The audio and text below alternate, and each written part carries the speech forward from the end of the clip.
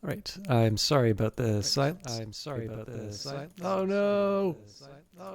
I really can't stand hearing my voice on this stream. I just got a Steam survey, so let me get that out of the way real quick. But I think it seems to me like we're ready to go. I've got the quality options, and yeah, there we go. And where's Hollow Knight gone? I know you can't see anything on my desktop, but I'm a little bit of a mess tonight. Um, so I want to get out of the way from the very start. There's a couple of things that I talked about. Well, okay, one thing I talked about yesterday, and then, or not yesterday, last week. Good lord. And then to explain my very, well, not my more scattered than usual delivery. So I did say last week that I was going to open up the option for me to play this on my own time and to basically go through that Hall of Gods and sort of use that as a chance to practice so that I could be a little bit more kind of up to speed with the controls. It does sort of seem like the Pantheons are really the last thing that I need to do in this game before I finish it. And then, so number one, that kind of helps me get past like the hour warm up that I seem to do every time I play Hollow Knight sort of once a week. And then it would also give me some practice against the enemies, because I know for some people it's actually really fun to see, you know, a difficult goal be over, or a difficult challenge be overcome. But of course, because there's 3 Pantheons and, you know, there's nothing else for me to do, it's entirely possible that this is just going to be something that... it's entirely possible that this is going to be something that winds up taking a lot of broadcasts. And for the people who don't necessarily like seeing the same thing over and over again, I want to try and at least keep something of a pace going. It also would be nice to sort of just be able to free up the slot. Like I'm not wanting to rush Hollow Knight, but that doesn't mean that I want to sort of really milk it for all it's worth. So I did allow myself that possibility. This has been an absolutely packed week, and so this is the most I've touched Hollow Knight this week. So you haven't missed anything. If I do those, they will be put up on YouTube. I have no idea if I'm going to be able to get them up before I actually do the Friday cast. But needless to say, if I play Hollow Knight on my own time, I will make sure I record it, and I will make sure that I'm very clear as to where you can see those videos, if you happen to be somebody who likes seeing the full experience. Now, on the brutal week, I don't think I have gotten a full night's sleep at all during this week. I know I was very late on Monday because I sort of had a nap. Or no, was it Wednesday? I think it was Wednesday. Yeah, it's all blurry together. And last night was no exception. I really could not get to sleep at all. So with that in mind, you know, I'm not really feeling it. I definitely do not like the idea of starting a cast and sort of, I don't know, like phoning it in. I figure if I'm gonna broadcast, I should deliver, and I should do the best that I can, and I intend to. But I'm also very realistic about the fact that I've not really made it to the final encounter of the Pantheon of the Artist. I had a big cup of coffee just before starting the stream, and I've got a cup of tea in front of me, along with some water. I actually probably should have gotten an orange as well, but I don't know if anybody else finds this. Navel oranges are really difficult to peel, at least for me. So I suppose just as well I'm not messing with that. But with all of that in mind, my expectations are somewhat diminished for this particular stream. I hope it's fun. I'm going to do my best, but I may also sort of invoke closure right at the 3-hour mark, because I really think I need to be taking care of myself, and you know, there is something of a sunk cost, right? Like, I've decided to stream, and I'm gonna do a full stream unless I just feel physically incapable of handling it. But I also know that there have been times that I've tried to flog a broadcast for a couple hours longer because I didn't really feel like I did a good job, and I just end feeling miserable, and I don't think anybody gets a better experience from it. So sorry, this is a really depressing way to start the broadcast. I'm actually really happy to be here and streaming for you, and I do want to recognize it is actually the fact that you're listening, whether you're watching on YouTube or whether you are hanging out in chat. You know, the chance to share this with you is a great, it's a great motivator, and it's why I, even if I'm late, like in, like on Wednesday, I do want to take the time to follow through and to do it. But, I also kind of want to be clear as to my limitations today. Sorry, I really wanted that tea. I usually wind up drinking it quite cold because I'm streaming, so I wanted at least something warm to pass my lips. But yeah, I want to come from it from a from a positive place. If I didn't have the kind support that I get, I probably would feel a little more comfortable like skipping a day. But I do want to try and do my best. But with that in mind, I also know I am mortal, and so this may just be a little frustrating as I struggle through the Pantheon of the Artist. I really don't have any plans to do anything but the Pantheons, so if that's not your sort of thing, I totally understand. You might want to go check out another video, or if it's, you're here for the live cast, perhaps another streamer, although I'm happy to have you here to chat nonetheless. There is, nobody's asked this, but there is the question, why am I bothering to do all the bindings? It's, for all I know, it's possible to do one binding at a time, and I might even get through it faster. Oh crap. I healed instead of doing the shout.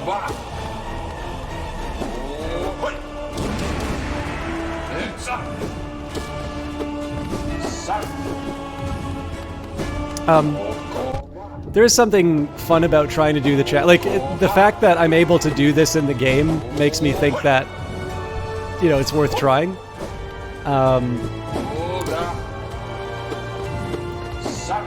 I also think there's something not very...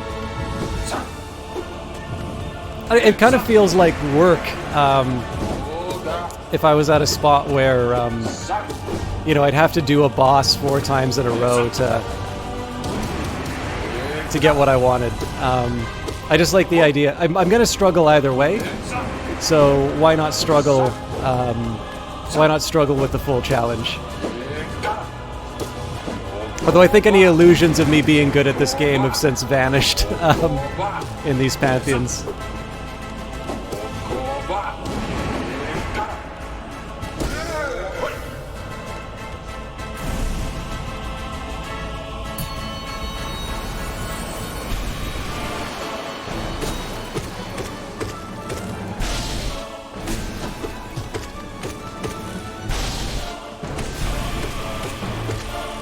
Oops, that was really silly.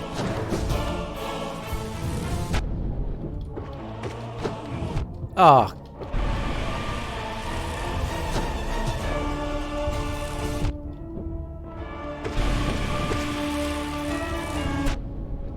Brutal.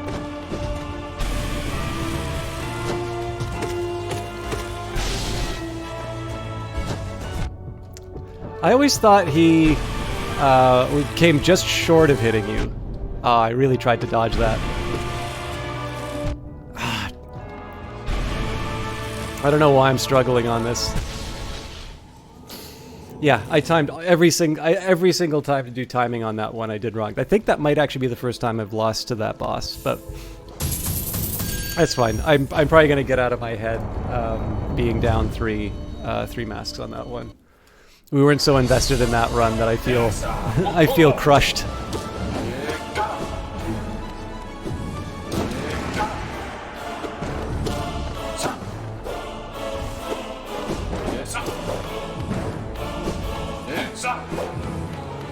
I wanted to try and get... I don't know if it's good to wait for the opportune shout or if I should just take it and keep... Generally... Oops.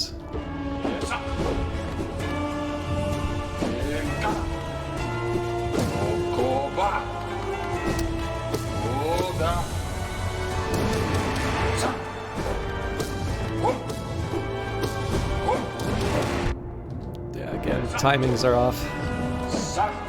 Yeah, I generally find that just going for it is preferable to trying to wait for the like perfect shot. Although the opposite applies to healing. I've really done some boneheaded heals. I gotta remember too, the angle matters on these for healing. Cool. I'm gonna start with a full vessel. Oops, that was a...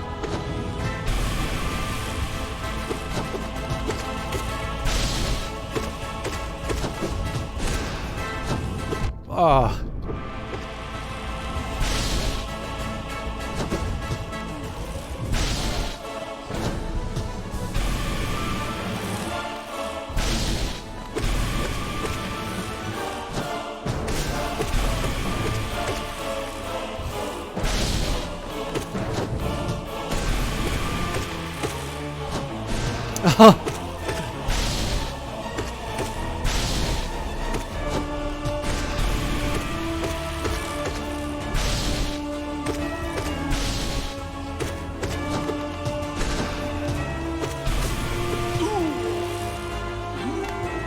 That would have been tragic if I walked into one of those beams.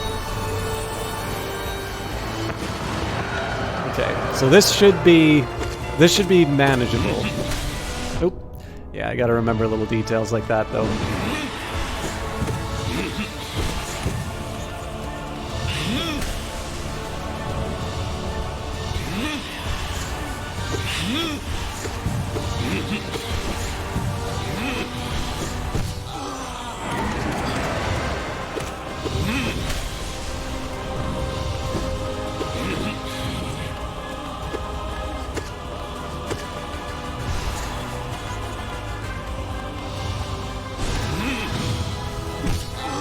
Nice. That was worth it.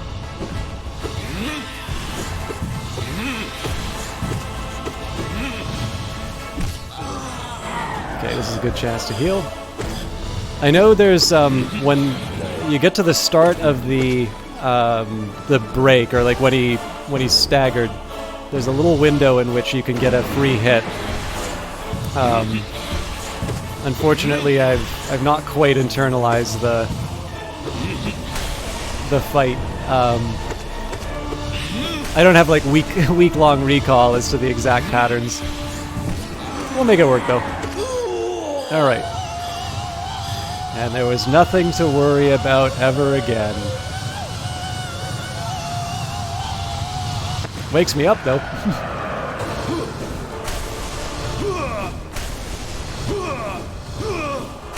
By the way, obviously this is an incredibly stylish way to start Phase 2. The music cue is perfect for this. Like, just the way that they time. I actually don't know how difficult it is to do those kinds of timings. In one sense, you know, because my familiarity is going to be, you know, motion pictures and being able to just move things on a, you know, a nonlinear editing system. The idea of just syncing up a music track seems like childishly simple.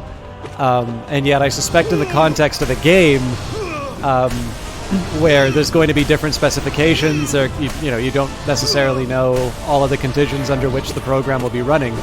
I actually, you know, working a timing like that might be more challenging than it seems.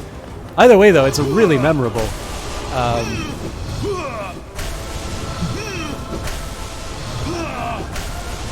Also, I'm a man of simple taste. If you've got big flashes and explosions and dramatic music, I'm usually entertained.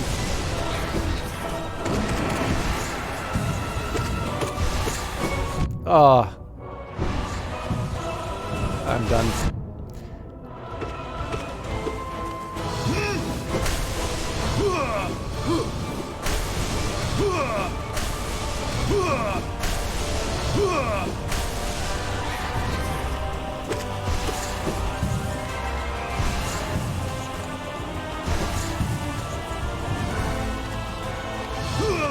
Obviously, I gave up the chance to damage him, but it's nice to have the masks. I think we're getting close to the end of this one.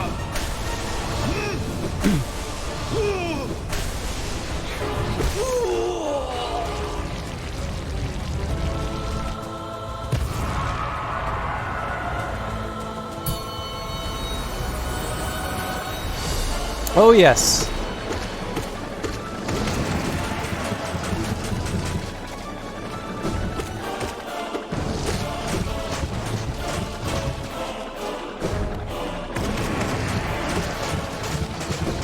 Ah, well, at least I didn't get damaged twice.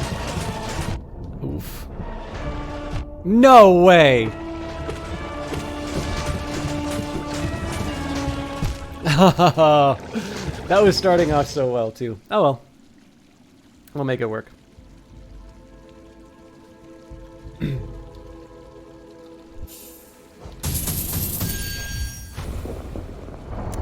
I feel like I've never really gotten my strategy down for the Oblobles.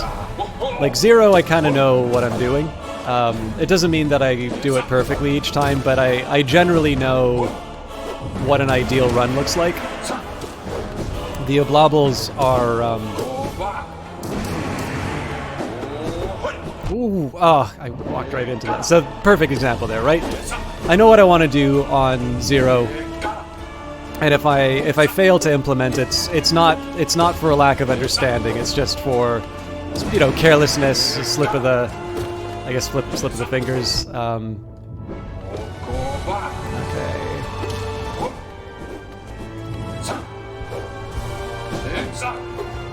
So again, I'm pretty sure as long as you get it on enough of an angle, it's always going to sail over your head if you stand still.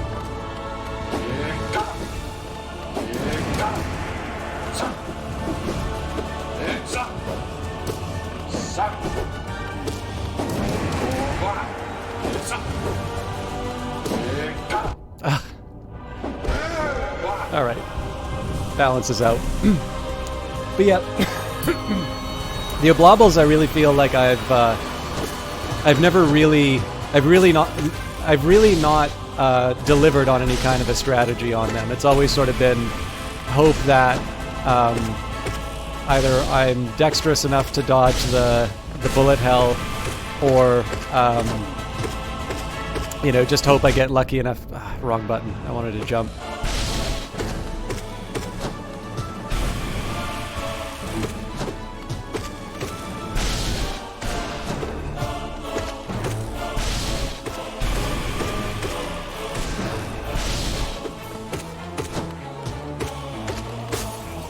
Cool. Full bars.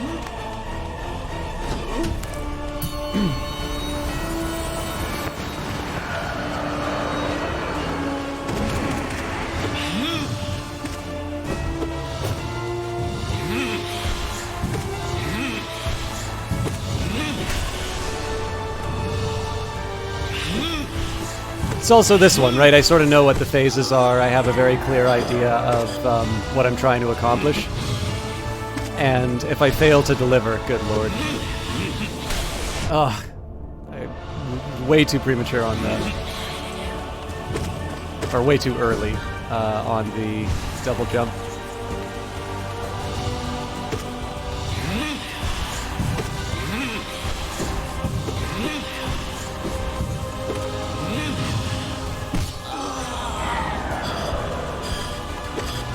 So as far as I can tell, with that moment when he's staggered, all that I'm really losing by healing during it is a chance to get the second hit in. That was nice of him to let me heal.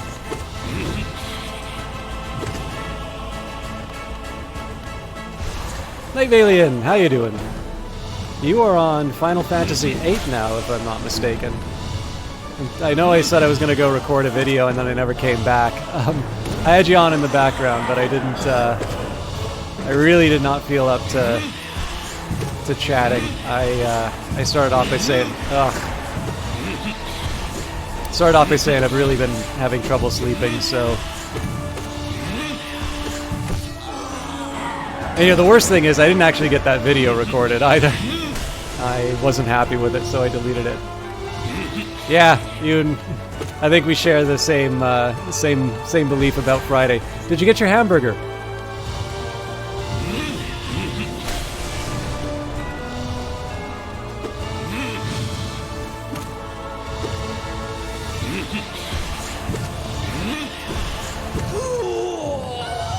Right, so total silence, you get to hear the sound and all of that.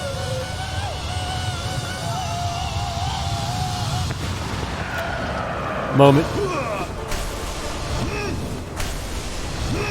And again, I don't work in audio, so it could be the easiest thing in the world to sync that up. I'm gonna guess that it's not. And it's probably one of the more memorable moments in this Pantheon for me. That's why I don't mind losing all the time, because I get to experience it again. What is the new Netflix series you want to watch? I actually have never had Netflix, but they've definitely been doing lots of interesting shows.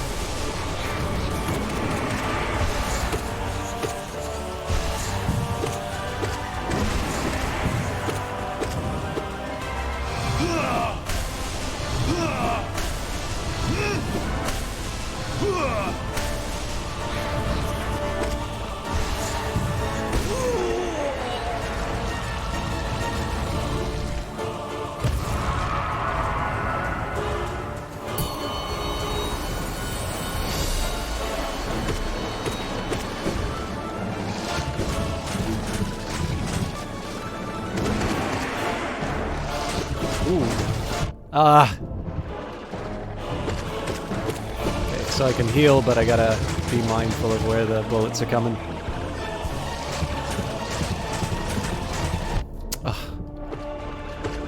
Maybe I should just start pogoing.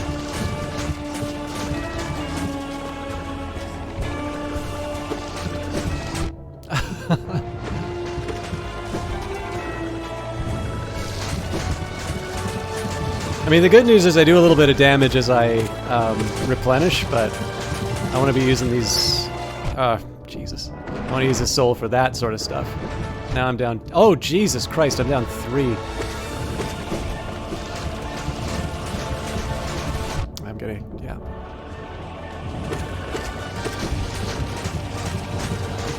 Make it count. But I'm definitely going into recovery mode here.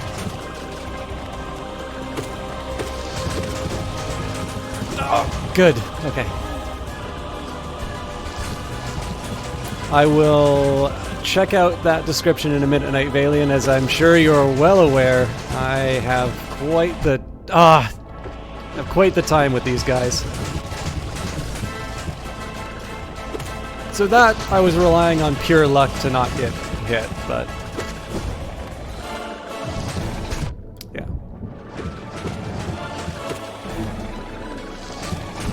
Unbelievable.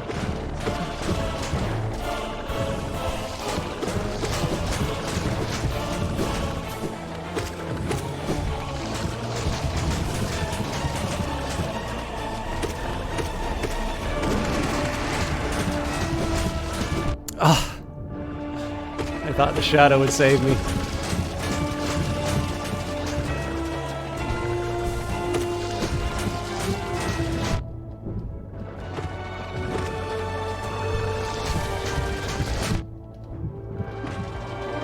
Uh-oh.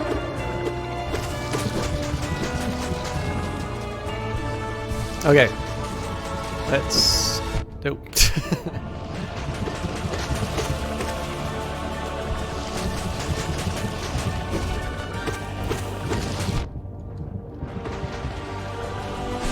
Oh, Jesus. I should have at least gone for the heal if I was going to throw it away like that.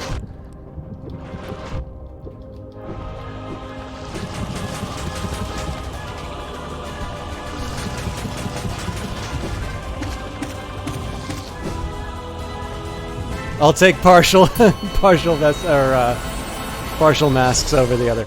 Okay, what did Night Valiant have to say? It's Yasuke about an African descendant samurai anime reimagining, but people say it's good. Oh, so when you say reimagining, like it's a live action version of an anime?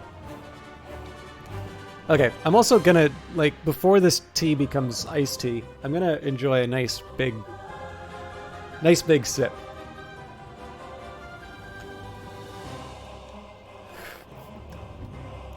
Let's do this. I gotta start like that.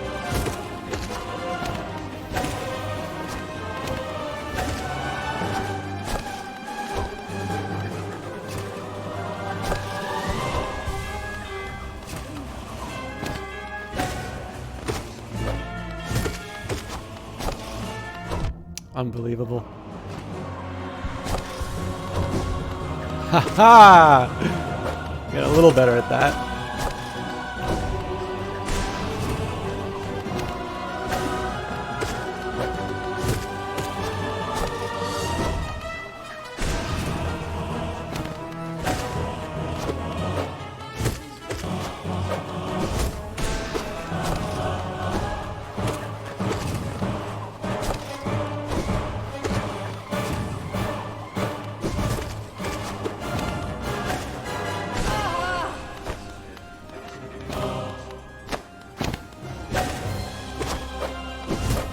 Guess that's the other way of getting to. Ah! Okay, no healing.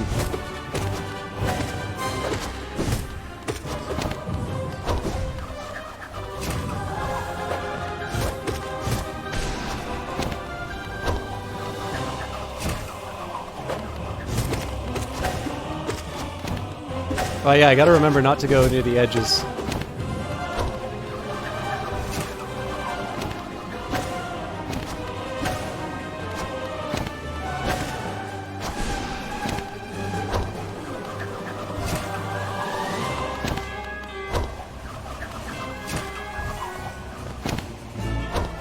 You're not allowed to do that many in a row.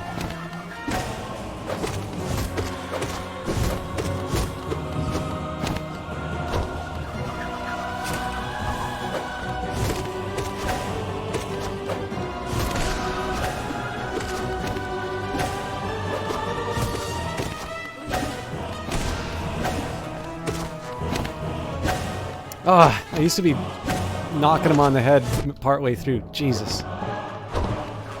I'd love to try and do a heal, but I know better than to follow my instincts on that.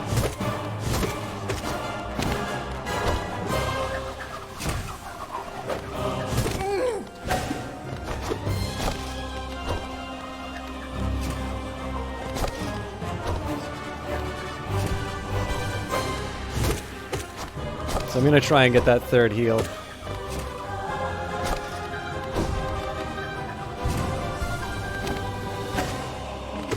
There we go. It's an anime with demons, magic, and... Okay, cool. Actually, one Netflix film that I wanted to see is Mank. Because I like Orson Welles, but I'm definitely interested in seeing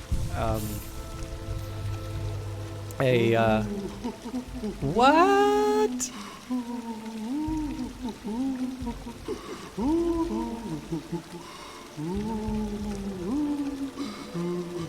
I'm just gonna feel good about this.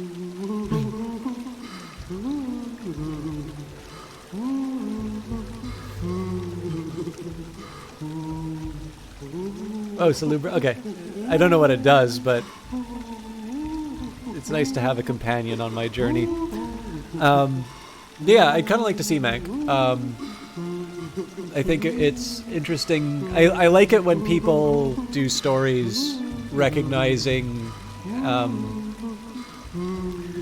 folks who are not the star, let's say. So, you know, obviously Orson Welles is a very talented filmmaker. But from what I understand, there was a very strong effort to try and deny Mankiewicz his contribution to that film. And I think it's particularly interesting that David Fincher, a director who is sort of known for a very clear vision for a lot of his films. So there's, anecdotes that I've heard of him sort of describing a shot, a couple of years in pre-production early, and then it essentially being exactly as described in the finished version. But I do think it's very interesting because it contrary to what you think a creator like that would do, apparently he's very collaborative. And so I think it's sort of interesting that someone who people might hold up as sort of this auteur is doing a film, co-written with his dad, actually, specifically about sort of the maybe puncturing the idea of the auteur. I don't know. I'd really like to see it, but the thing is that, like, while there is a collection of things on Netflix I'd kind of like to see, I've never quite been able to bring myself to like do the subscription for, like just one show or just one, just one movie. And I do have Apple TV Plus, which, I really like it, and I can bundle it with some other Apple stuff that I have. Like I like the Apple Arcade as well. Anyways, I always keep talking about movies. Oh yes, I forgot. This one. Oh, Jesus. I gotta remember how I can heal in this. Oh, Christ.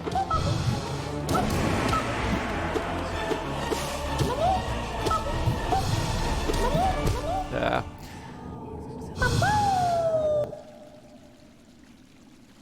Yeah, I mean, I think most of the people I know have gotten into Netflix from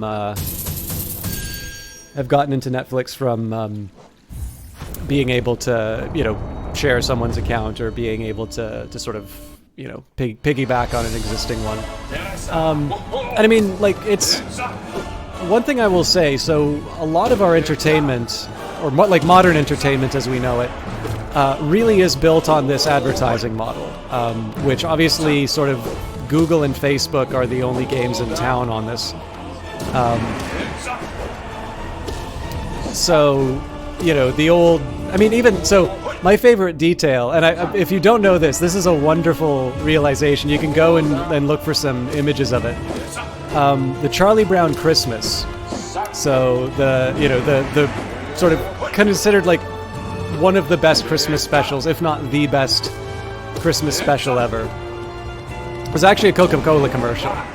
And it is only because the regulations sort of required that the sponsorship be limited to, like, you couldn't do films that were directly, like, full of sponsorship. You could have a sponsored show, but, like, it was there for the slot and that was it. You couldn't do you couldn't do the Coca-Cola movie, basically, is my understanding of those regulations at the time. So the original print of A Charlie Brown Christmas has a bunch of Coca-Cola references. There are some sort of spurious claims about where the product placement was. Like, there's some stuff that wasn't actually in there, but you can find these stills of, brought to you by the people who make and bottle Coca-Cola.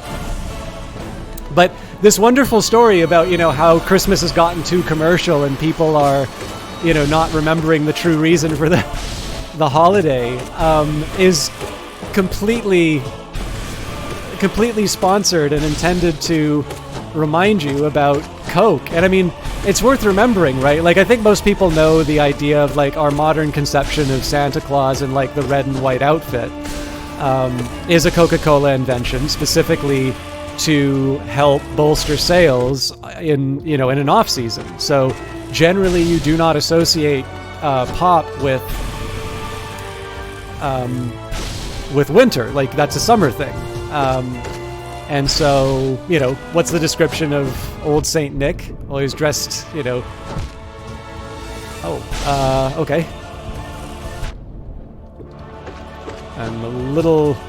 I didn't realize I'd get hammered by those spikes. I mean, it makes sense, but can a spike hammer? He's dressed, as the poem goes, right? He was dressed to his, what was it? was dressed all in fur from his head to his feet or something like that. And then Coca-Cola, as part of its effort to brand for Christmas, made Santa Claus in the Coca-Cola colors, and that campaign was so successful that that's kind of how we look at Santa Claus now. So if you think of it, like, it's, Coca-Cola specifically was making that effort to kind of commercialize Christmas. The Charlie Brown Christmas special was designed to do that. And of course, the regulation has made sure that, the Coca-Cola branding isn't in there anymore. And the special is no worse for it. Apparently, Coke got some really nice fan mail about it, sort of thanking them for sponsoring the creation of this really wonderful Christmas special. But even back in radio, right? Like, you've got any number of products. I mean, soap opera, right? It is quite literally a drama designed to sell you detergent and different cleaning products. It's the way that we've been able to get a lot of our entertainment from radio, television, and so on. But again, if Google and Facebook are sort of the only game in town on advertising, and certainly as far as journalism is concerned, we sort of know about how those advertising dollars are drying up because they're, those platforms are just very effective at targeting the audience. It does give, and distribution now is relatively cheap, so it has given rise to this possibility of sort of directly supporting the kinds of work that you want to see. In this case here, Netflix, Disney, Apple essentially want to give you access to this, this library of entertainment, and keep you resubscribing, as opposed to, advertising sort of subsidizing the creation of the stuff that you like. I'm not even necessarily going to argue that one type is better than another. I mean, there was a kind of a golden age of cinema around the 70s, and sort of also one around sort of the 90s and 2000s. More so independence in around the 90s, but in the 70s, you've got sort of Coppola's and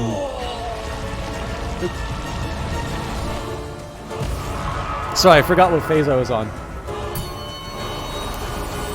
Of course, those ones aren't necessary. Well, some of those are kind of interesting too, because some of them that's when you're starting to see some of that regulation go down. So, like, this is where you're getting, like, some businesses owning movie theaters. I think it was, what was it, Coke owned Columbia or something like that?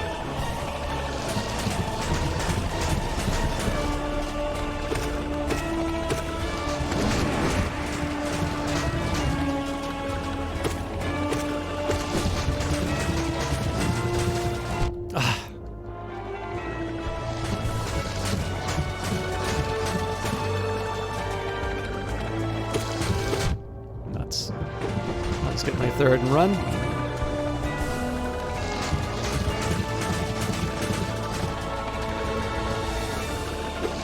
Ooh, not good. That was a wasted turn. Sorry, I know I dropped off on the topic. But yeah, one of the things that's really interesting is not necessarily just the advent of things like Kickstarter, which I think is great. I mean, it's a patronage system.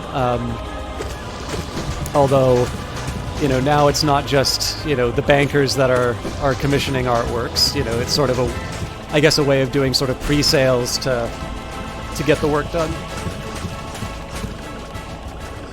Although there are sort of, there's kind of moral hazard concerns in terms of the delivery of the work. Like, obviously, once you have it, I mean, this is kind of the problem with that Oculus had, right? Was that effectively Kickstarter was this incredibly cheap venture capital so that they could turn around and sell the company to Facebook. And I think people were justifiably angry about that.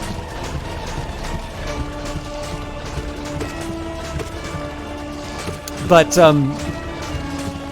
again, the fact that there's now sort of a viable business model where you can sort of say, we don't see a need to have to, cover the costs by selling advertising. Instead, we're going to try and, motivate you to get a subscription.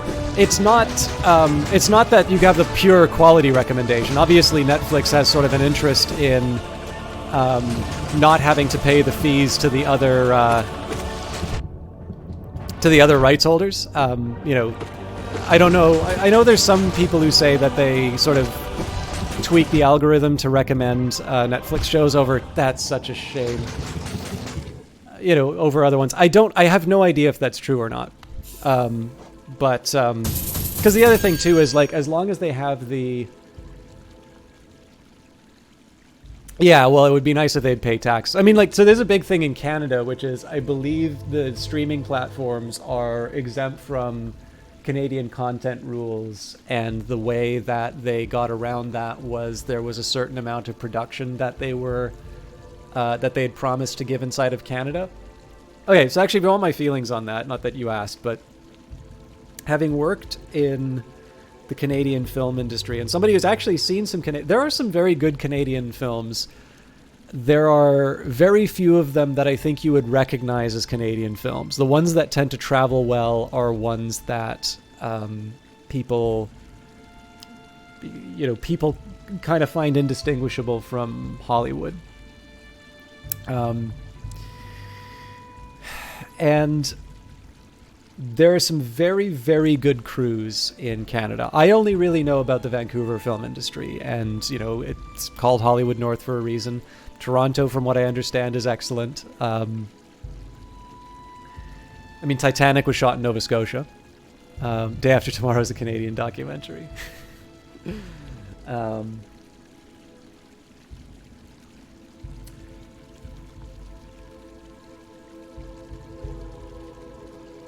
Let me tell you a story of two industries. Both the Canadian film industry and the Canadian games industry. Let's say interactive entertainment, but it's Twitch, so I'm allowed to talk about games and call them games.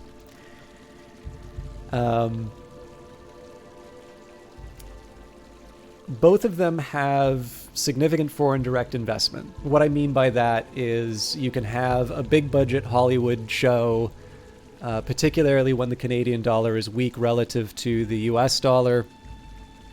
They can shoot, they can shoot in Canada. Their dollar goes a bit further. Definitely very high quality crews, plenty of stuff. I mean, there's even some more. So, the first use of the Panavision Genesis camera, which was Panavision's big sort of their big entry into digital cinematography, that was shot in Vancouver. The movie was Scary Movie 4, so it's not exactly this groundbreaking, cinematic achievement, but that was done in Vancouver. So,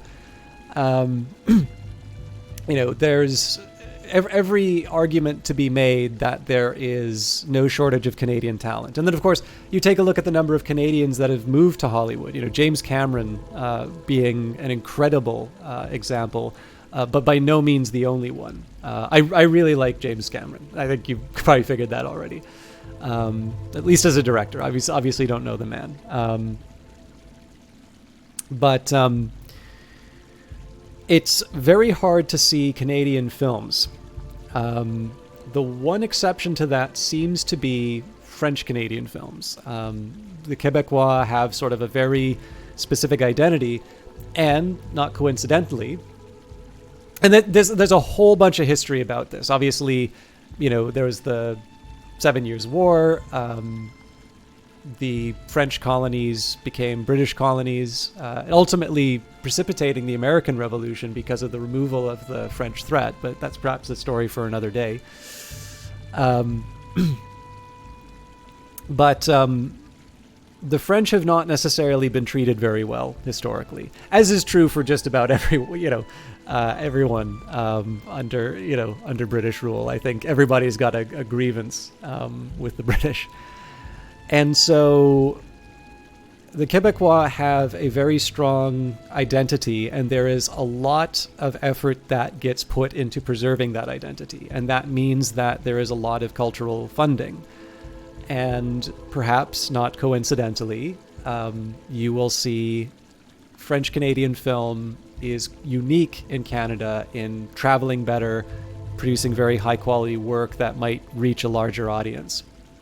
Whereas broadly Canadian film is very hard to see in theaters. I have seen, outside of a film festival, I've seen maybe 2 Canadian movies like in a movie theater. I've seen lots of American film, like Hollywood films that have been shot in Canada. But in terms of sort of creative principles and maybe a film of Canadian identity or whatever, it's very rare to see them, even inside of Canadian cinemas. Now, contrast this to the games industry, where, again, you have a lot of foreign direct investment. You've got Ubisoft, you've got Electronic Arts. I believe Bethesda has a studio up here now. I think Larian has a Quebec studio. There used to be 2 Rockstars. I think there's only Rockstar Toronto now.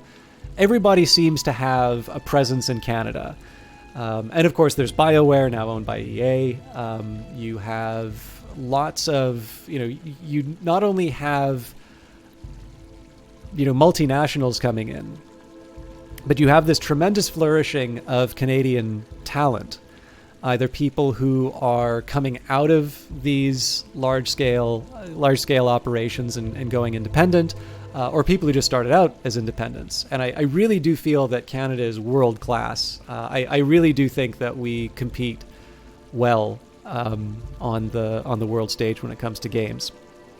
Now, there may be an argument about distribution and the fact that Canada is like, the US is very good at exporting its culture, and so maybe it's just easier to distribute games, and as a result that's why the Canadian games industry seems to be punching above its weight where film sort of seems to be lagging. Or it could be another question in terms of, the effort that sort of gets put into nurturing and preserving that talent. We have things like the Canadian Media Fund, which admittedly is also accessible to the, to the film industry as well. But the fact of the matter is that for whatever reason, Canadian developers seem to be able to reach their audiences. And I think being able to give these streaming platforms a pass, and ultimately what's happening is that we're getting, the trade-off is that getting a pass on the Canadian content rules is just ensuring that more production is happening inside of Canada's borders. It's good that, we're able to develop our talent inside of Canada, but we've had a Canadian film industry at least since McCabe and Mrs. Miller, which is a very good Robert Altman movie, if you haven't seen it. What I don't necessarily think has happened is that we have a Canadian film that's, I'm trying to think of what our Parasite is, the Korean film that won an Oscar. It's really hard to sort of see. It's really hard to see which examples those are. And so, I guess the policy criticism I would have about this is that I'm not entirely sure we need more production within Canada's borders. It does seem to be that Canadian film does need to find a platform. It needs to not be drowned out by these other alternatives. And it's tough, right? Because essentially this is a protectionist argument. And generally I'm opposed to that sort of thing. Yeah, I don't know. Like, it would be... It would definitely be nice to see, like, one of the Apple TV shows that I really like, For All Mankind, is shot in Quebec. So, there's lots of stuff I really like. It's a Ron Moore is a showrunner on it, so, he also did Battlestar Galactica. That was Vancouver. I should know that. But yeah, I don't know. I don't know why I went on that rant, but of course, Hollow Knight is not Canadian. It's Australian.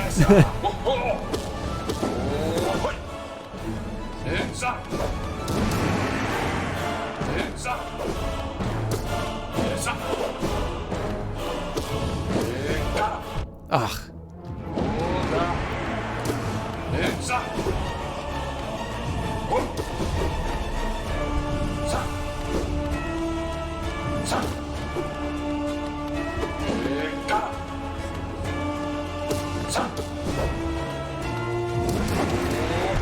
Oof. I lost track of where I was.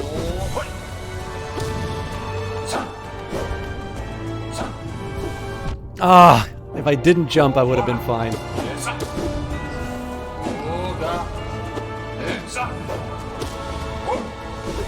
Okay, I gotta get a long angle. We gotta stand still. Oh, Jesus. Okay. My theory that if you get a... like, the closer you get to a horizontal attack, the safer you are is not so true.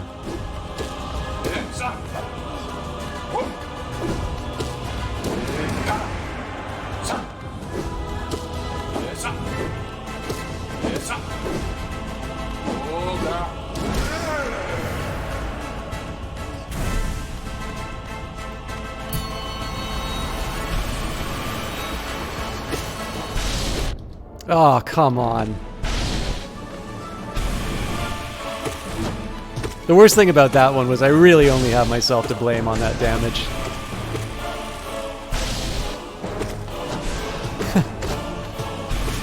I have got some absolutely humiliating reflexes tonight.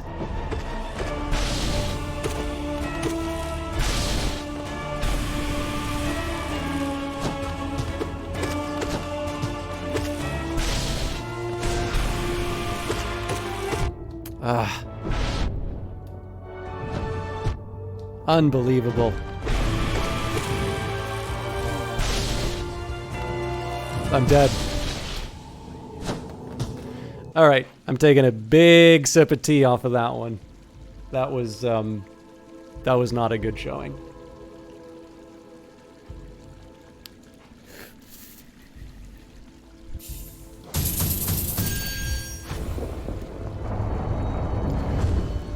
I think I've said this before. One of the reasons why I've been drinking a lot of tea is I went a little nuts on a tea sale, and it was an Earl Grey tea sale. So the thing that's really funny is I tend to like unflavored tea, and yet I drink a lot of Earl Grey, which is a flavored tea.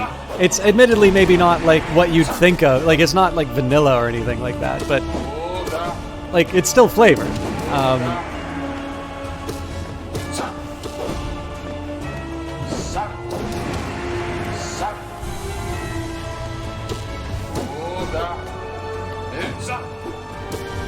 But the drawback here is that, like, they had a bunch of... Basically, the idea here was that they had a whole bunch of, like, special Earl Greys, which normally cost more, and then I think they're just trying to get rid of their inventory, so they had a big sale for all of them. I said, okay, let's try something new. And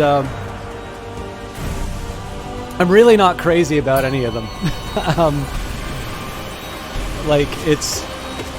Instead of just being a nice Earl Grey, it's like Earl Grey plus a bunch of other flavorings which just don't do it for me. There's one which is blood orange, which is alright. But even then, like, I wouldn't spend extra for it. I'd just get a normal Earl Grey. But the thing is because, you know, again, it was a good deal, so I'm gonna... If there's a good deal, you also get an extra discount for buying in bulk. So, you know, I just got a lot of this tea. Only to find out that I don't like most... Well, okay. I'm okay with it. I will drink it. But my preference would actually be for just a normal tea. So, I've been going through all of this flavored stuff. I'm actually kind of hoping that I don't get a flavor for it from just drinking all of it in a row. And it's basically so I can... That's embarrassing. It's basically so that I can go back to the quantity I got the most of was ordinary Earl Grey. So I've got this nice reserve ready for me. Yeah, I don't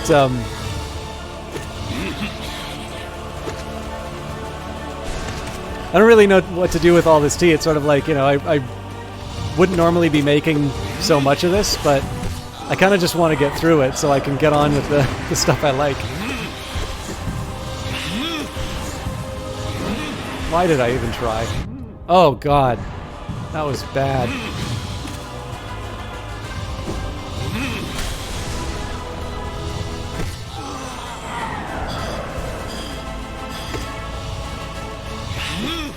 To be honest, I'm not even that crazy about that company. They have like a physical presence. I don't know why I should have healed instead of blowing the...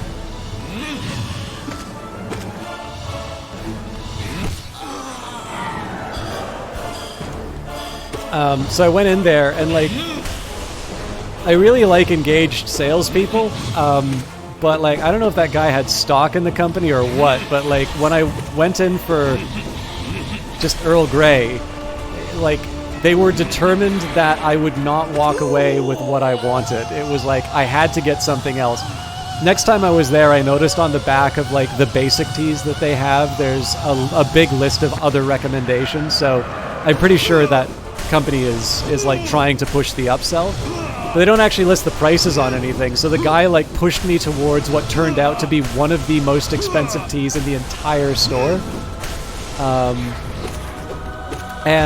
Let me just say that the price, the taste did not reflect,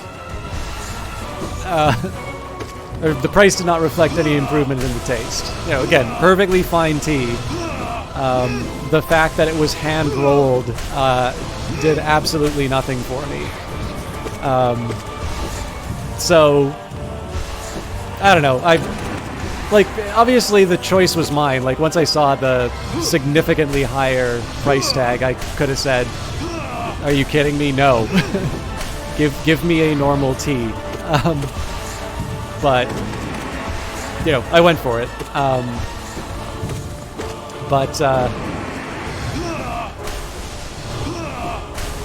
Having now seen that the scheme seems to be to sell you on an expensive tea, and that most of those expensive teas are really just the basic one with some kind of artificial flavoring on it. It's really not... I don't know, like, I just want to get back to my simple teas. But yeah, like, I don't want to... I don't like this as a strong statement. It's just like it's not my first choice.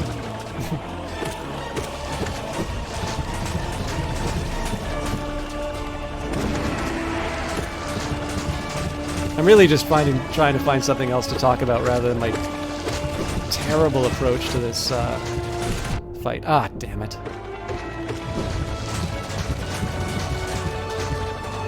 Oh yeah, this is something I was meaning to try. I think I'm gonna turn the, I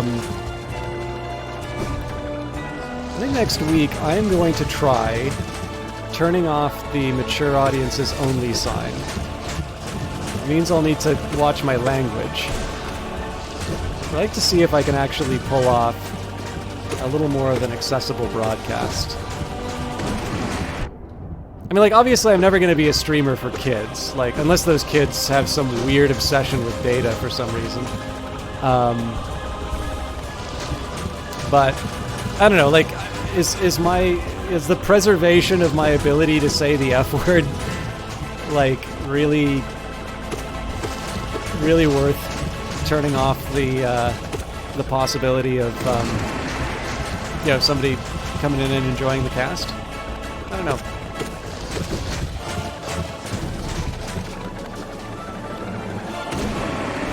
Uh-oh.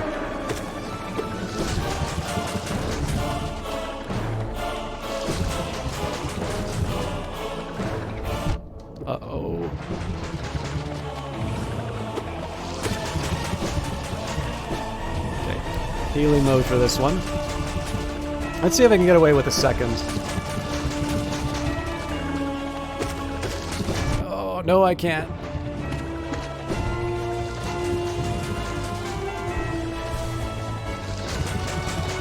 But I might on this one. Nope. Run! Okay, we're gonna pogo. That was not a good idea.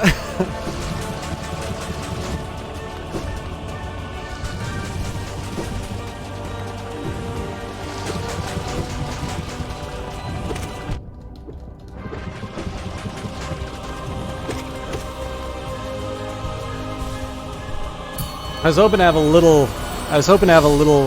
Gas in the tank to. Yeah, I can't start with one of those. That's cheating.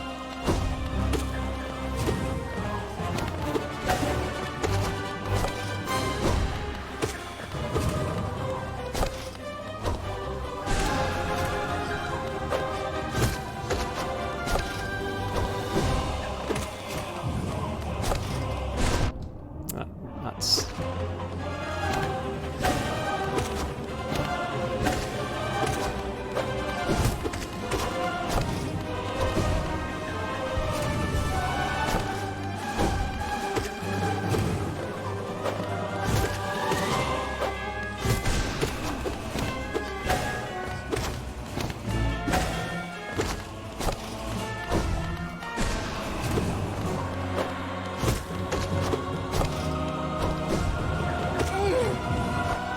I was hoping that would turn out.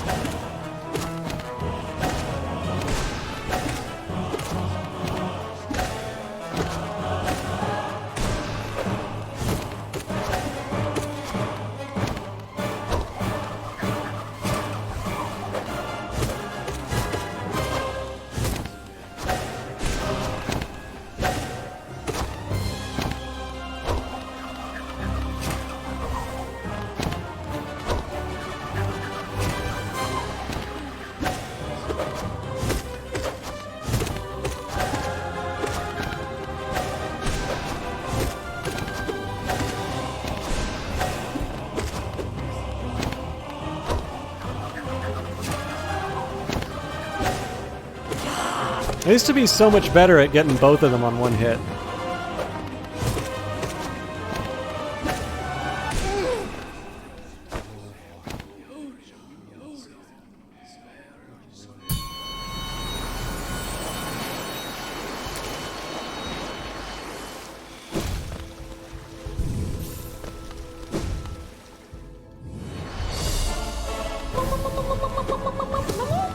Jesus, that's fast.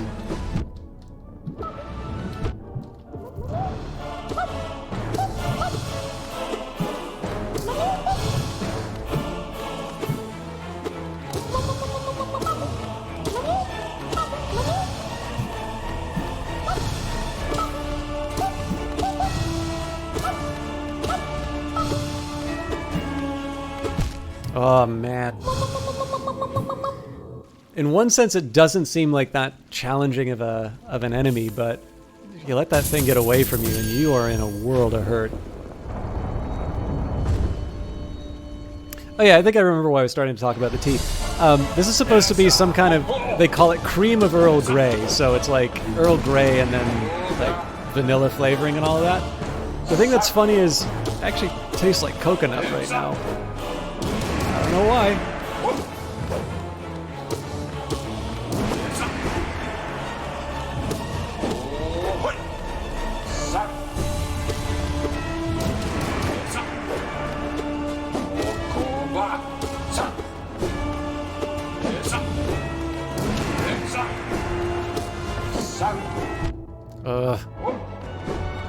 Now I don't want this fight to end so I can get a heal.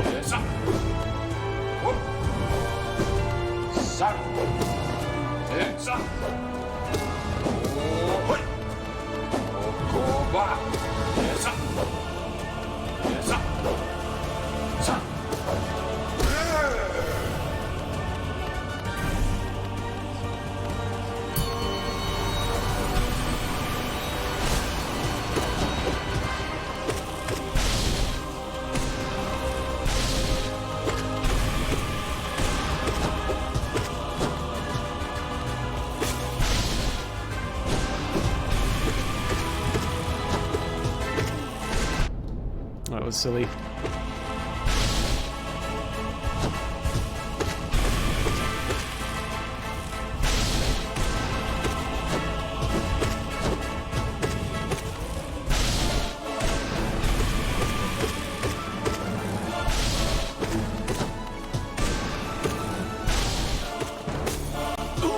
You can tell I'm getting pretty impatient with this guy.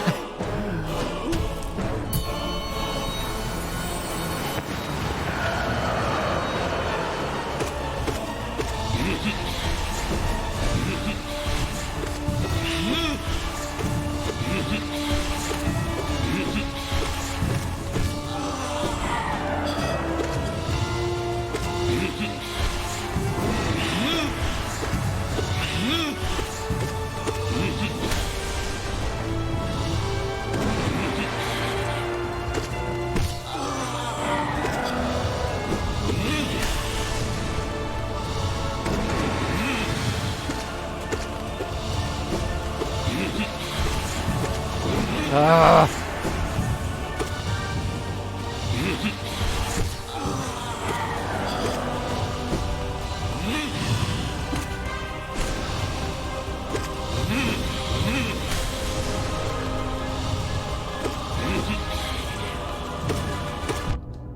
That was careless.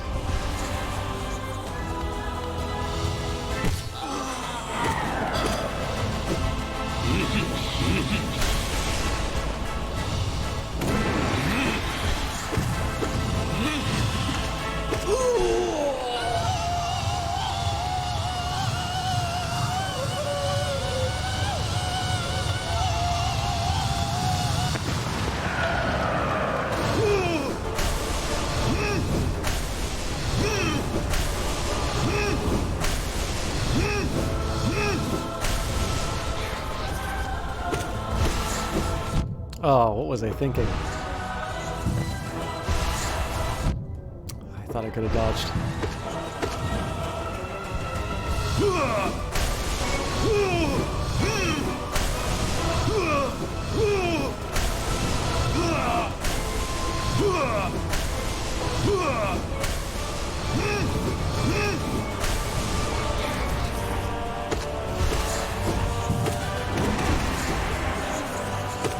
Uh-oh.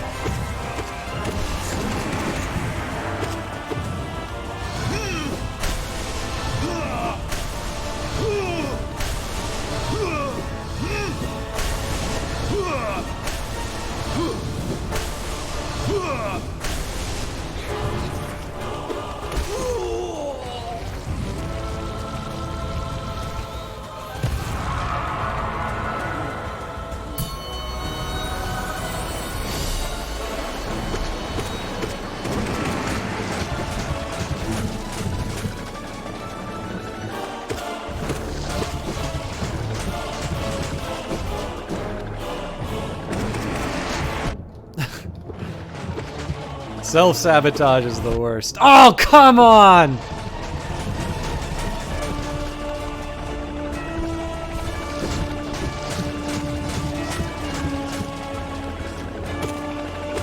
I'm not even mad at the game. That's mad at myself for doing that.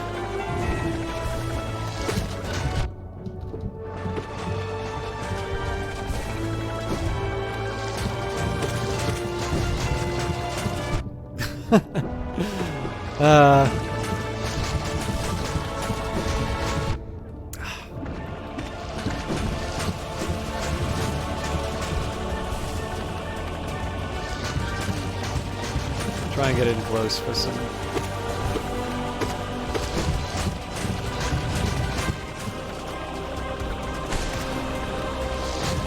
Oh.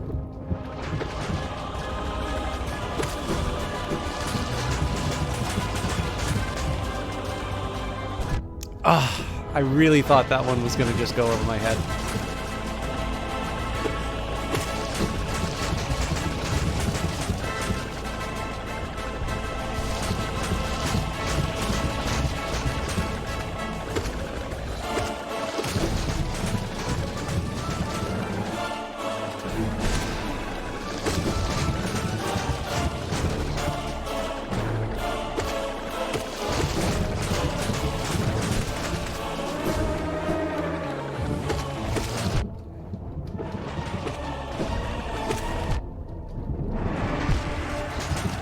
Wow! I screwed that one up big time.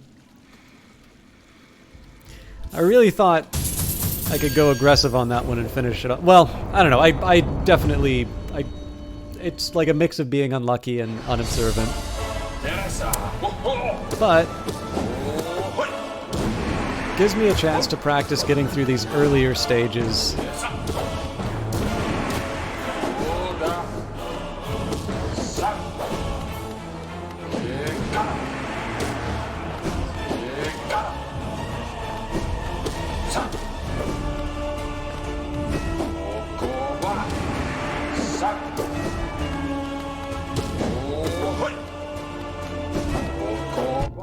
Nuts.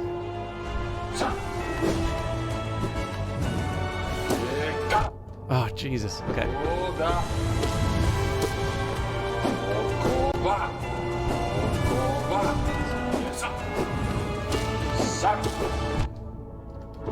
Why am I struggling on this? Gee.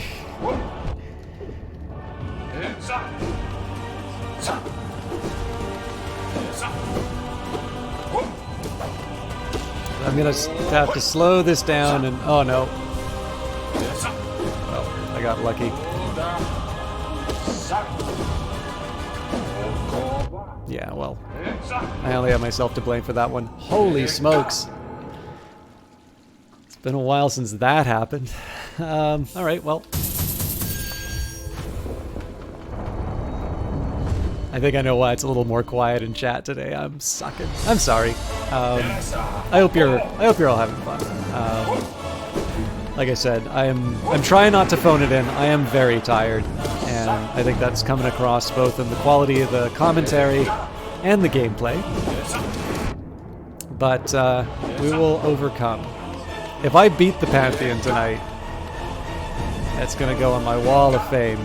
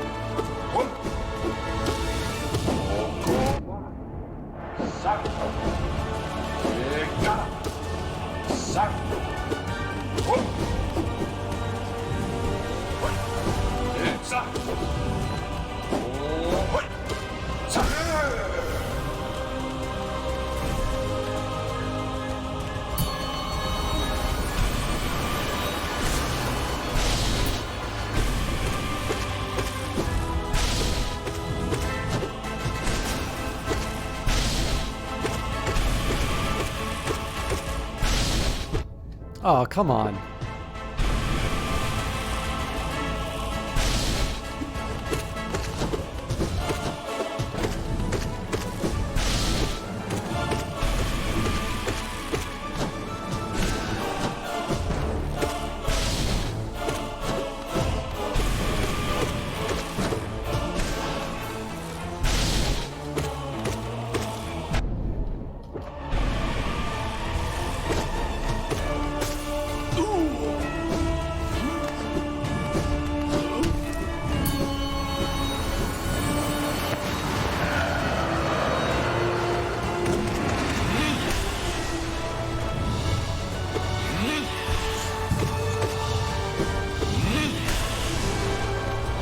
So it feels like if I can, the right way to start this fight is with one of these shouts.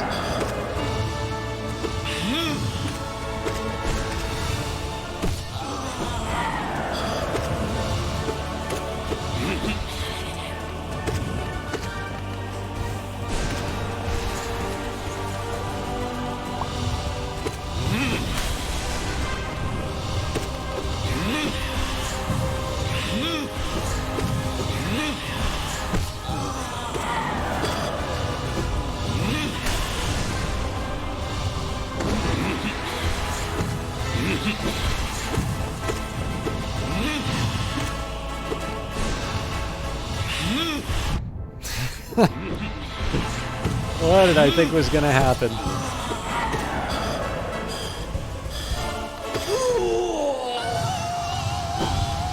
Maybe this time it's the real finish.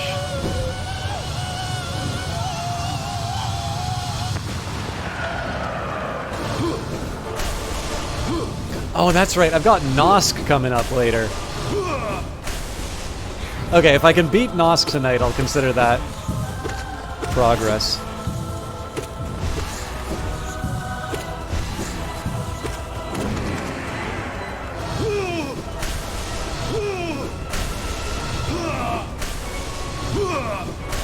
One of the nice things about being stupidly tired is that you tend not to... Like, you can sort of see me struggling to be analytical, but for the most part, you just rely on intuition a little bit more. And I don't know, turning off the targeting computer and using the Force in Hollow Knight never seems to be a bad idea.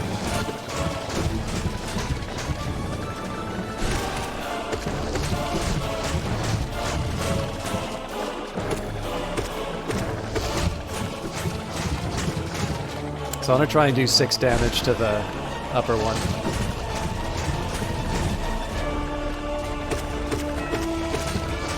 Nuts.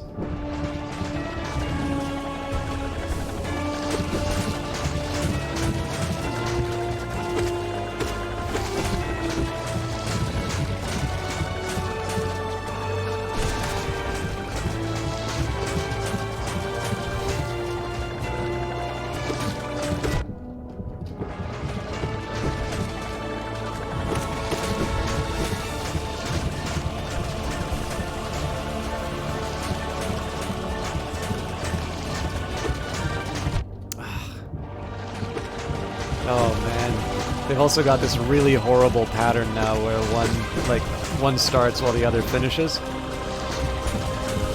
I am not a fan.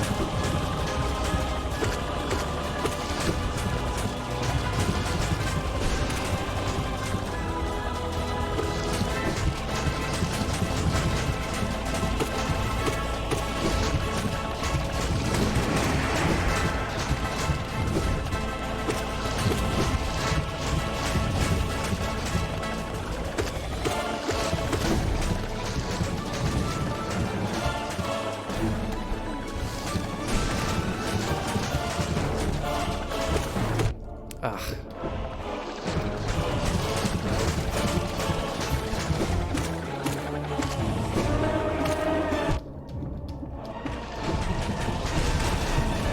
I know I'm down some masks, but I saw the opportunity, I wanted to take it. Nuts! No!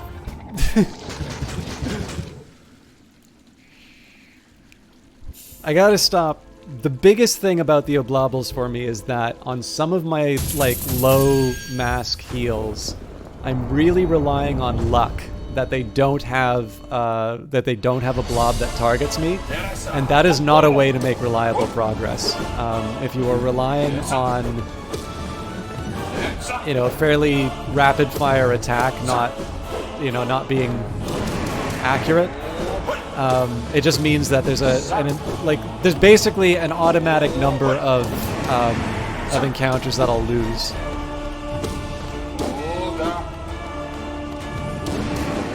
I'm assuming it's not tuned to try and actually hit you. I'm assuming that it's just this random pattern. But I mean, let's face it. Some of them are going to be heading towards me. They seem to have some good coverage, and the amount of time it takes to heal. It just says that, and it'll hit enough times that I shouldn't rely on it.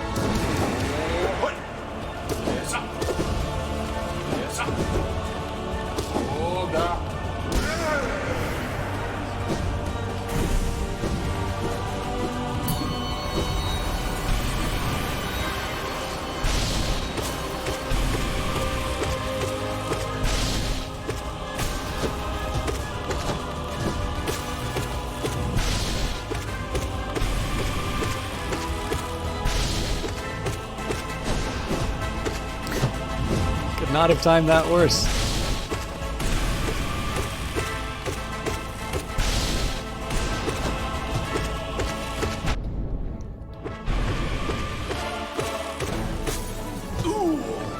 So I have to give up the mask, which is a shame. Or sorry, I give up the vessel, which is a shame, because I could use it on him at the start, but...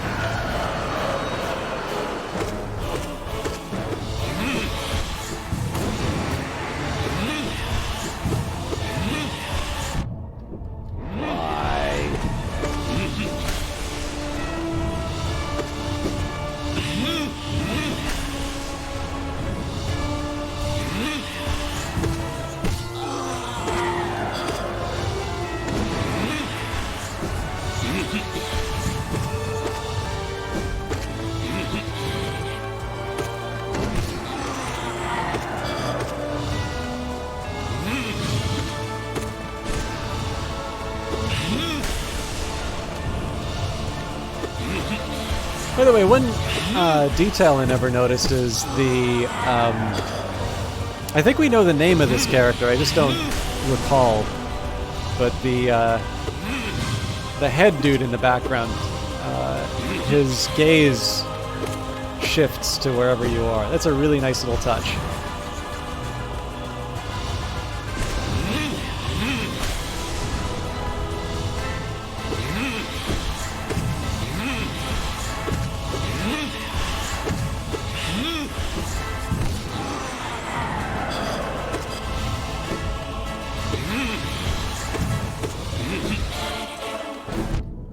I think was going to happen here.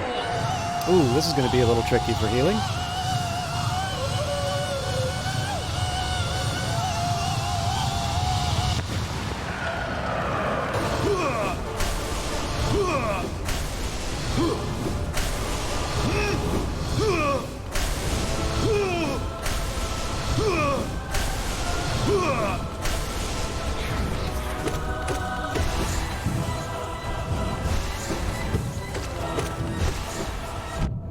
Why?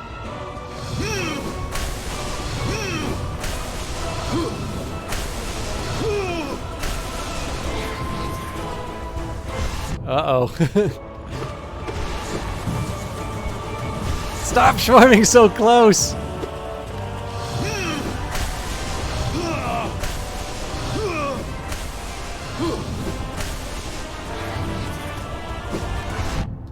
What the hell was I thinking?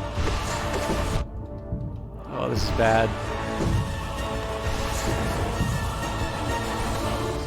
Okay, I need to spend some time to heal, and then...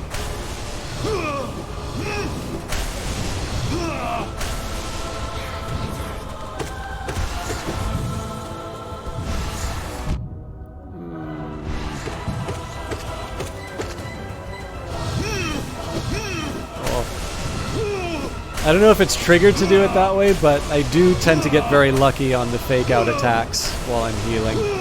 I'm pretty sure it's designed to not sort of sabotage your heal.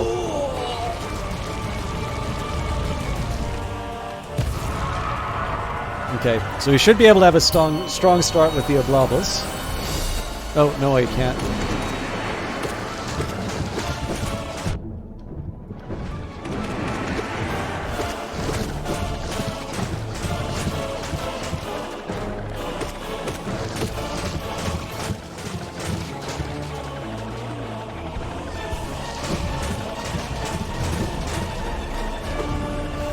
Trying to spread out the damage again.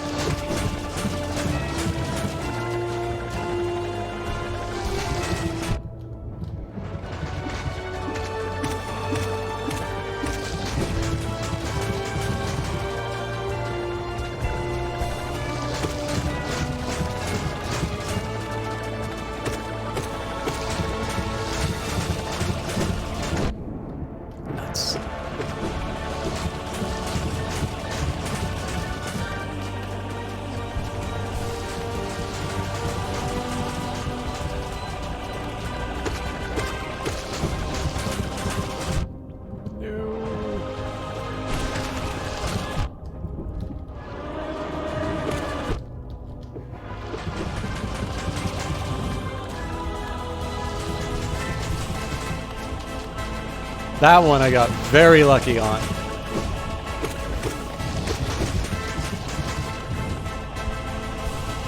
Okay, So I should be able to do a preservation run, but let's be very, very careful. Hello, Valiant Cheese!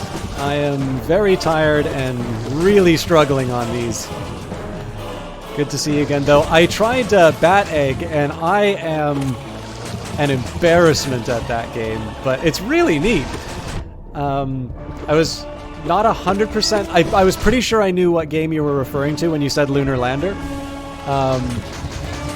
but I wasn't sure. And like playing it, I knew like my intuition about what it was correct. I've never actually played Flappy Bird, but I kind of know the concept. And yeah, I am about as bad at that game as I thought I would be. But it's very charming. So it's one I'll probably do on stream, but I was talking about how I was thinking of removing the mature audiences sign on the channel, and I have a feeling that will set me back to 18 plus for language. Oh no. No!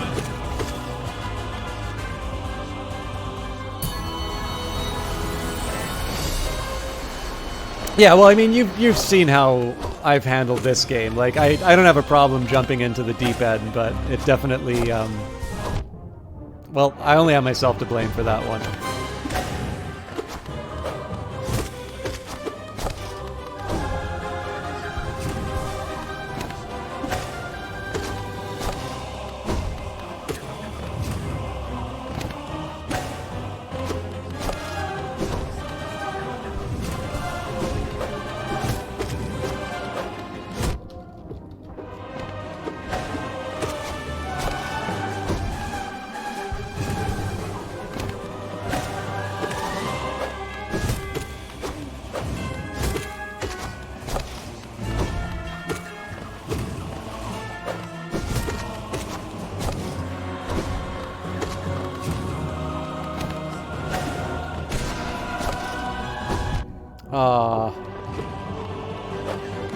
Somebody kindly liked one of my tweets.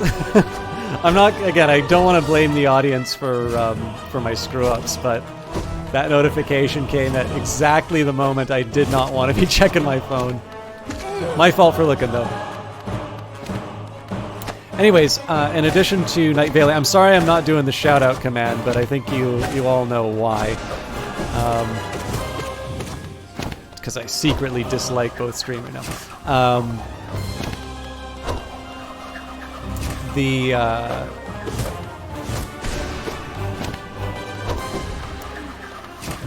Valiant Cheese is a game developer, somebody who actually very kindly brought me along for the ride on Supply Chain, which, if you've not tried out, is a free game on itch.io. On top of that, he's responsible for a game that I had a lot of fun playing. In fact, this is the game where I sort of discovered him. Hive Time, which is a bee-themed city management game. And obviously, because I've been playing Industries and Titan, and I like games like Surviving Mars and such, it goes without saying that is very much up my alley. So one of the really nice things about Valiant Cheese is if you check out their channel, they do game development on the channel, and Cheese has this little talent in everything. Actually, considerable talent in a lot of things is probably the more accurate way of putting it. But in this case, where if you watch some people, they'll be very strong programmers, and so you get to see them, if they're doing Unity, they'll be messing around in Visual Studio. But generally, the people that you'll watch on Twitch will be specialized in one tool.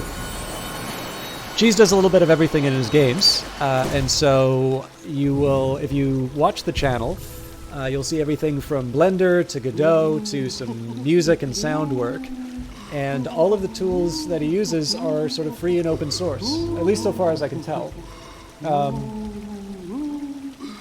So in this case, it's a great one.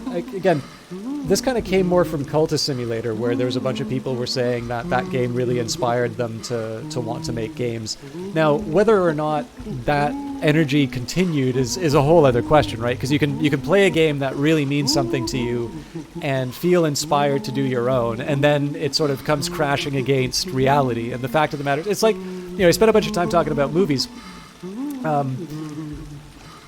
Enjoying movies is not necessarily a prerequisite to working in movies. There is a lot of technical know-how. Like, when I was on the camera truck, maybe the director of photography I could talk about, like Federico Fellini or something like that. It's kind of like everybody likes movies, right? You're never going to find somebody who's like, oh, I don't ever watch a single piece of cinema. But like... I'm not going to be able to do a lot of film history with people in the camera department unless they are more senior. And then, like, if you're more senior, chances are you have both the ambition and the talent to go all the way, and it's sort of helpful to study what's been done. So, like, when you have creative leads, generally they're kind of familiar with the conventions of the genre and the way you become, or if not genre, the medium. And generally, if you do that, studying what's come before is a really good way of achieving it. But one of the things that's really nice about Cheese, so first of all, like I said, Cheese sort of brought me along for the ride on supply chain, and I'm hoping I didn't tarnish his ambitions for that project too much. But beyond, that kindness, I was, one of the things that I would recommend, particularly if you got to that point of being inspired by a game and wanting to develop one, there's something really nice about being able to see someone using tools that you have access to. Like, it's not a question of money. It's a question of being able to put in the time and put in the work. And let's face it, not everybody has that, right? There's a lot of things that I would like to do that I don't have time for. And it is a challenge sometimes to make the time for things. But I definitely recommend watching streamers like Valiant Cheese, because it's an opportunity to see someone who has access to the same tools that you do. Definitely more familiarity than I think what a lot of new designers would. But there's definitely something about being able to know there is a chain of events. You don't get to see the perfectly polished gem that you've fallen in love with. Because I love being inspired by really great works, but it's also really hard to make really great works. Being able to see it in the early stages, or those parts where everybody's like, "Oh God, this thing is gonna suck forever. I'm a failure. I'm a fraud." Being able to see it at the parts where it's not fun or it's not beautiful is really important, because being able to see it go from that to something that you really enjoy or something you feel proud of is going to be, to me at least, the sort of thing that gives you enough gas in the tank to push you over the finish line.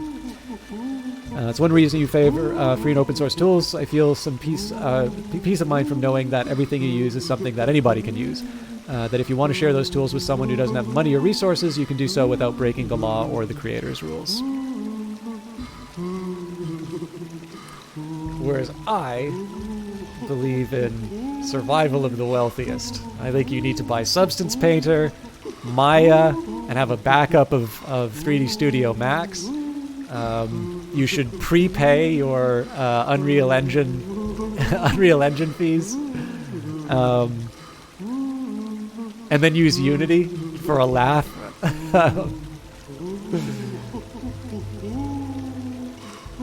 And what's better is you need to get, JP Morgan Chase to finance you, and you can make a game all about what a good thing it is that we have financial markets. Do it like they did in the Renaissance. By the way, for what it's worth, one of the things that kept me from getting a nap before stream is the taxes are due today, and I do need to do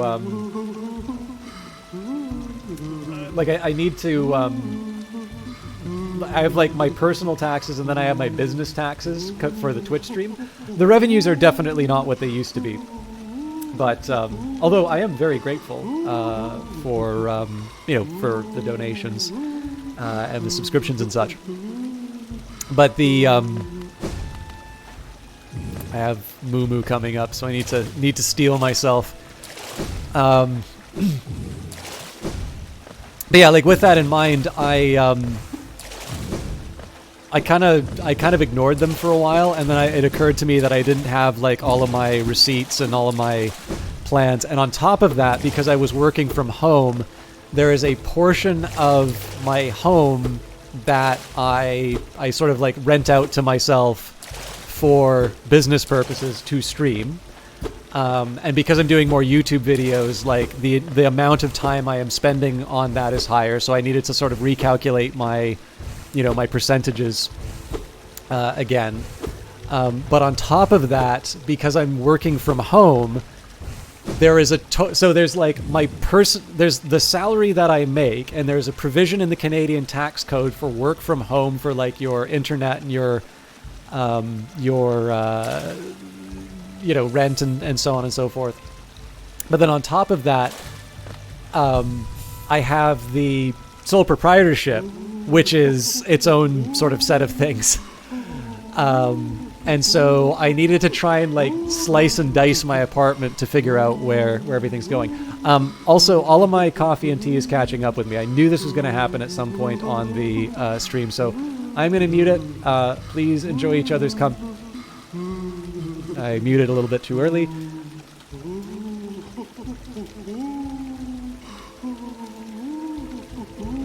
Those are the people I was talking about a little bit earlier. I will be back in just a minute, but the force is with me, so I'll see you in a little bit.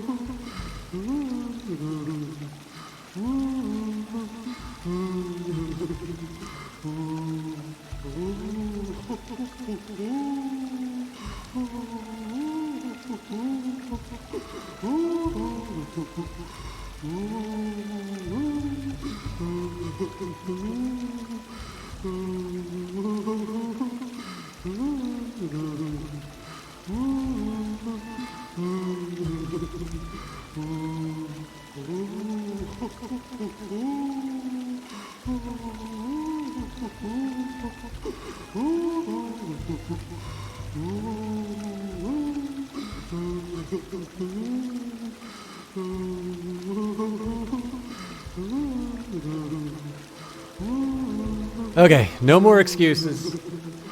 We're gonna man up, put our courage to the sticking point. We've dealt with Moo Moo before. There's nothing here that I haven't beaten. Let's watch the magic happen.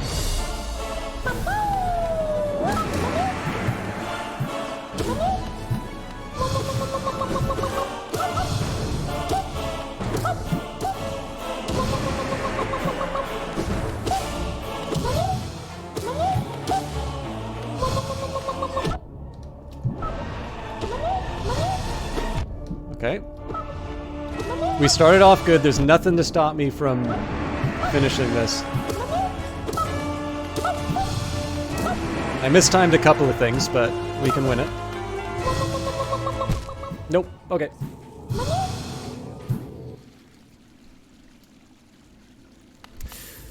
Once more onto the... Actually, you know what? I know I said I was going to do this on my own time. I am going to start practicing. Wrong spot.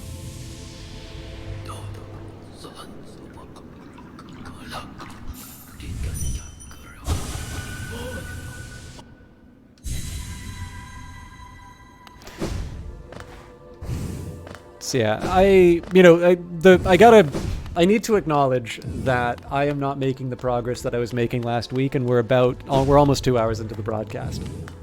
So, conscious of my time, conscious of my mental state, I think I am going to... There's actually a side of me that's tempted to mess around with the... There's a side of me that's tempted to mess around with the blobbles as well.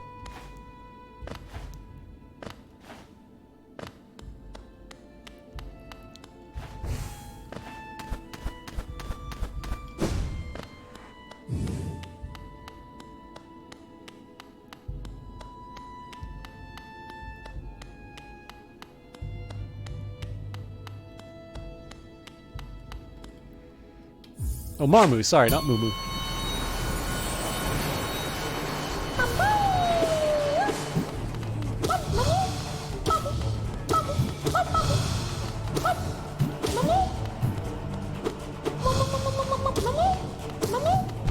Nuts.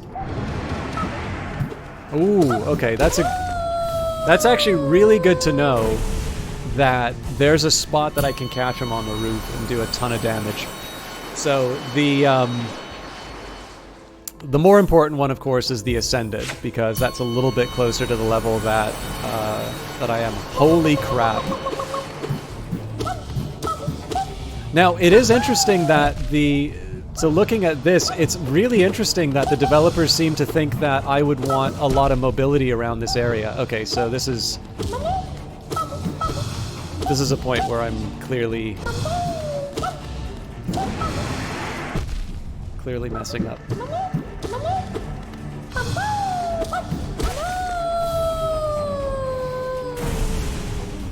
So there's something I should read from the fact that they are spiking the walls. I've never thought to do anything but stand on the ground in this fight. All right, Radiant is gonna make me good at this fight.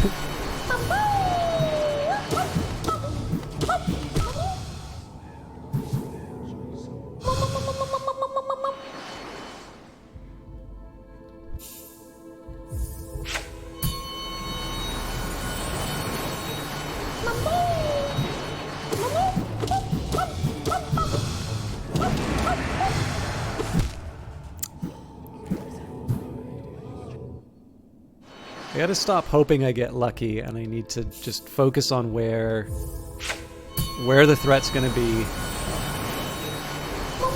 It's not enough to just bat it away. I want to make sure that I have a really clear idea of where the response is gonna go. Yeah. So he has some really savage, like, bounce backs, which either require pinpoint accuracy or a really effective dodge. One thing I should also consider is my sort of my shadow step. See, that was good, except for the fact that I didn't have the follow through.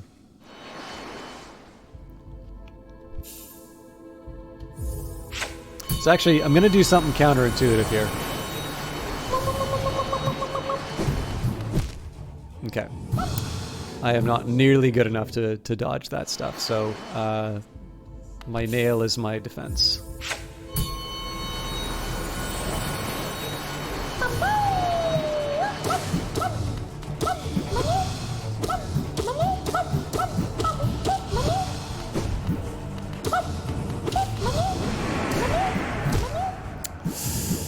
Tricky.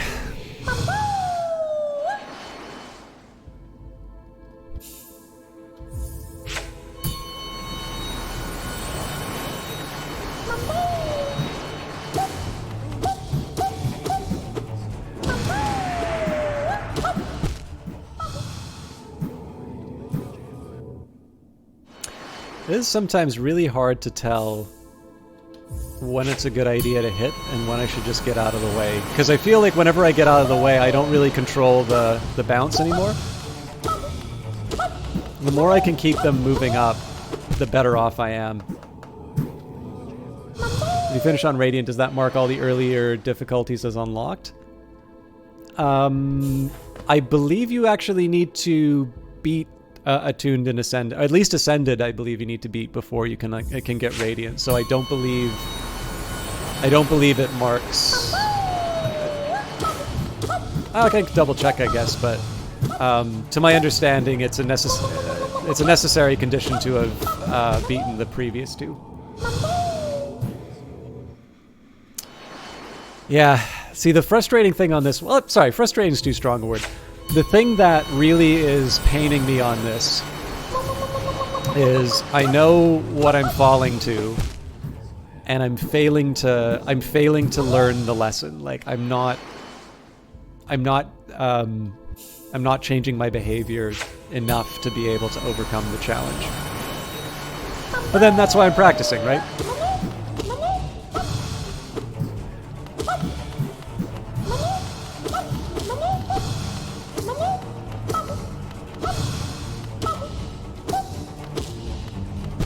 Nuts.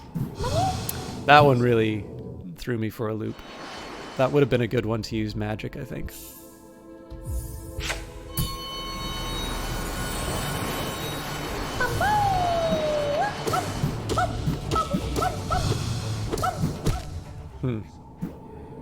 It's also really interesting because a lot of these times that I'm falling are ones where I'm actually successfully hitting Marmu.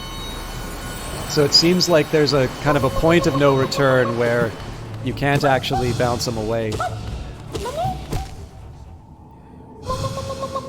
Yeah, so I think one thing I might want to try is when the bounces get really intense to just try and take a step aside. It's really hard to read it though.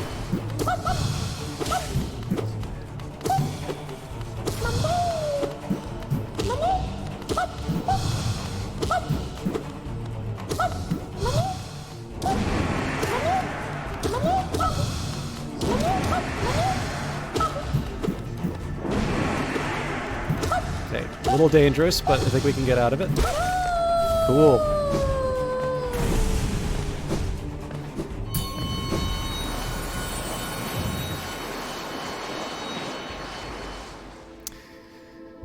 Okay, so one thing that's going to help me the Marmu fight is to know that when I go to meet Nosk,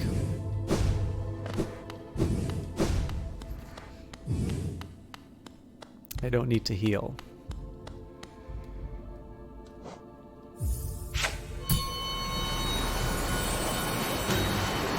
This is going to be what happens after Marmu.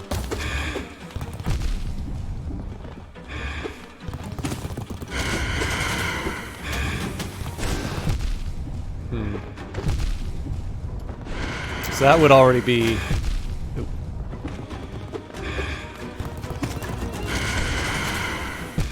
Yeah. So there's nothing here that I can't handle. I need to just stop freaking out when they come running after me. Nosk is incredibly conventional in how it comes after you, right? It's like, it's just a straight up run. And I shouldn't fear that. Like, I know how to handle something charging after me. I just need to bounce on top of it and...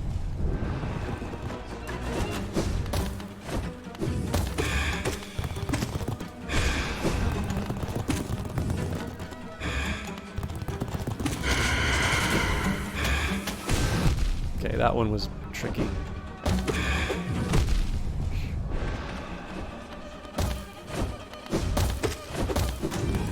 Okay, so this one's a little hard to deal with, but... You'll also notice I'm trying to avoid healing on this fight. One, because I don't really know the opportunity. But number two, I'm probably not going to have a chance to do it in the Pantheon. So the question is, do I really want to try this on Radiant? I think the answer is yes, because I still haven't fully worked out the strategy. I still haven't fully worked out the strategy to avoid taking damage. I'm only going to have 4 hits, so...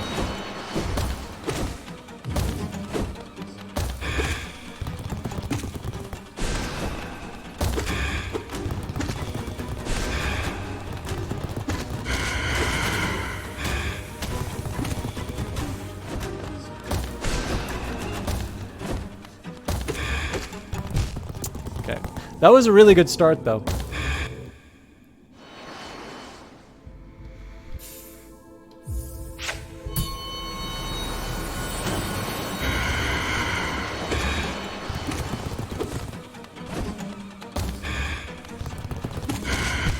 Oh, wow.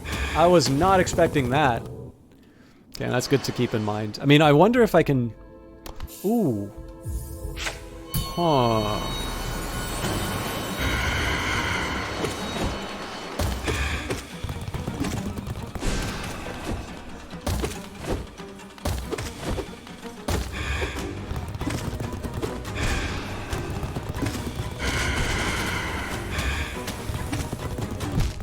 Oops. Wondering if when they go to spit out all the goop, if I can do a pogo on their head. Kind of depends on the angle where it all comes out. That was throwing my life away.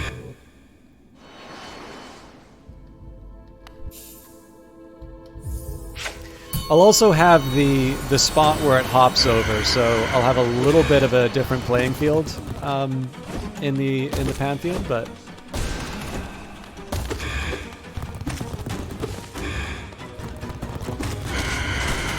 okay, tricky but not impossible. There we go.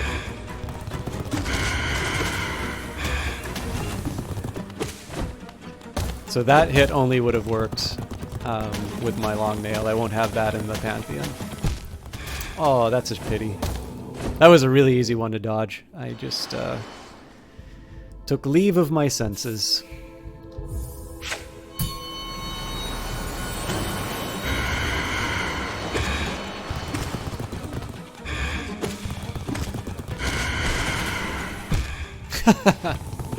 All right. I may not go all the way to the Radiant on this one. I just want to feel a little more confident with the fight, because again, we don't know how much health I'm going to have after a fight with Marmu. So being able to get some confidence in terms of my ability to handle Nosk at low health is going to help me out with my just my ability to get through the Pantheon of the Artist. And again, I have some advantages here that won't exist in the Pantheon, but you know, the ability to only get hit once is a nice little counter.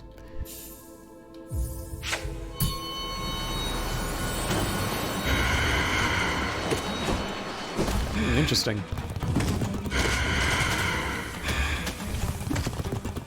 I will confess, I actually have a really hard time reading where the goop's gonna go.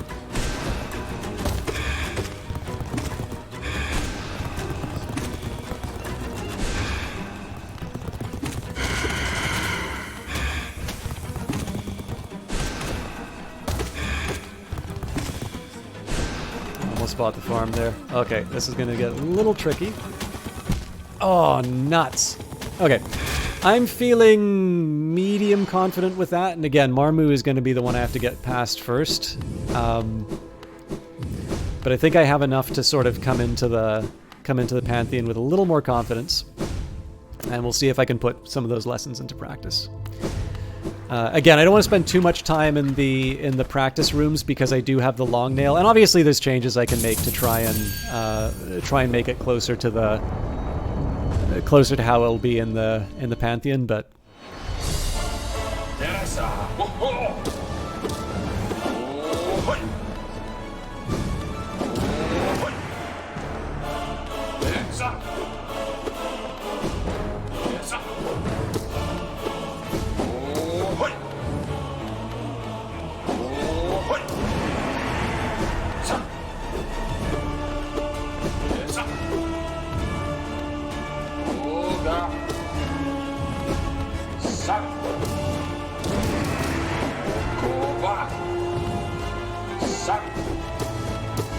I'm also kind of hoping that by doing these earlier bosses, I'm going to get familiar with the length of the nail again. Whoa, I've never seen it go that low before.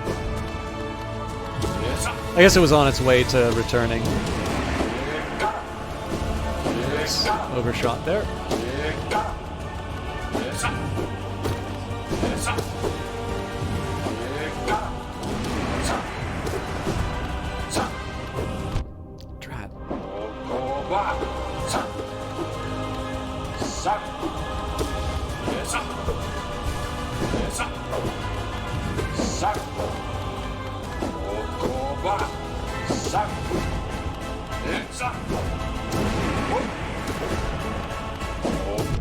Aww.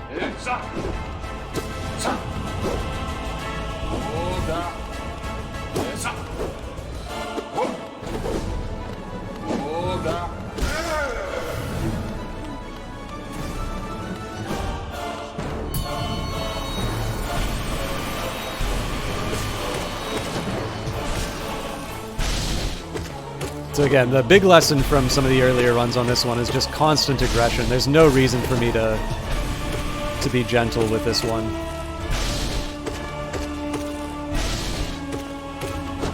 Essentially, the longer I spend on this particular fight, the more likely I am to make a mistake. Oops, like that.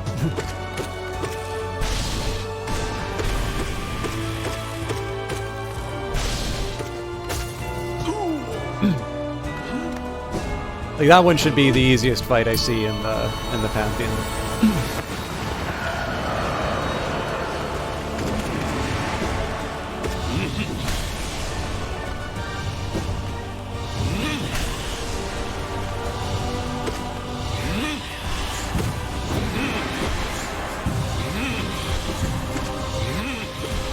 Oops.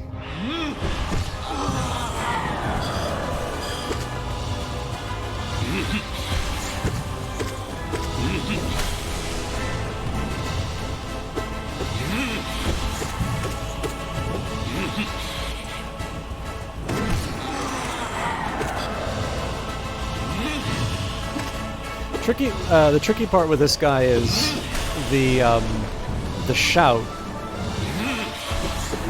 Because he always sort of fakes you out, it's really hard to get a really heavy hit on that one. But this spot is ideal for it because he's got like a really predictable path, and if you can get it as early as possible on his journey, you can usually guarantee yourself a few hits. There's a couple of other spots like that, but again, he tends to dance around a bit. So this one, if you go early enough, you can get 2 hits as he's moving left to right or right to left. Oh, here's a question for you, Cheese, because I was appreciating the silence and then the perfect cue for the music back during Phase 2. How easy is it to sync something perfectly like that? Because there's a side of me that says, you know, it's just like making a movie, you know, you put the track on the moment and you're good to go. And then I also know that for games, you kind of have to anticipate all sorts of environmental factors, you know, a bunch of different computers, bunch of different factors at play. And so there could be a lot of effort that go into that moment.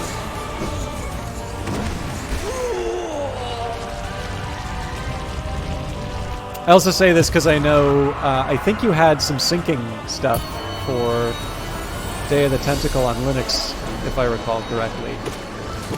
Like there was a difference between, maybe I'm misremembering it, but I think there was like a difference in terms of the GCC compiler compared to Microsoft's, and that distinction made a difference.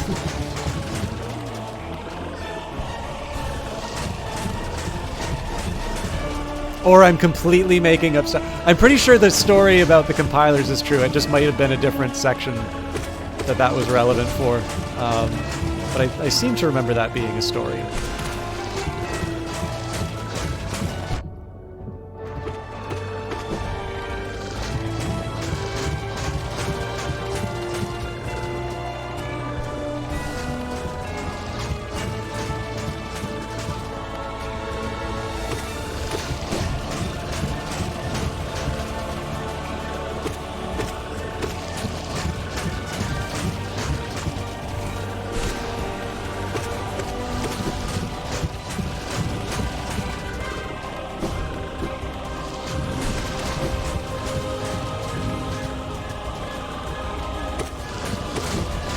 No! Oh, I'm sabotaging myself now.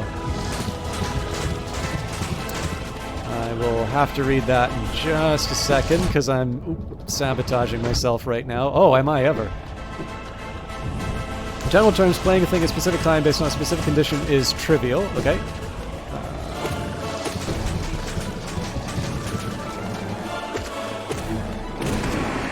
Uh-oh. Oh no. I've angered it. Let's try and get those heals.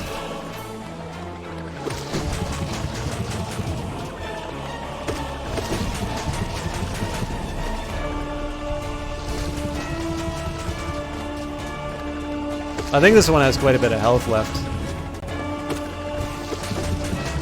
Oh, Jesus, I got lucky.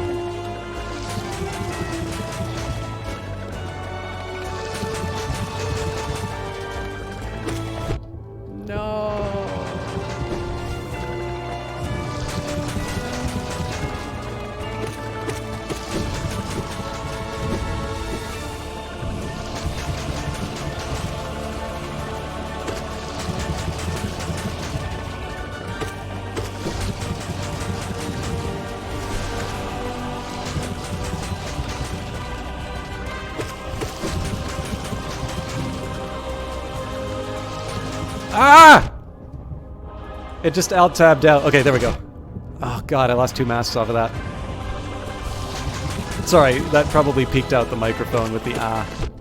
Good god. If I lose because of this, I'm gonna be so mad. I don't even know what triggered it. Okay, oh Jesus. Okay. In general terms, playing a thing at a specific time is based on specific conditions is trivial, but mapping out the possibility space can be tricky, especially when players have agency about what they're doing and what they're paying attention to, since comedic and dramatic timing ends up being pretty subject to that. You're nothing but a bunch of lazy, foul-smelling, grog-swilling scallywags.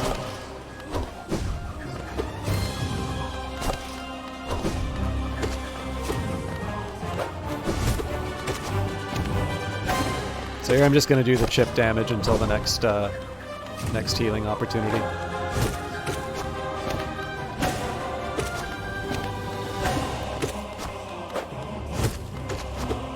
This is the only time I want them to start throwing boomerangs at me. Too soon! Ah, nuts. I messed that one up.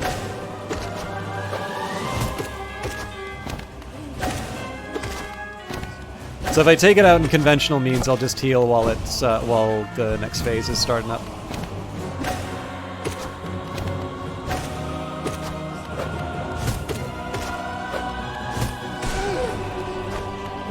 So I didn't leave myself anything for the pair, but we should be fine. Oops. There we go.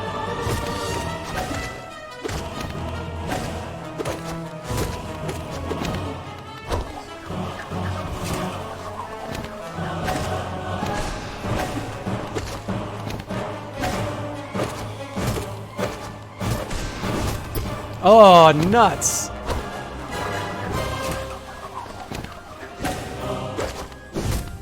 Again, healing doesn't happen until one of them is down.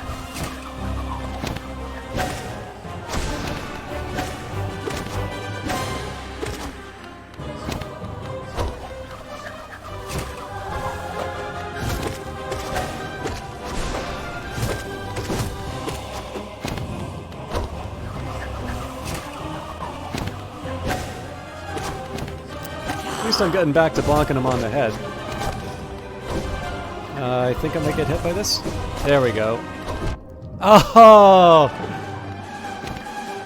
Arrogance will be my downfall.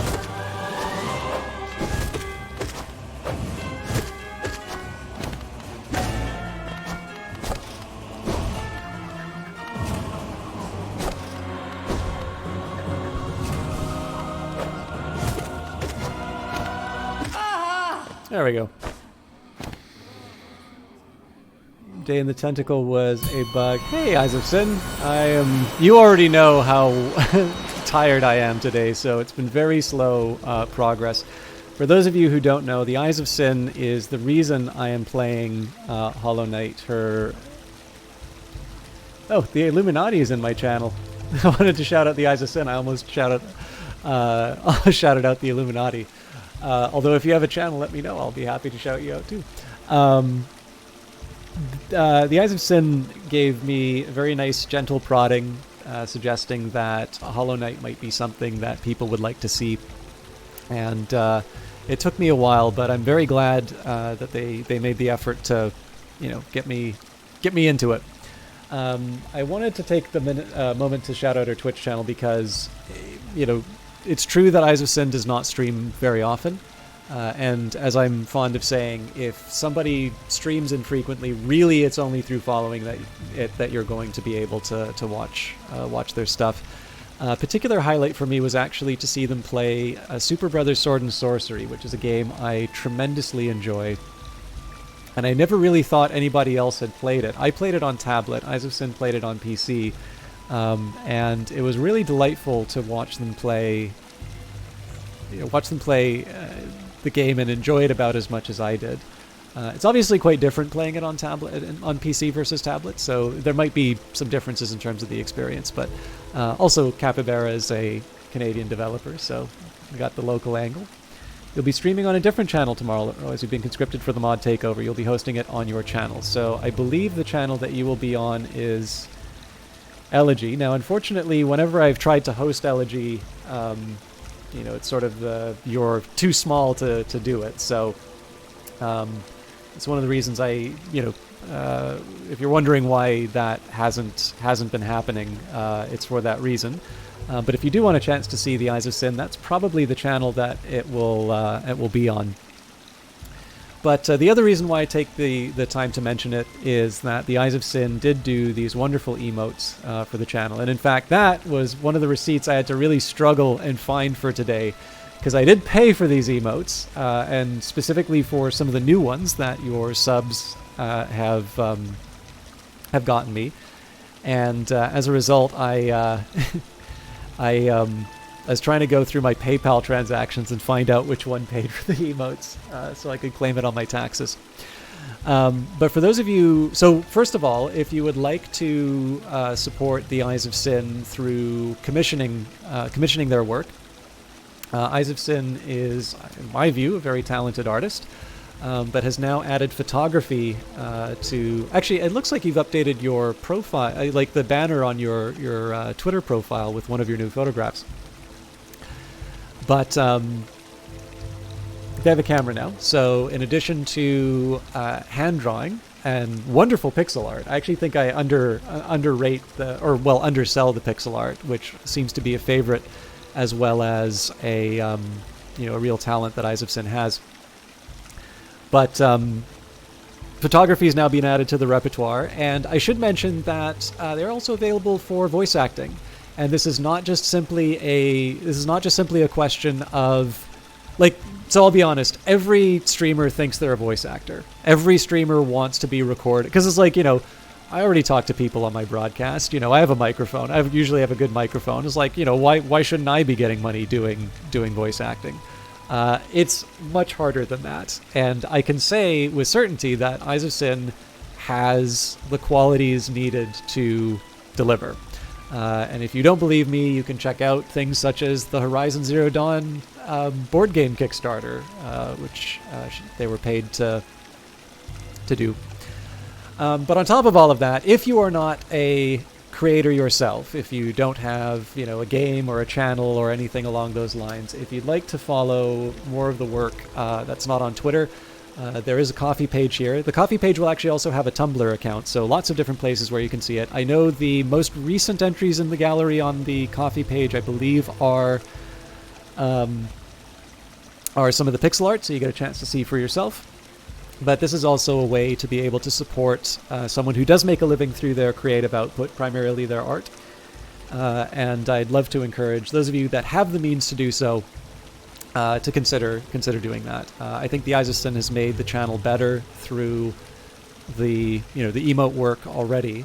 But on top of that is someone who has been able to make a living in an incredibly competitive space. And for what it's worth, I don't want to go too much into someone's personal life, but I know that the oncoming month is a tricky one. And so I think it would be, it's not my place to tell people how to spend their money. But I will just say that I have a feeling that a little kindness, a little support, even just a nice comment about some of the art will go a particularly long way if you feel so motivated. So for those of you who can't see the chat, it's ko-fi.com/theeyesofsyn, THEEYESOFSYN. The time that I spend talking about their work is, I think, testament to how much I value it and how much I value their presence in the channel.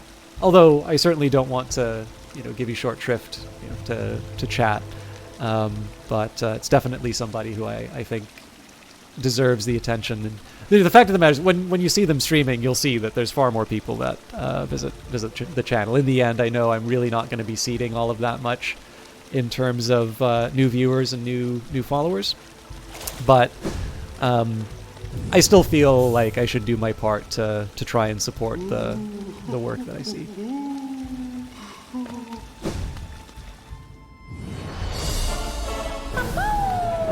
Oh, I screwed it up already. Okay, nothing we can't recover from.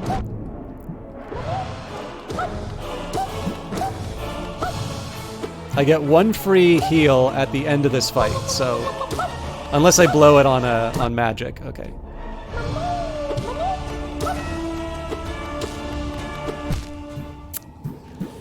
Panicked a little too much. Well, see, the way I kind of look at it is that a subscription to me, half of that goes to Twitch, whereas a coffee to you goes 100% to you. So I think it's, I think overall well-being in society increases if the money goes to you first. But that said, I am actually, I guess the one thing is that if there's enough subscriptions to me, then that just means that I unlock more emote slots, which means I can hire you for the work. But how will Amazon make their money?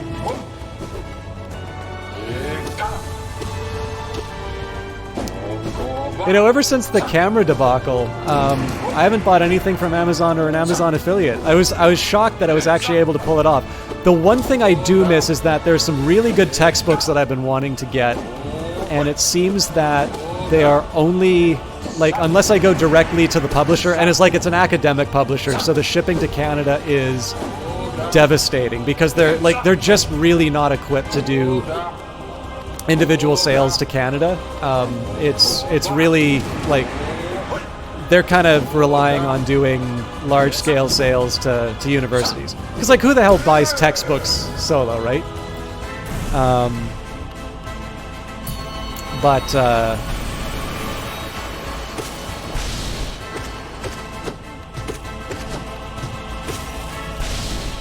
Except for the last couple that I've been looking for, I've been able to find alternatives.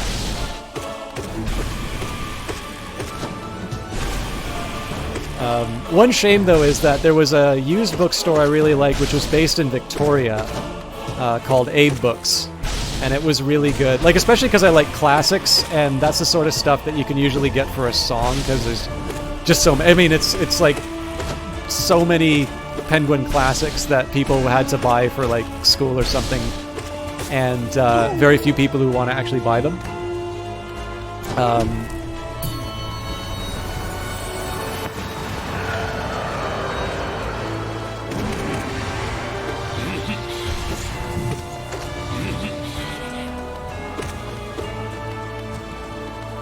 Anyways,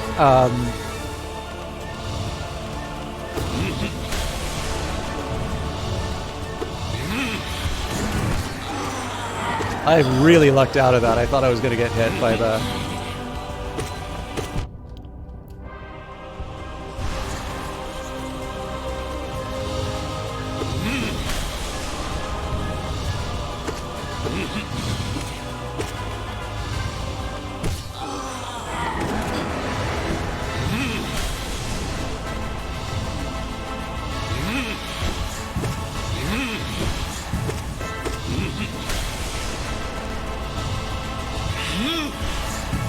One of the things I do find kind of interesting is it does seem to be that there's there's like an exodus of VPs at Amazon right now, so that might explain the customer service debacle. This is the worst thing too. Like for me, the not buying from Amazon thing is just now knowing that I was potentially on the hook for the full value of a not cheap camera. While they do like to talk about being customer obsessed, like if you get on the wrong side of that, you're really screwed. So the thing is that the company is very highly rated, and they've earned it, right? For the most part, they do a lot of stuff really well. But it is always very telling when you see sort of senior or long-term staff departing, particularly in response to... So actually, I would say look at the comparison between what happened to Amazon after Steve Jobs died. Sorry, Apple after Steve Jobs died, and what's happening at Amazon now in preparation for Bezos stepping down. You have Tim Cook definitely putting in a lot of effort to retain executives. Lots of very large pay raises, lots of stories of people who are ready to retire, kind of thinking that Tim Cook couldn't recreate the magic of Steve Jobs. And then, of course, you've got people like Scott Forstall. From what I understand, Forstall was out because he was just, one, I think, probably challenging Cook's authority, and from what I understand, is really difficult to get along with.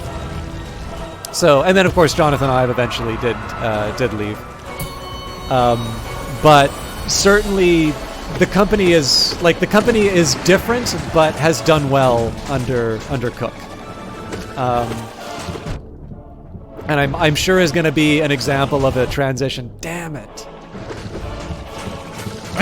Darn it!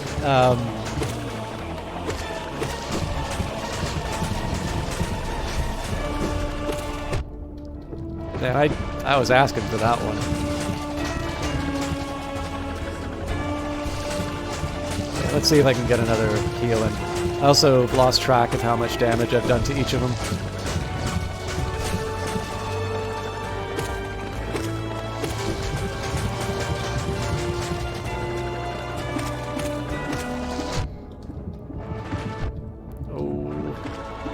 I question that decision, but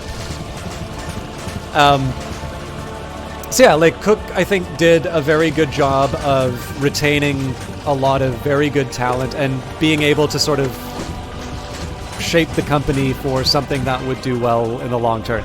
Now, of course, I know, the majority of people inside of chat here despise the concept of billionaires and large multinational companies, so obviously Apple doing well is not a good thing to the majority of chat, but just, on the principle of organization, right?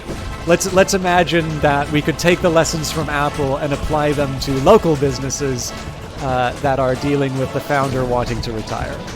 And then by comparison, you have Amazon, which really seems to have a big question mark hanging over the, what happens after the founder steps down as CEO. And it really just seems like instead of having all of this talent that sort of helped grow the company and the, always day one mentality, it's not just that you're seeing it in terms of the turnover, but in terms of just the individual experience. Like, I can say that it's not the same thing that I got used to as a customer. And if there are basically more experiences like what I had with customer bases, you're suddenly going to see those, those favorables go down, and all of a sudden ideas like, so one of the things about when people talk about, busting up the large tech companies, Amazon is extremely popular. Despite its practices, if you look at opinion polling, like, people have an incredibly favorable view of that company. And as a result, any regulatory effort on it is going to be impacted by people's perceptions of it, right? And so one of the biggest risks that Amazon faces is actually to burn up that goodwill and to have a public that's very much in the mood for, for a hard, or sort of a firmer hand on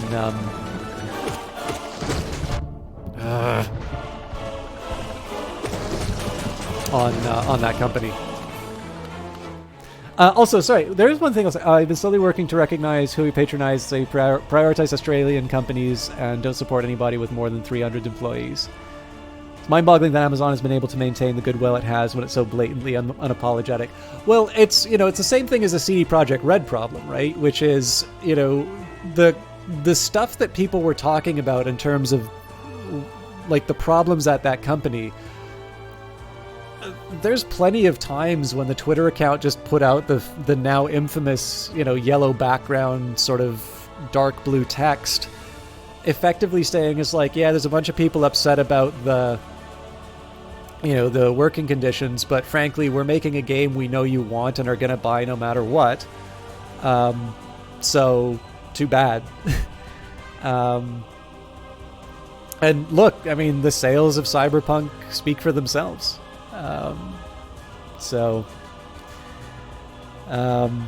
There's actually one thing I really want to say with the Isaacson is actually highlighting something, and admittedly, this is partly my fault because I haven't updated it. If you guys really want to know, so yeah, I feel underappreciated on a few dimensions. I don't mean this to sound too self-pitying. Isaacson has actually hit on the one thing that secretly I wish more people would interact with, and that's the blog. Like, I like to think that the articles are not bad, but I've definitely struggled, like, unless a name retweets it, I've really struggled to get attention to it. The one exception for organic growth has been the EA article. And that's just because people who want to be pissed off at EA are Googling and then finding out that they don't like it, so...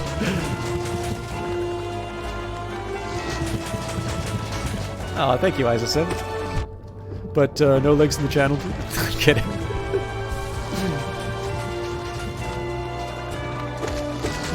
I think, the other thing I will say is that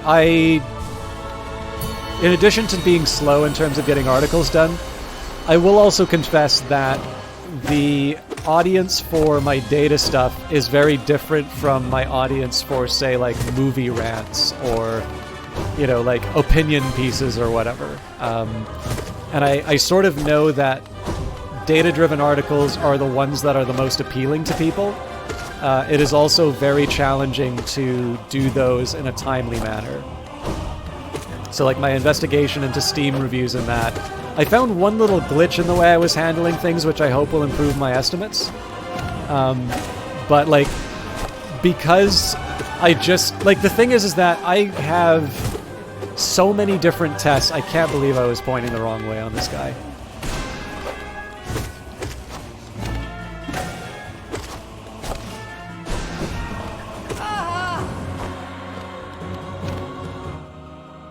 Internet crapped out like nothing. Oh.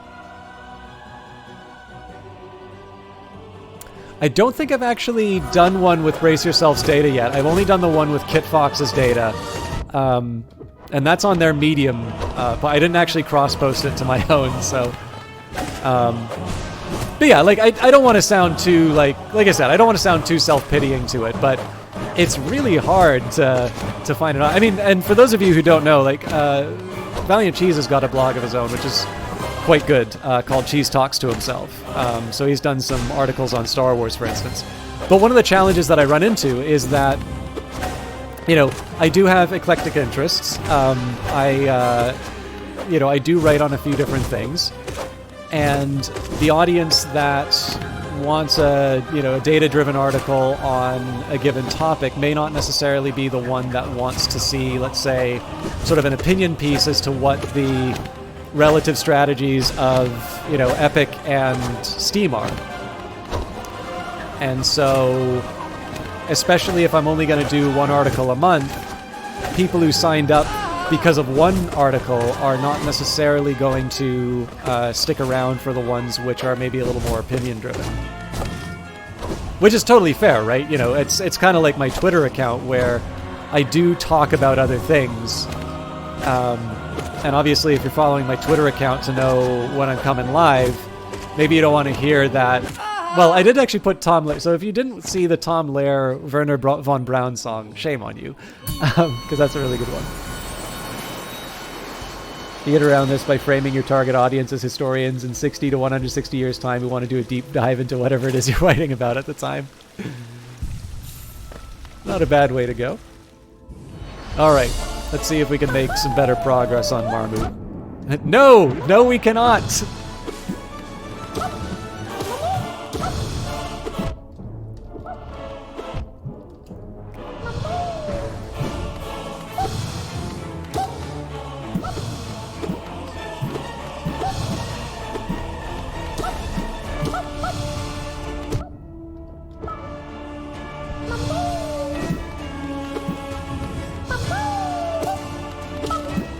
I'm obviously taking a lot of risks with these heals, but they've also let me stay in the match. Okay, worth the risk. Ah, nuts. I'm gonna heal it.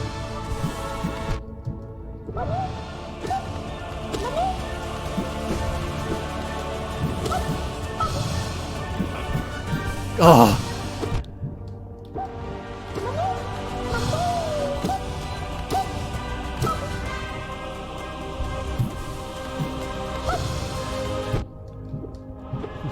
The game's been pretty merciful so far.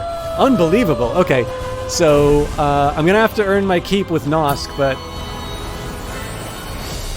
Okay, there's nothing to panic about here.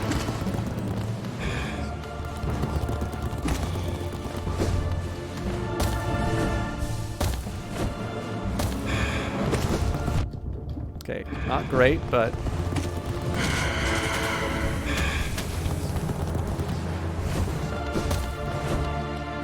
Are you kidding me? Okay, this is not good.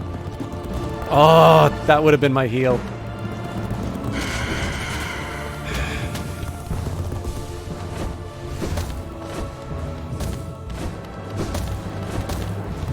Okay, this is going to be a little tricky, but we can handle it.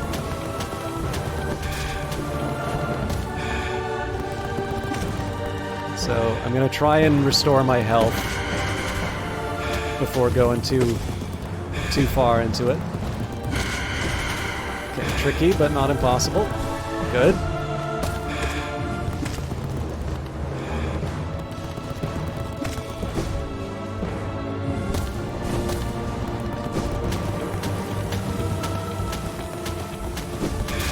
Ah, drat.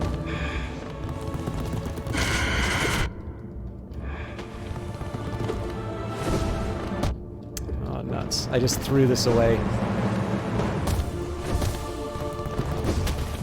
Oh, man.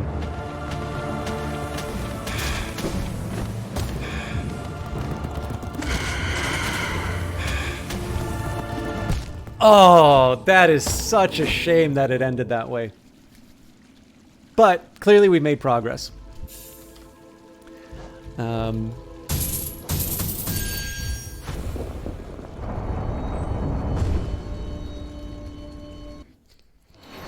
Actually, we didn't just make progress, we learned quite a bit about those fights, so... That definitely gave me sort of a second wind in terms of enthusiasm, because technically I would have half an hour, and I said that I was feeling, you know, I said I was feeling tired, so I was going to sort of be a little more strict in terms of the finish time, but like, I am significantly more alert than I was a little while ago.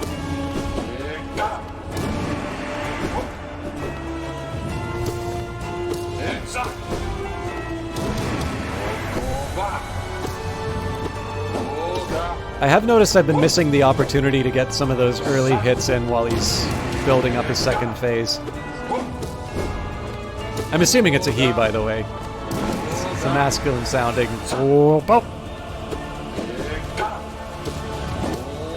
maybe it's a very deep-voiced woman.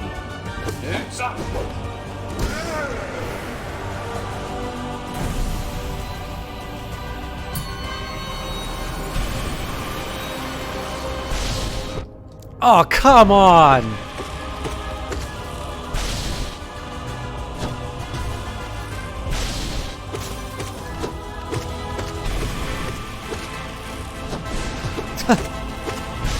I'm an idiot.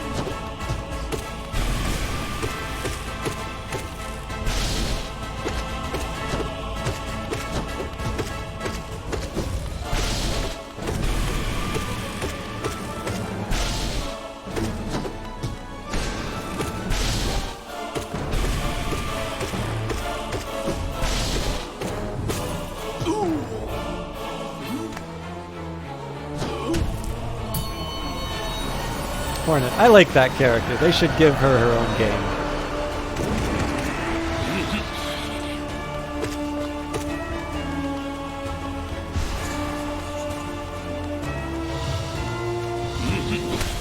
Ah, I shadow stepped and then walked right straight into the boom. They should let you play that game.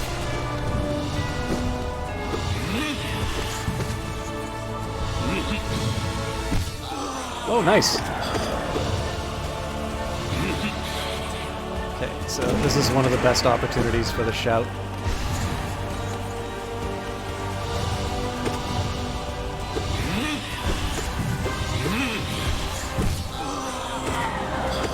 So you'll notice I've really been, because my vessel is so limited, I really try and make the most of that extra hit. Oh man, that was really foolish.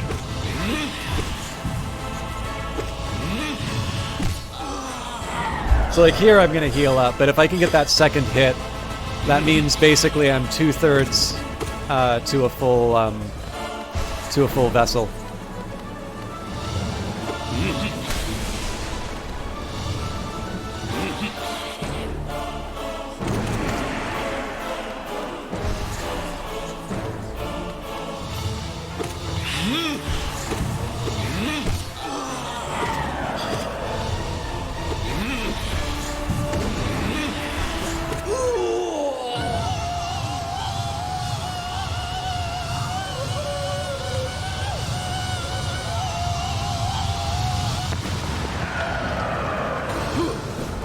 Oh, actually, on the note of the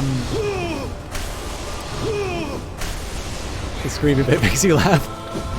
Well, like I said, the thing I love the most is the silence, and just in addition to the spectacle of the of Phase 2, the music cue like really just pushes it over the edge. It's a really nice contrast because so if you think about how a lot of horror games do it, there's plenty of really good scares which come from dead silence, and then, you know, all the audio just sort of punctuate. You know, basically the violence of the moment is translated in the soundtrack as well.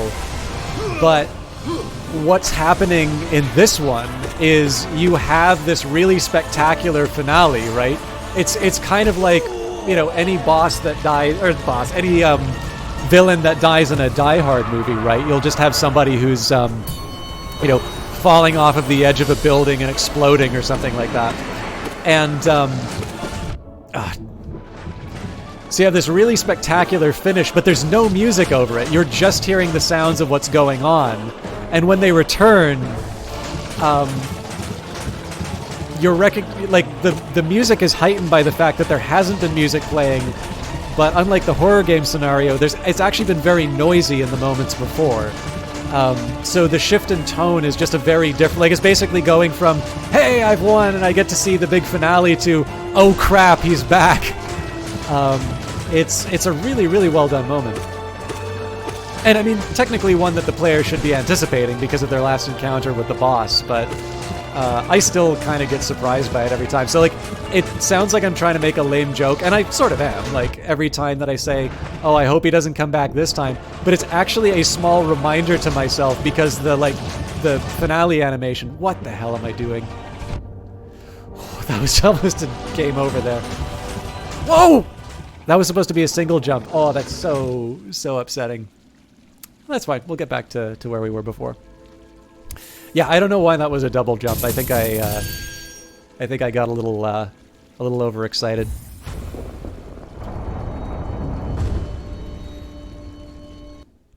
Anyways, on a totally separate note, so obviously my very trollish tendencies in other people's chats.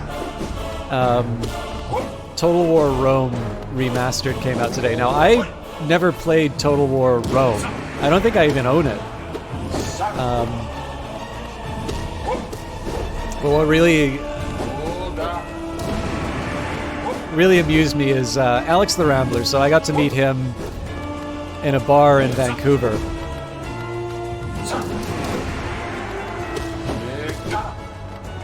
And he built his channel on Total War. It's a series that he's really loved ever since he started gaming. I've only just kind of somewhat recently gotten into it, and I think Troy was one of the ones that really sort of hooked me in. And I mean, I know there's some things about Troy that don't work for people, but I think overall it's actually quite a good game.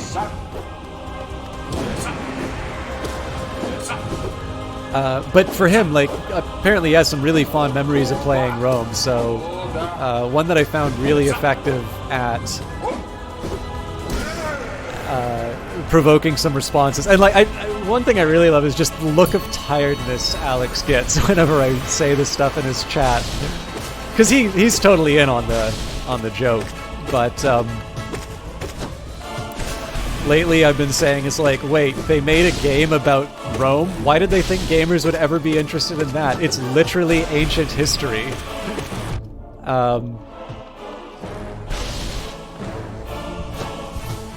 Although I'm also very disappointed whenever...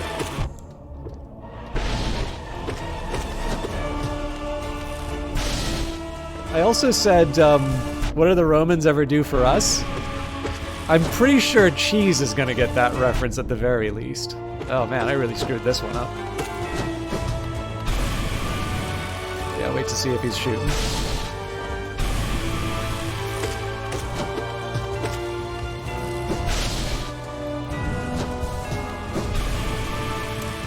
Yeah, so you're already anticipating where it's going. So, does anybody else know where that's... Does anybody else know where that quote's coming from? Why did I waste my soul there? Yeah, exactly. Olaf got it. And I believe it's the Judean People's Front. You're referring to the Splitters. But yeah, so it's a Monty Python movie, The Life of Brian.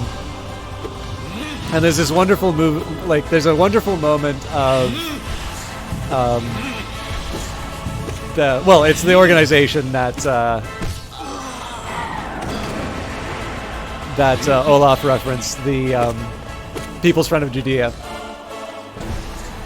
or People's Front of Judea, People's Front of Judea, or the Judean People's Front. In any case, it's this, like, it's very much a product of its times, but like basically where you have all of these different sort of labor unions and all of these different sort of crypto-communist entities. And of course, a little bit like a lot of... I mean, again, one of the problems with a lot of gaming discourse is that as soon as you start talking about anything even remotely touched to social justice, if it seems critical, you sometimes wind up with a group of people who sort of think that you're like Jordan Peterson or something. So please don't read any more into this than, than just kind of drawing the comparison. But in these groups, there is obviously a lot of individual interests, right? There tends to be a lot of talk of identity, and so people have their individual concerns and want to see them handled. And one thing that does tend to happen is, while they substantively share the same goal, you will have a lot of fractures that occur based over what to an outsider seems to be these very trivial differences. I think that's true today, and that was definitely true at the time that The Life of Brian was made. So, and I mean, so the reason why I gave that big preface there is I don't know enough about the difference. Like I said, I'm sort of an outsider to a lot of this stuff. I don't know how serious those differences are, right? But it definitely led to a lot more movements being less effective than they otherwise would have been. And so what's happening is you have the People's Front of Judea and the Judeans' People Front both sort of at each other's throats because they consider, you know, each one sort of splitters and ruining the movement. No, I did not see the Patrick Stewart one modern version for Brexit. I apologize, by the way, like, I really hate that, like, I have to explain a joke and then put, like, 7 caveats in terms of, you know, just don't read too much into this. I just think it's very helpful because it's definitely something that some people take very seriously, and I love it if we can focus on the humor on it, but I also understand because people take it seriously, I should probably at least acknowledge it. And just sort of hope that the appreciation that there are different perspectives being represented is the source of any friction, rather than, you know, just sort of saying, it's like, well, my way's better and I'm going to ignore you. I should really check that, though, Olaf. More of a contemporary real-world example is the Republic of China. Yep, as opposed to the People's Republic of China, mainland China. Although, I know the Republic of China would definitely be, like, the one difference I think in this case would be the Republic of China would not consider itself communist. I think essentially it's what remains after they lost the rest of the country to the revolution. My preference is to refer to it as the Republic of China because I know it really annoys the People's Republic of China. But, you know, when in Rome. But yeah, anyways, so to getting back to the Judean People's Front, up to this point, nobody's gotten the reference. But there are a bunch of people in chat will be, you know, when the Roman Empire fell, it led to the Dark Ages. Like, what do you mean, what did the Romans ever do for us? And I said, okay, so other than the aqueducts, the wine, public sanitation, public order, what was the other one? Roads and whatever. What have the Romans ever done for us? To which I expect someone to say, brought peace. Brought peace. I'm not going to repeat the other bit of the line, but I don't know. I would have thought more fans of Roman stuff would have seen Life of Brian, but guess not.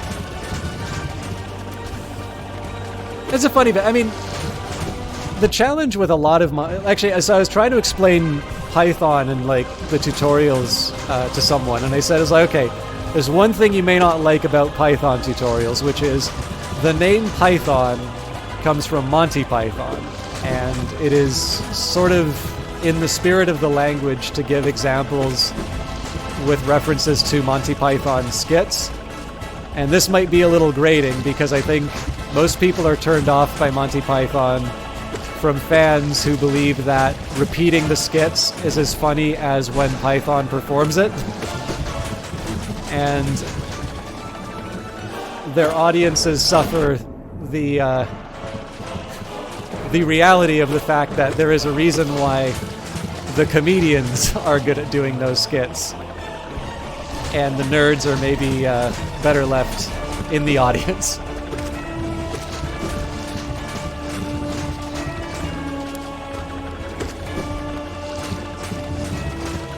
For what it's worth, actually, I also really love how it's possible for the people being attacked by those skits completely don't get it. I knew a guy who corrected me on my Latin despite the fact that I was not speaking Latin, and I was also not saying Latin-derived words. They just really wanted me to know that they took a class in Latin. They think the moment where the Centurion corrects Brian's graffiti is hilarious because it's making fun of people who don't know Latin.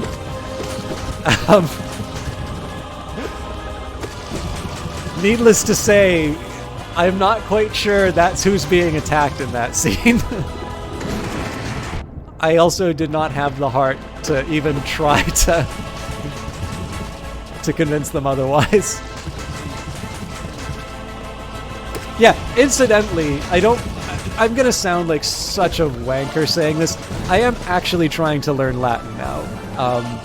But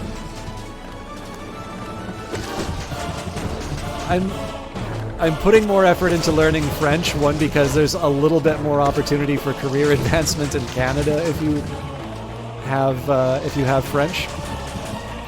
And like the thing is that what the real motivating reason. All right, I'm down one mass, but we should be able to cover it. Real motivating reason is I would really like to be able to read the Gallic War by Caesar, which from what I understand is sort of a very good introductory text to understand Latin, because it is apparently very direct and well written. So to be able to read someone like Caesar, I mean, if I got good, to be able to read Cicero in the original, I think would be very rewarding. And I have actually found that I am able to appreciate French a little bit better by, just doing some very basic training in Latin. But it is not easy. I have a textbook, but I'm really taking my time getting through it. I think it's also because there's not a whole lot of Latin movies to watch. So, like, at least in French, you have lots of opportunities to see people speak it.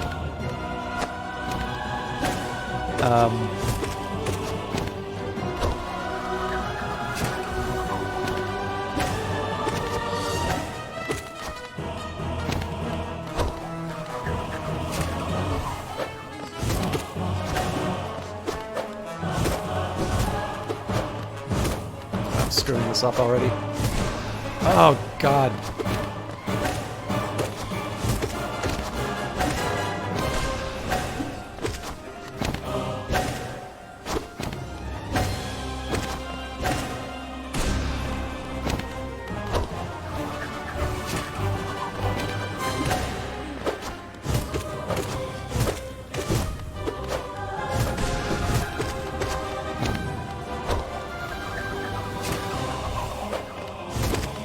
Yeah, needless to say, I will not be throwing in random Latin into the cast, even if I can actually do a full translation of the Gallic War.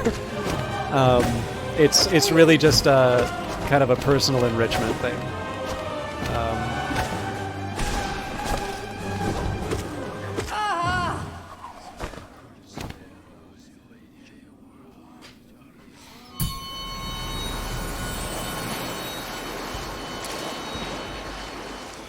Alright, let's see if we can... So the hope here is that I don't regress with Marmu, but also that I minimize the number of hits. Okay, that's a little bit better than last time, but... Okay.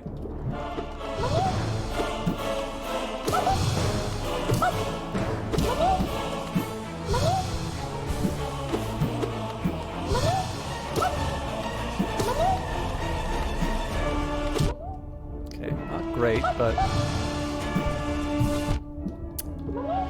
that's kind of a wash.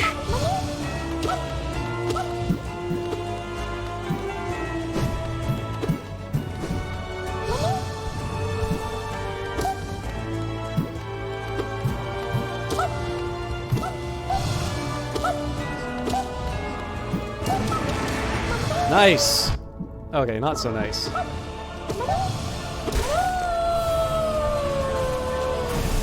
That is a good one. Just for my YouTube then, System Shock reads the Gallic Wars in Latin. Oh my god. I mean, that would be... I will admit, if I could pull it off, I would love it. The furthest I've got is learning that the whole of Gaul is divided into 4 parts. I started off so well on this one, and I've just thrown away the the edge.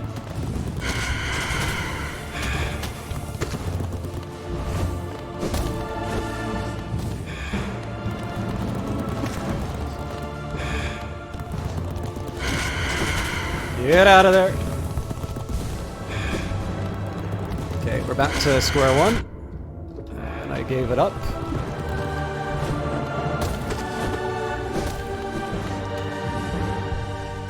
Okay, he's gonna start gooping on me, I think. Yeah.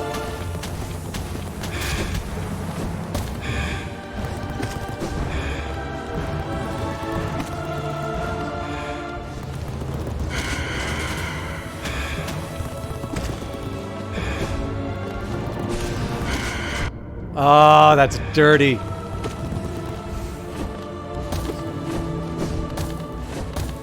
Okay, this is gonna get tough, but we'll manage.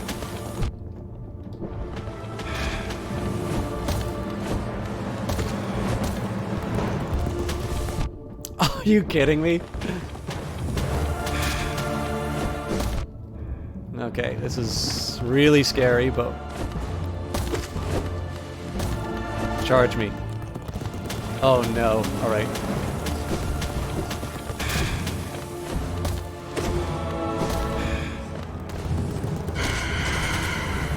So we got a little safety there. Oh man, he's really going for those rooftop ones.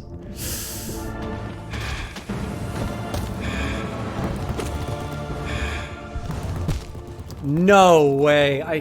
I really thought I had the time there.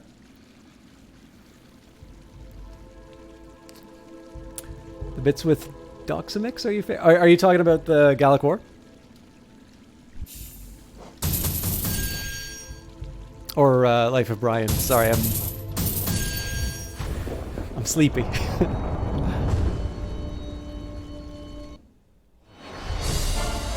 Oh, of course, right. Sorry.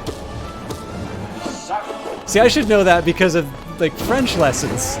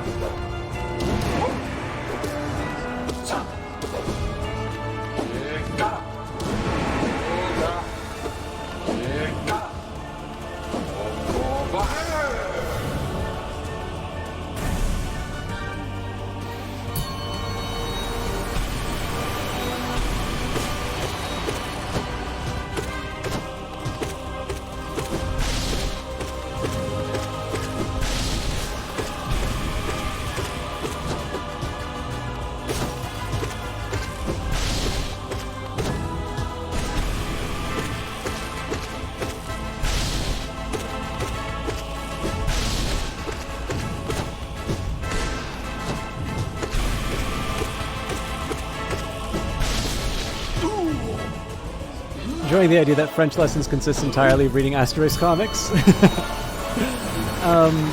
In some of my high school French, they actually made a lot of references to it.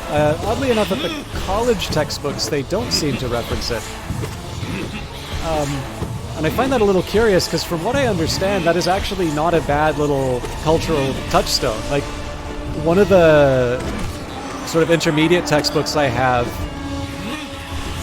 like so when I say intermediate textbook, like all of the instruction is in French, so it assumes that you are able to understand basic French sentences and that it is teaching you advanced French through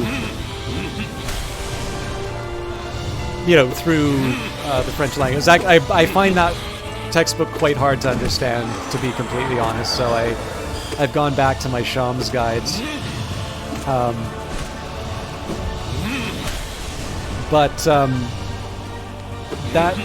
That difficult one that I'm talking about, like, has essays on, like Cajun culture and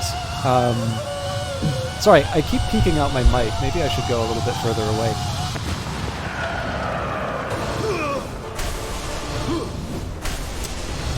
Also, a lot of reference to a lot of African nations. Obviously, sort of the French colonial history. Which I think is actually a really interesting point, because I think there's something of an argument. So in Canada, right, your usual argument will be,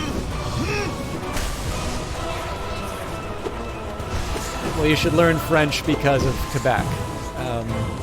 Which, it's not just Quebec. Like, there's the Acadians. I lived in New West in BC, which I think is the largest concentration of French Canadians in the West. So it's more than just Quebec. But I think rather than just sort of concerning yourself with the local environment, okay, this is not a justification but what about the good things that colonialism did? Like, that heritage has led to a very large number of French speakers worldwide. And while there is, the arguments like, well, if you want to do business, it would be really good to learn, Mandarin. Because that's, it's where the money is, that's where all the action is. I do think there is a mild argument in terms of just sort of considering, large populations and just sort of the sheer number of countries in which a language will take you further. I'm not entirely sure that French is all that bad of an option. Although I suspect probably if you're going to learn a language, you'll learn it because of either a love of the writing or there's some, it could be, an ancestry question. There's any number of reasons to learn a language. But, like, for me, one of the big motivations for Latin is the fact that I really just like classics. And there might be an argument to try and, learn Greek because I like so much philosophy, but my favorite poet is Ovid, and I've been reading quite a few orators. I think Valiant Cheese might know I've been reading a lot of orators recently, but nuts.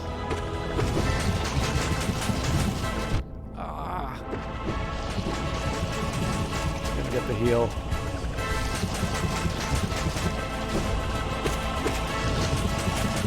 But obviously in that case there's an interest. Now, you can be into classics and not have to read it in the original. I mean, I've known professors who've translated, and they take someone else's translation as sort of a basis, and then they will, they'll look at their, what they think their improvements or what they're trying to do. So, like, I've got this really wonderful, does anybody, okay, sorry. I don't mean to speak above chat, but I also don't like, coming from the position that nobody knows what I'm talking about, because I think the safe assumption is, given that there are more of you than there are of me, there's going to be one expert in most subjects that I'm speaking about, and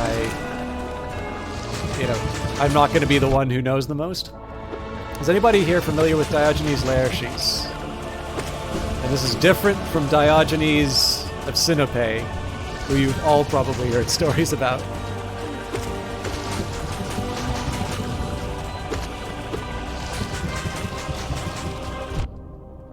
I should have been paying attention. I don't want to ask a question and then ignore chat.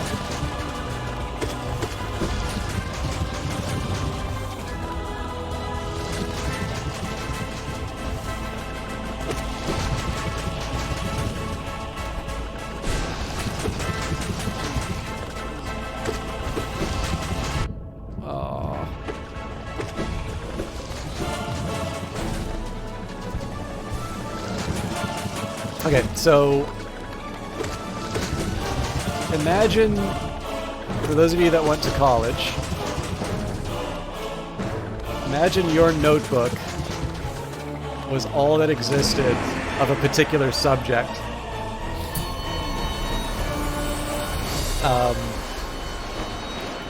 And that's kind of... Oh, man! I moved my hand off the keys. Ooh. Okay, I can recover off of this, but man, that's embarrassing.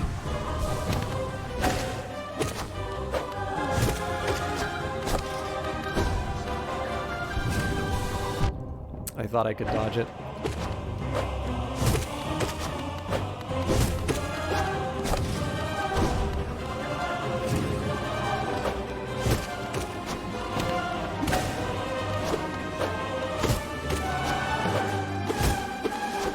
Good lord. Alright, we're back on track. So Diogenes Laertius has this, well, I think it's The Lives of Eminent Philosophers. Anyways, it just so happens that this is a huge source for thinkers whose writings have been lost over time. There's a couple of sources that we get. So Diogenes Laertius has a lot of sort of quotes from different segments. So a lot of the fragments that we have come from this compendium, which can either be considered sort of a textbook. I should have reminded myself not to go on the edge. Oh. Really sloppy on this phase. I probably could have gotten away with a heal there.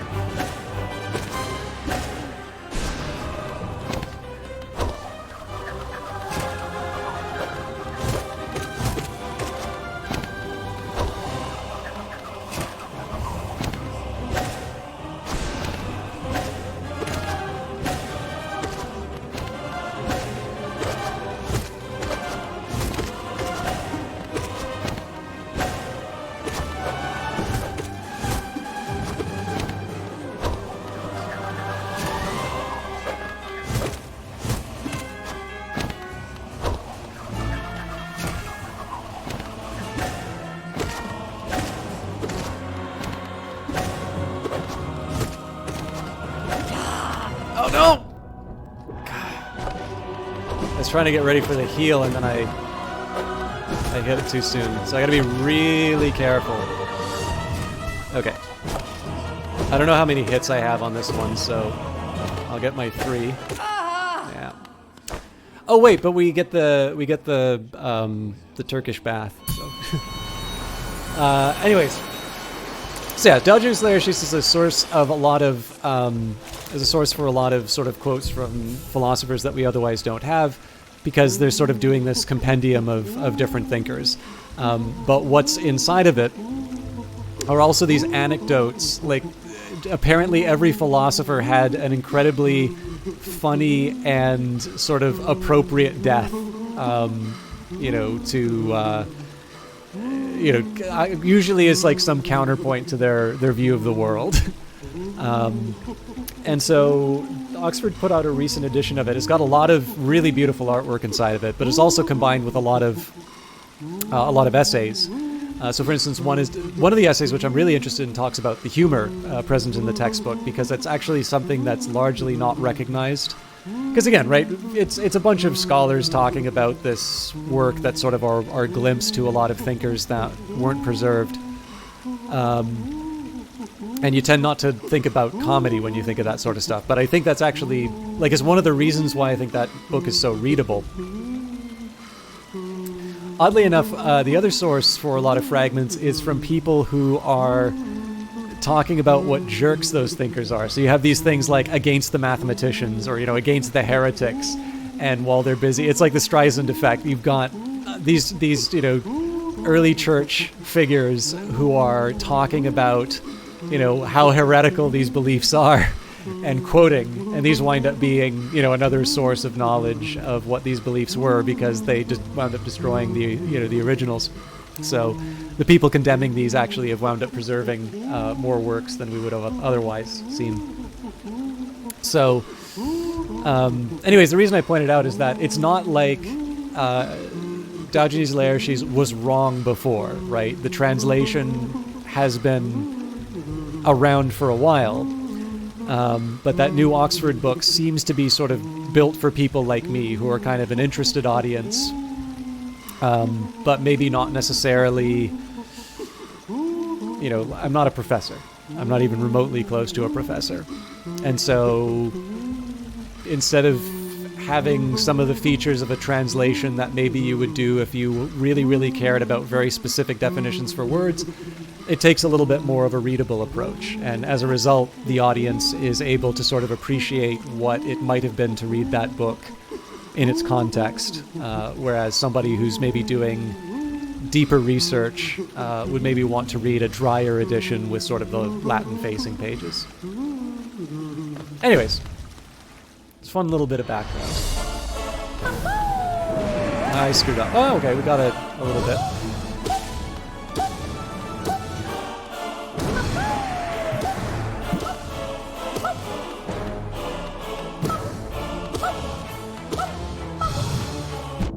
Nuts.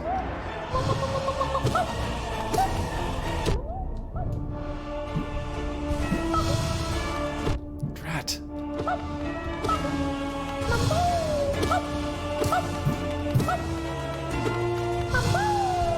I deserve that.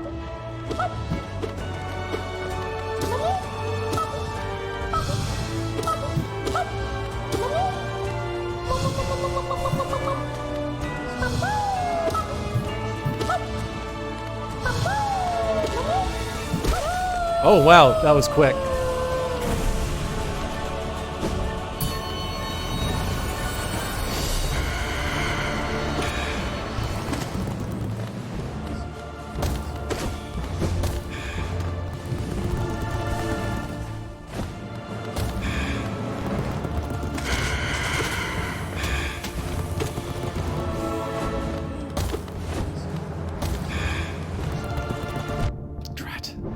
I really wanted to use some magic on him.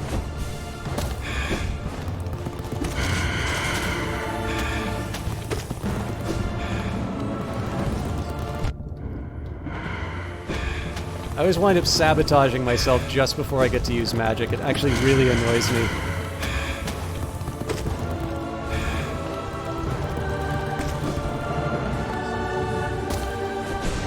Oh, nuts.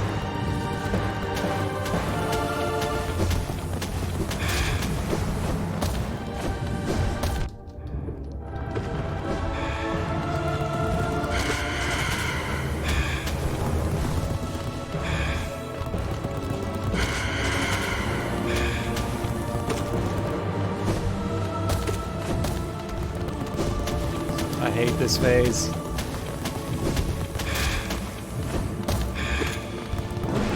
Oh.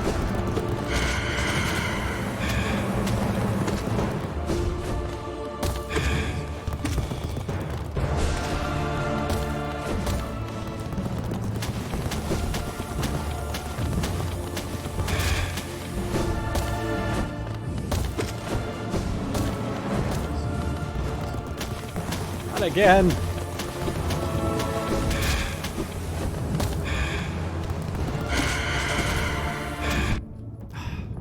That was a cheap shot.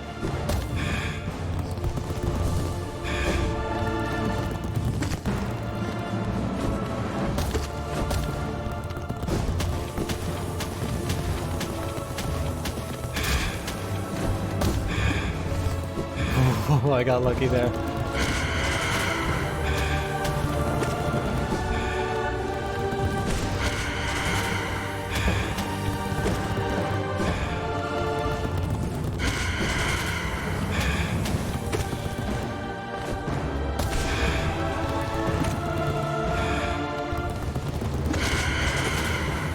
Must not fear. Fear is the mind killer. Drat.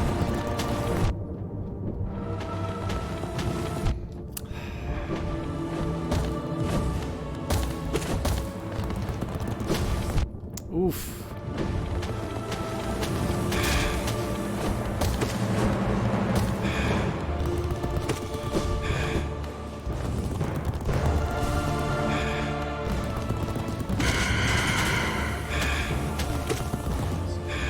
So again, I'm kind of in preservation mode.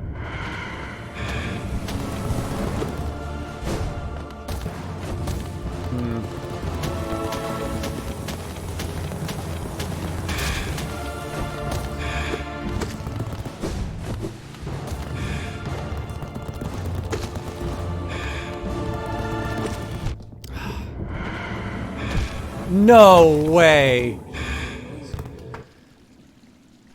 I didn't think they were allowed to go that close. That was a really good run on him though. I think I got a little bit too focused on preserving my health as opposed to thinking that I could like as is always the case. If I had just gone to finish the encounter, I probably would have seen the end to that one.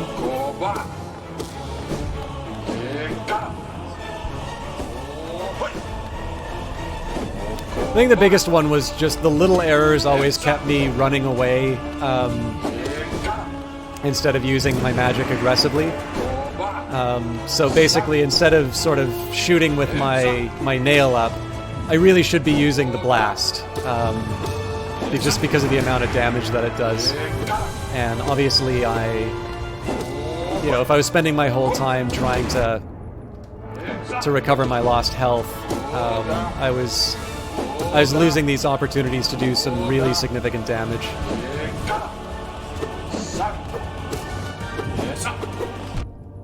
Yep, definitely. Because the fact of the matter is the nail is not that good of an attack.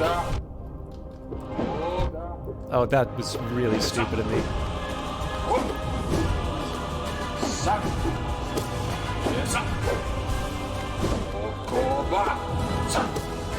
He's got to be getting close to the end. I may not have enough to... Okay, I will have enough for a heal.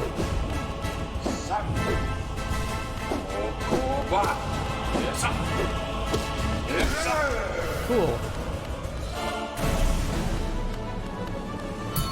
Yeah, I think as far as I've been able to figure it out,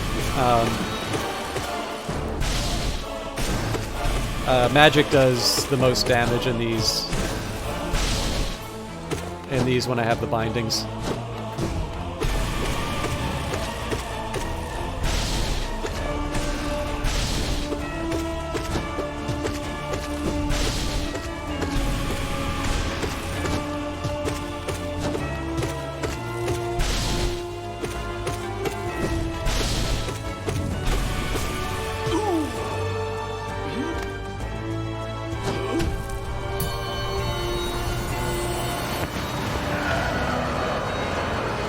Yeah, that guy I've pretty much got down the same way I have a couple of these, like the earlier fights.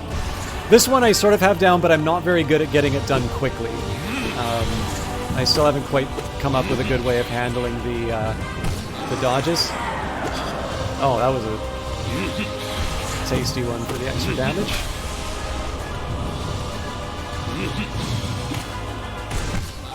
Oh, nice.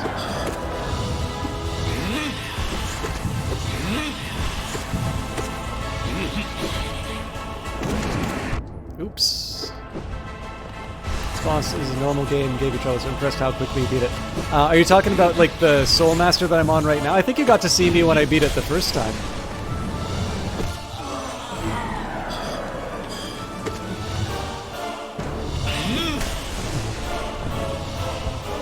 Although, I really appreciate... So, I know I complain about backseating a lot. The one thing I really appreciated was nobody in chat did the really horrible thing of like, oh man, just wait till he gets to the bit.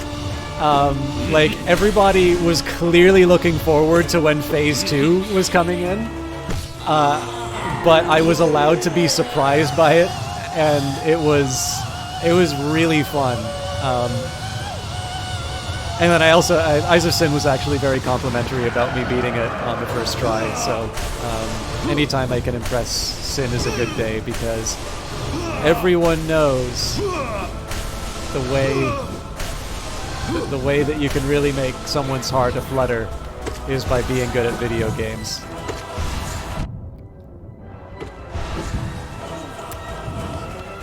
I believe that is in fact in Casanova's autobiography.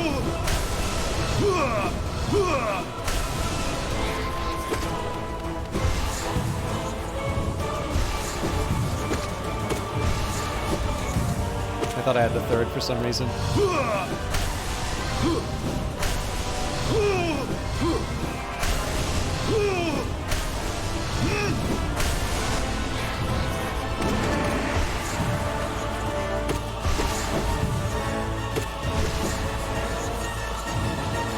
Ah.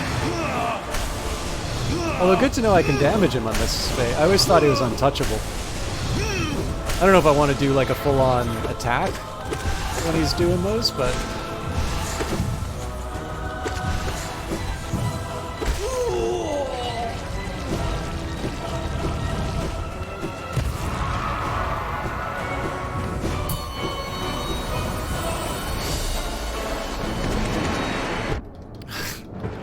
Apparently I just have too much health.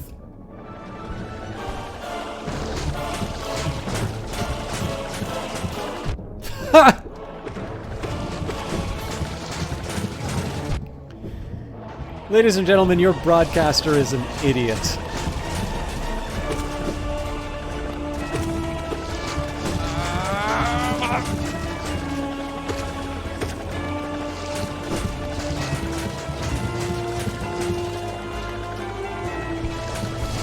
This Ooblets game that everybody's talking about. I actually got Ooblets. I'm trying to get a read on it because some of it kind of reads as really like... So originally I thought it was unintentionally funny, but the game does seem to have a degree of self-awareness, which I really like. So I'm trying to find out if the game is just genuinely trying to be funky and I'm, you know... I'm just too square to like really appreciate it, or if it's sort of playing with some of the conventions of those types of games. I definitely think it's the latter, but maybe that's just because I'm scared of being like my. Can you call them a friend if they're the sort of like show-off who wants to correct you on your Latin when you've not said any Latin? Acquaintance. Annoyance.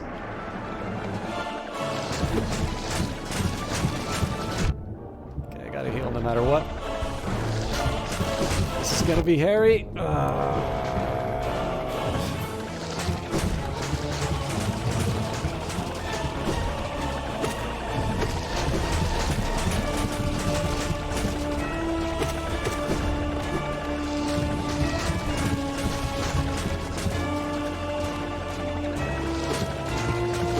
Anyways, it's something I've debated about doing on stream. The only thing is I really don't know if I'm good at that style of game, like in terms of making it fun to watch.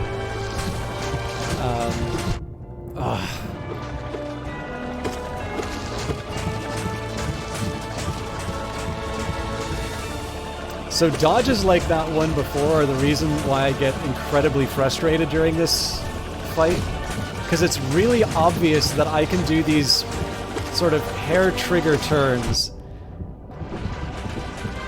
and yet I fail to do so regularly. So it's like one of these things where it's like, I know you can do this, you've pulled it off before, and yet then I just do something like faceplant into the boss. Anyways, the big problem right now is I'm playing not to lose, but now that I have my full masks, I can start taking a few more risks. The problem is I've been too busy in self-preservation. See, there's stuff like that which just really makes me wonder if my heart's in it. Run!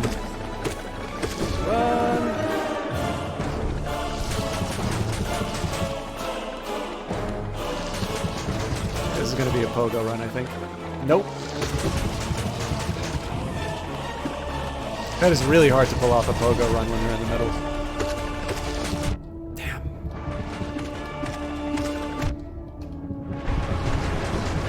Ooh, I might have just killed the run on that. It was good for damage, but at what cost? Oh no! Yeah. Yeah, that was me getting greedy. There's no reason I should have lost to that.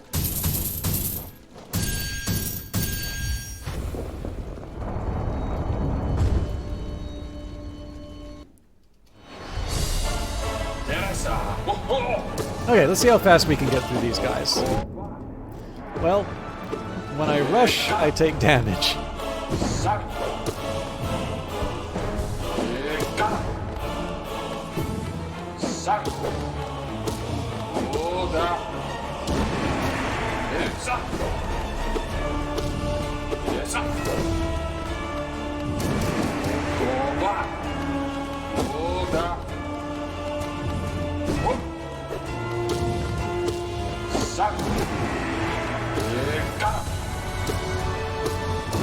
I gotta remember to use the next phase as the opportunity to get some more hits in.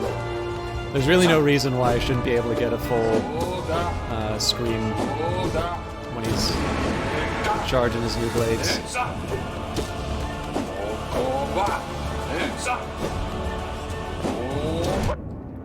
I thought I could catch him on the updraft, but I was a little late on my activation, so I got hit by the blade or nail.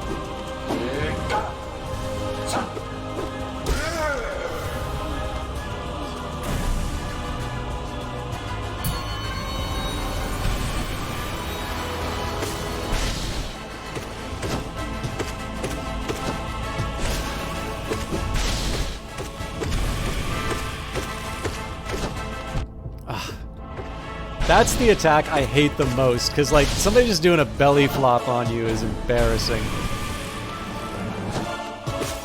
Well, there's no belly flop, but you get what I mean, though.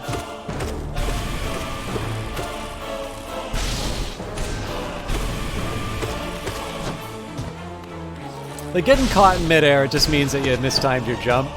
Getting landed on by that thing, there's, like, it's the most telegraphed action in the game.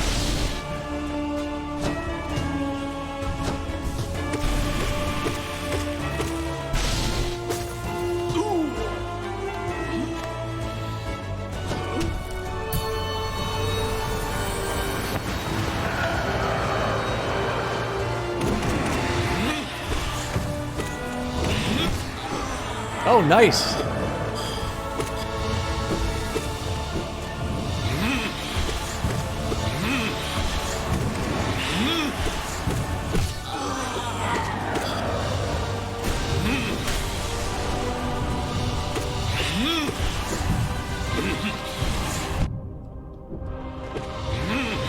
That was a good one.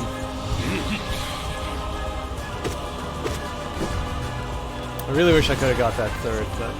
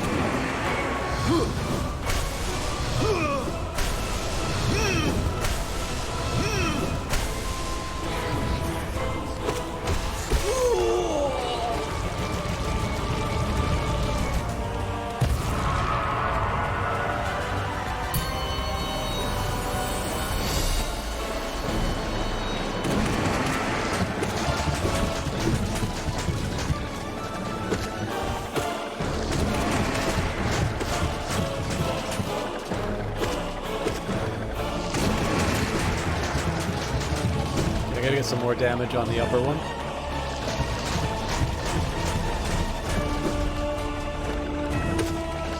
Or combined. Screw it.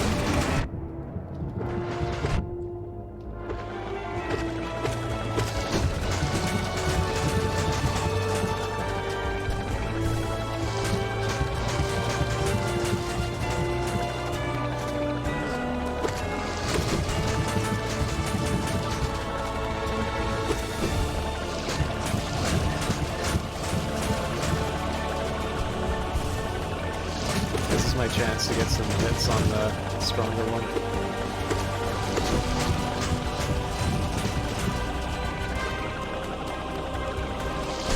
Ah, that was supposed to be a scream.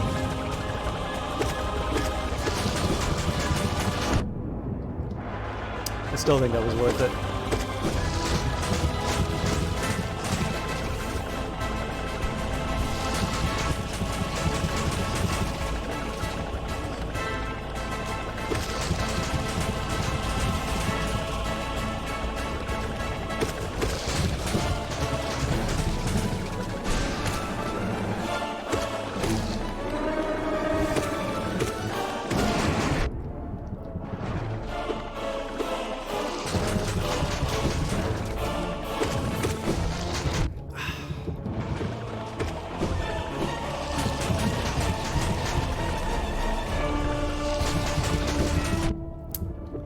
No way to dash through that. The whole way through.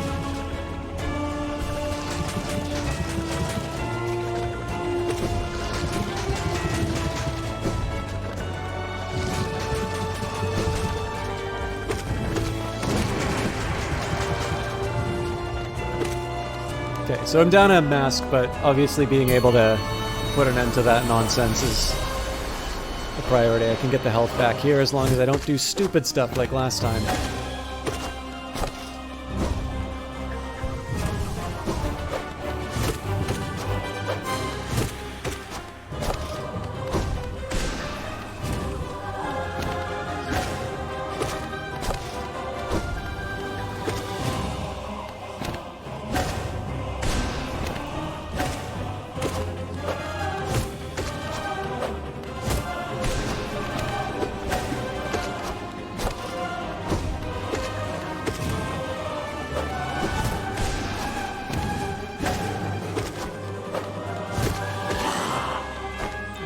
Full souls for round 2.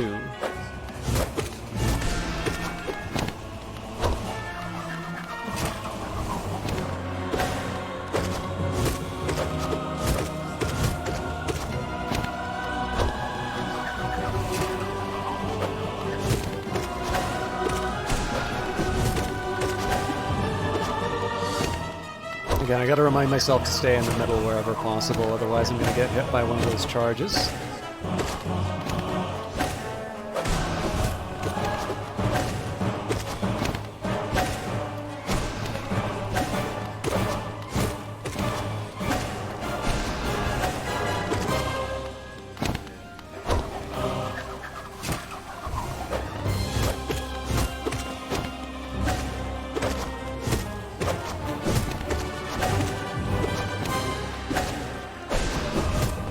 Wrong way.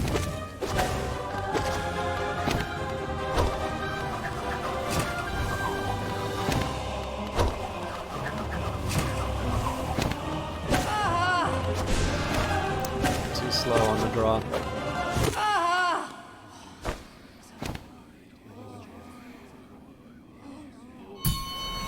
It's also kind of neat how the I don't know, the very bossy one is covered up by the Mantis Lords.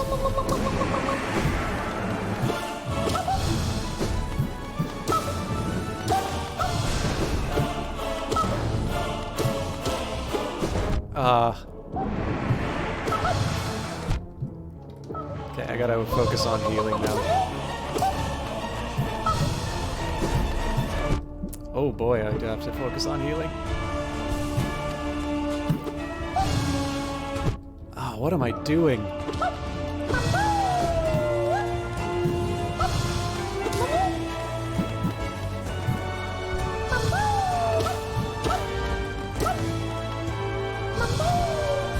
That's fair.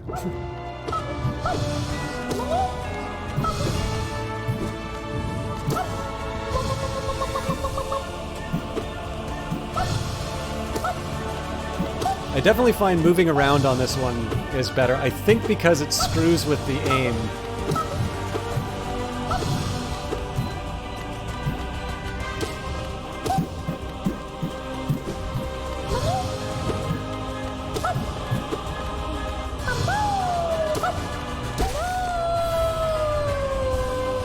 Bring it, Nosk.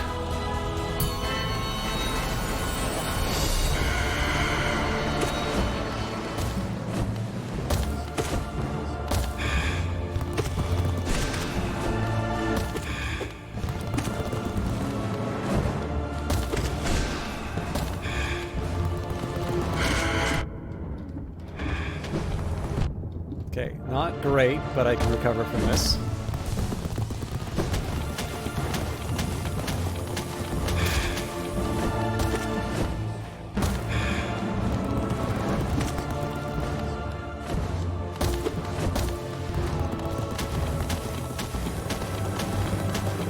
Oops.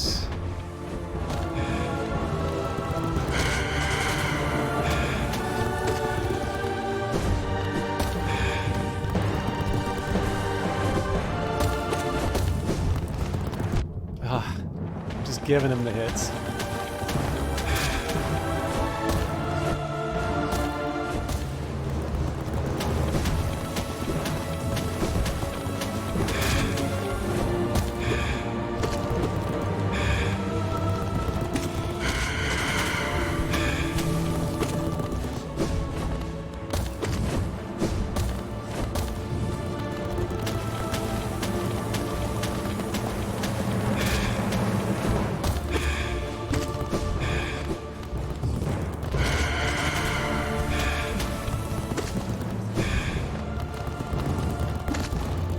I see you talking, Cheese. I'm just, I'm in deep focus now.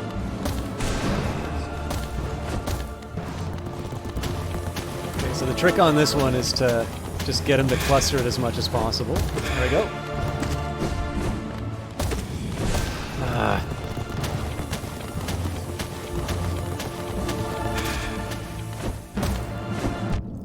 Oh, dirty. All right.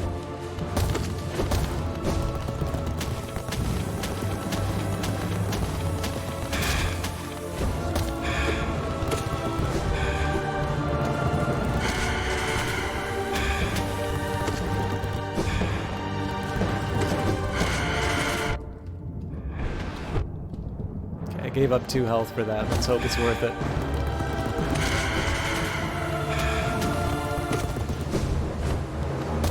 There's my 3rd. That almost ended in tragedy. Ah.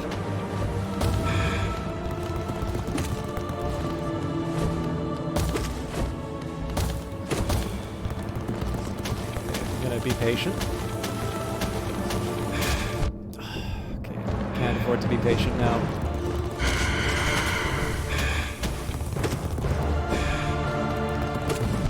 Damn. Beautiful. Okay, I've got 2 masks and going into an unknown enemy. This is the furthest we've gotten in the Pantheon. You're kidding me.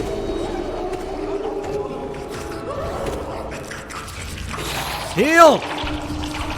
God damn it, I'm so mad at that.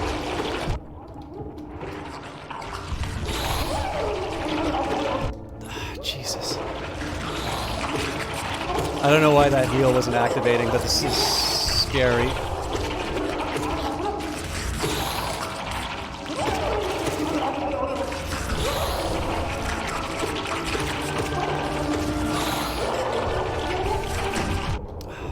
So close.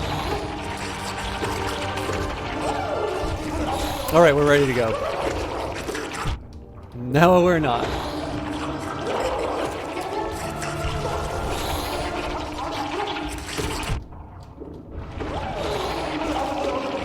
The water just savages me.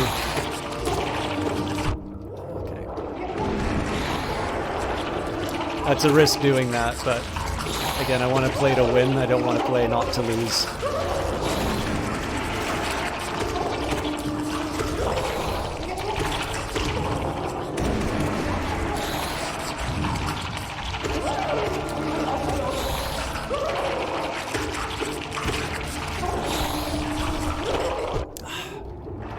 Whenever I heal, that I get hit by that.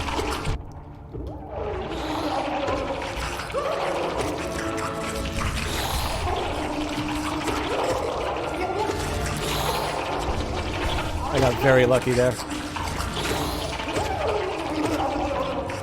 Oh, nuts.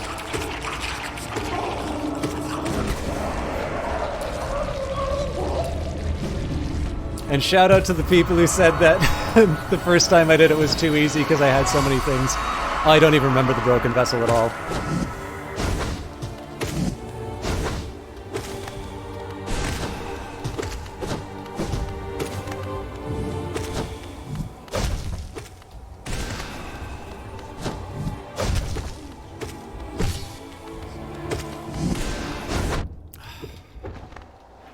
So I know where my healing opportunities are. Ah, damn.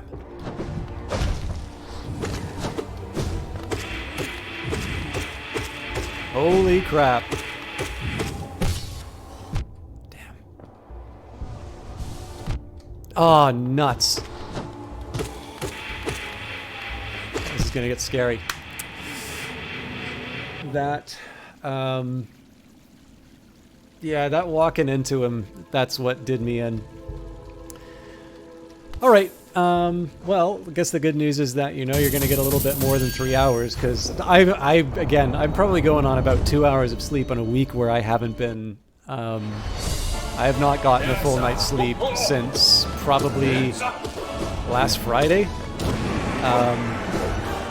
But those last couple of rounds certainly have got the adrenaline keeping me going.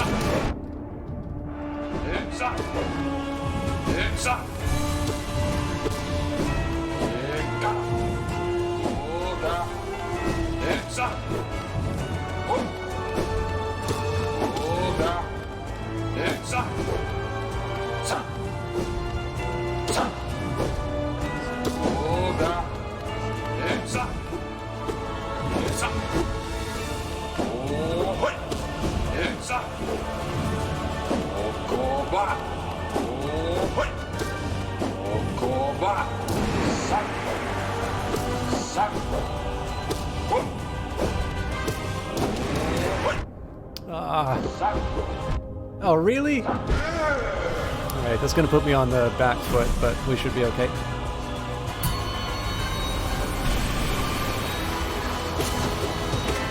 So the thing is, the last time I was really aggressive on this one,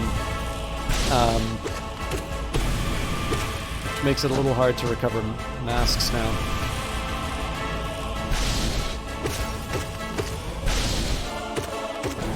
I don't want to test if those crystals on the far left... Oh, it looks like they're in the background. What was that?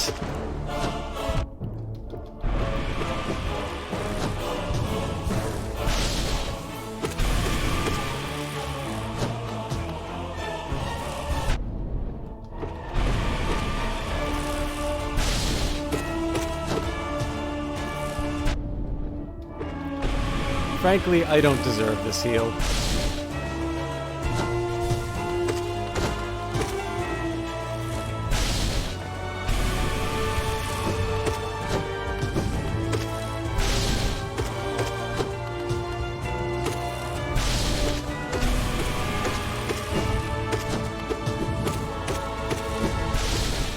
There we go.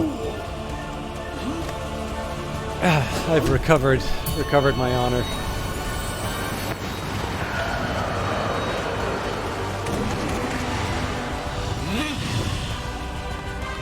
I don't know why I didn't anticipate the jump there, but I'm glad I could dodge in the last second.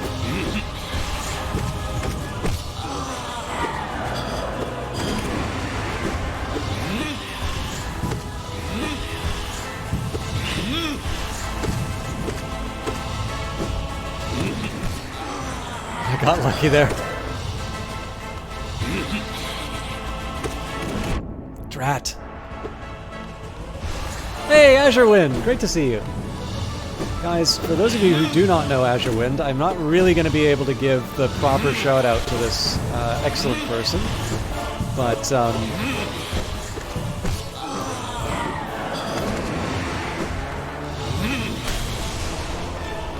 as you can see, I don't know if you've ever played Hollow Knight, but Azure Wind has been doing a great job with XCOM 2 Long War of the Chosen. I actually took all of 15 seconds in your channel before I went live tonight, and I saw you taking a mulligan. And the thing is because I'm reflexively awful, I was going to say, it's like, oh, is it your first time playing? And then I thought, that would be a really terrible thing to just say that in your channel and then leave. So I opted to not say... Oh, you were just starting? I didn't even see the timer on it. Anyways, guys, I can't do the shout-out command for him right now, but Azure Wind... Like, so... It's really obvious to see why I like Azure Wind. He plays games very similar to ones that I do. I originally saw him play BattleTech, which he did a great job with. But he is... what the hell was I thinking there?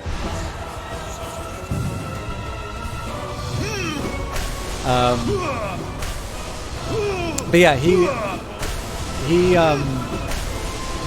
plays XCOM at a very, very high level, so it's not just, you know, Iron Man or Honest Man, impossible difficulties and such. I mean, he's also done runs where he's tried to take a list of mods to make it as difficult as possible. I really don't know why I'm screwing up the healing on here. I know this stuff will hit me, and I'm just apparently not caring. I happen to know that he... Actually, I probably should wait until he says it, but I know there is a game that he will be playing that I personally am really looking forward to seeing him cover. And just overall, like, somebody who's been really friendly. I think he does a great job of sharing a game that he is, like, very, very good at.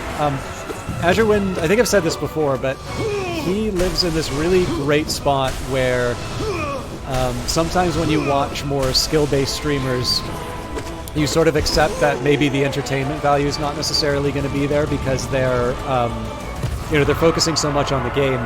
But Azure Wind is actually somebody that you can watch if you're unfamiliar with the game and get some tips. In fact, he has definitely coached a few people in his channel while getting savaged by RNG. And I've been impressed by that because I know, like, I've never really tried XCOM on the harder difficulties just because I've only ever wanted to play them on stream. And so the funny thing is as much as I love XCOM 2, I've never actually seen the end of it because other stuff has gotten in the way of me finishing it. And obviously I don't want my first experience of a game to be on the hardest difficulty, especially when it has sort of a permanent end. Although, from what I understand, the Doom counter in base XCOM 2 is reasonably friendly in terms of you have to kind of go out of your way to lose. Oh, come on. Anyways, all of this is a very long way of saying Azure Wind is somebody who I sort of... Actually, I don't even think I found it. I think you might have hosted me after Battletech. But one way or the other, somebody I've really been happy to be able to catch. He's one of the few people I will sort of carve out the time to watch on Twitch. I'm more on the supply side than the demand side for Twitch content. Azure Wind is a real stand-up guy both on and off cast, at least in my interactions with him. And basically the exact opposite of the kind of person I play when I'm inside of the Twitch chat, which is very high praise for those of you who know how I behave in chats. Anyway, sorry, I didn't get a chance to see... Oh, you gotta go real quick. Yeah, I never got a chance to see if you played Hollow Knight or not. If you like difficulty, may I recommend the Pantheon of the Artist. But, sorry, you're probably gone by now, but have a great night, and I hope to get a chance to more than just wish to talk in your channel next time.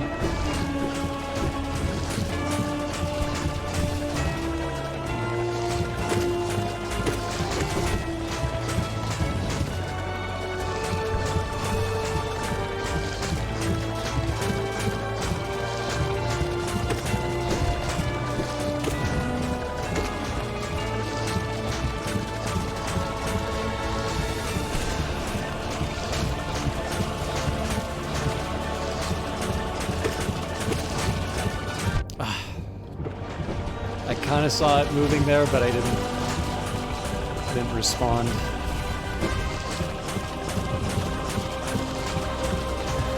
This fight's gone on too long. I don't think I've even used any magic on these guys yet. So this is kind of what I'm talking about in terms of like playing not to lose. It's, you know, I'm at full masks, but where have I really gone? I've really just opened up more opportunities for damage. So I need to start getting a little more serious on taking these guys out.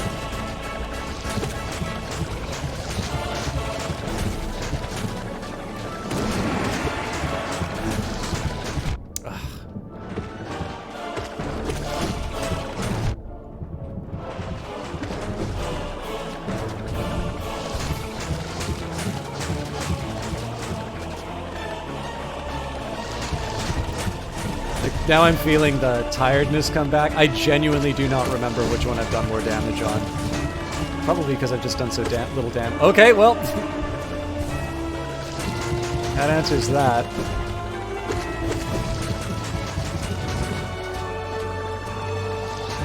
So, I don't know if oblobbles have, like, boys and girls, or if there are, like, those frogs which switch, you know, according to what's needed. But, this is really a message for equality. I gotta hit him equally, otherwise the fight becomes really hard.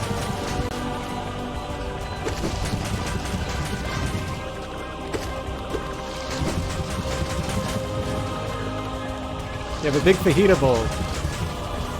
Wait, it took you that... sorry, I thought you were just getting dinner when you first came in.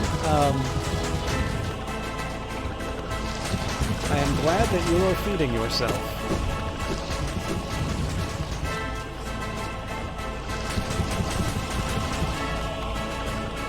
I also know that you have got some skill in the kitchen, so I don't even need to ask if it's good.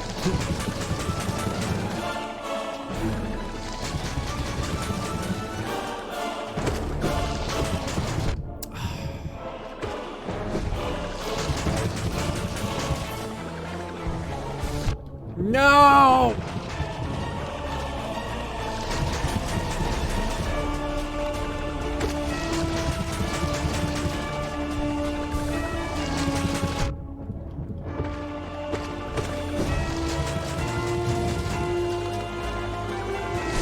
Oh, that was supposed to be a scream.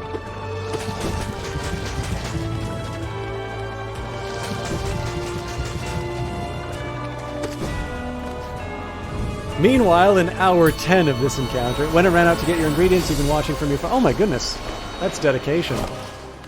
More of you should be like Eyes of Sin.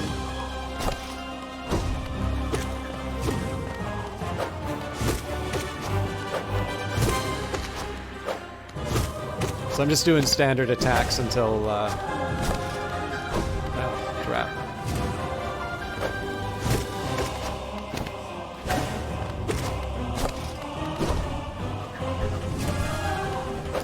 Learning I could sort of shadow step through those attacks was a very...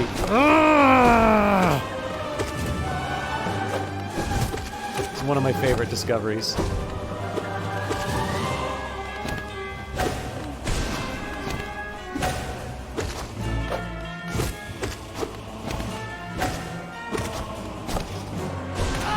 Oh, you gotta be kidding me. Alright. We can handle them with 3 masks. And you all know how happy I get when I get to bonk them both on the head.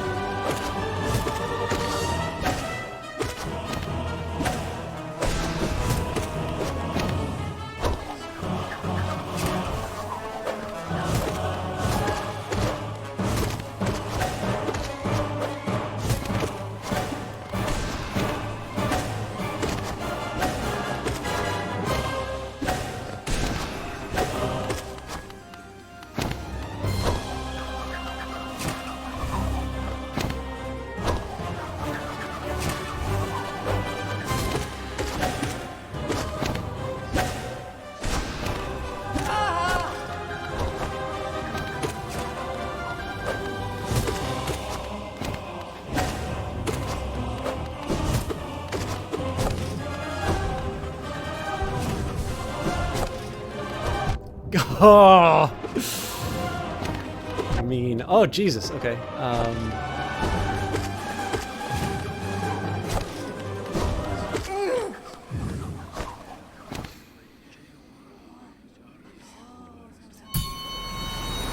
hope you had headphones on, Eyes of Sin, because I'm going to assume that all of the... Oh, nuts! Ah! Would, raise questions as to what type of video you're watching.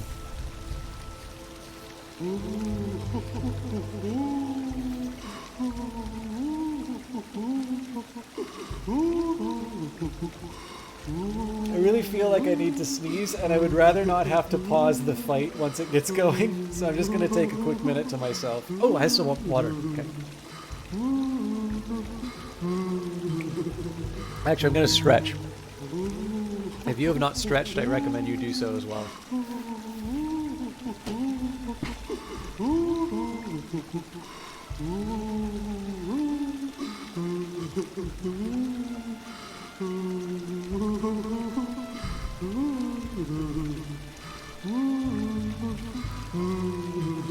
Alright, bring it on, you nerds.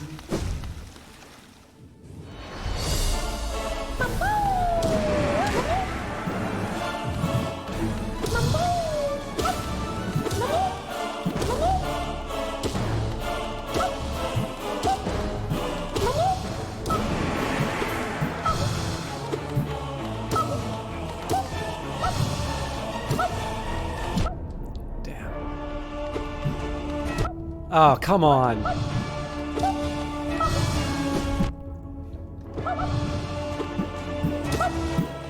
How was I down to 3?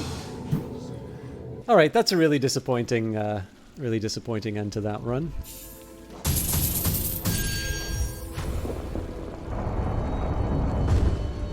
The stretching clearly didn't help me out. I'm not quite sure what I'm going to call it, but let's see if we can recover some of the lost glory.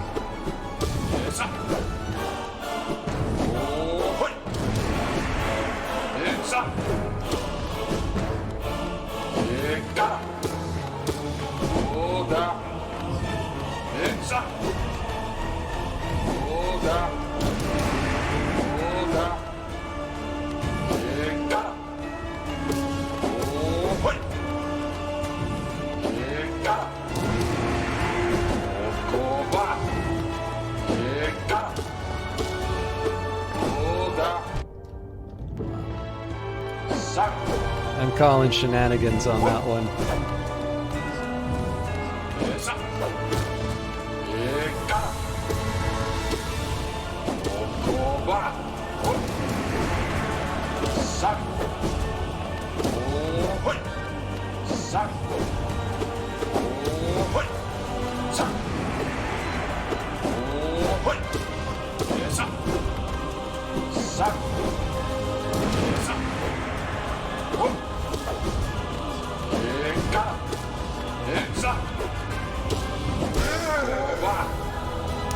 Okay, again, starting off with full souls is always a nice way to begin the fight. I'm not sure why I didn't jump.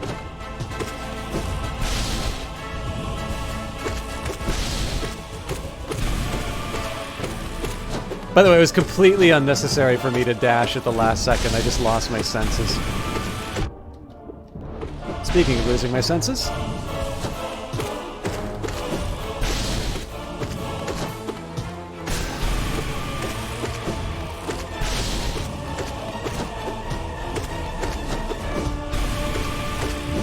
Oh no!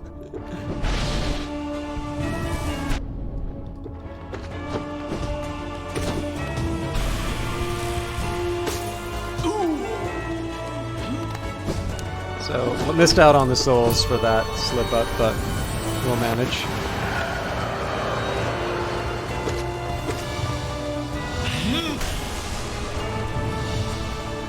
Ah, that was supposed to be another shout. I've been really messing those up lately. I don't know if that's a tiredness thing or what, but...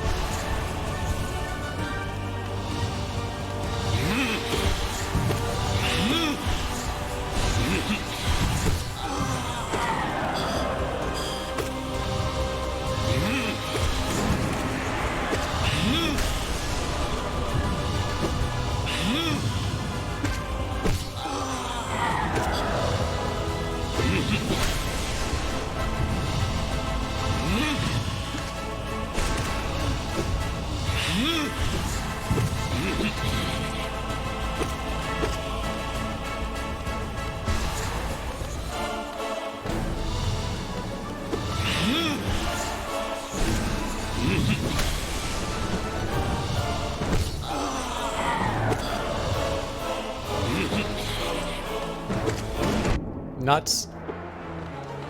I should really... I know I try to do like the hit and then the shout, but I always wind up taking damage off of it, so I should probably just...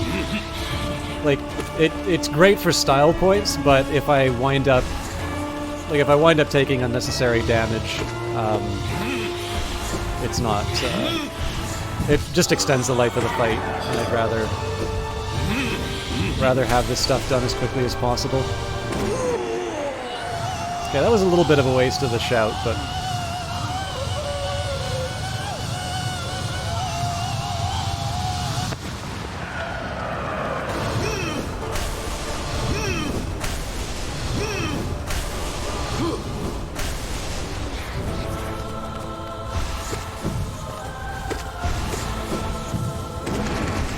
It is kind of neat how the fight changes. Like, he's...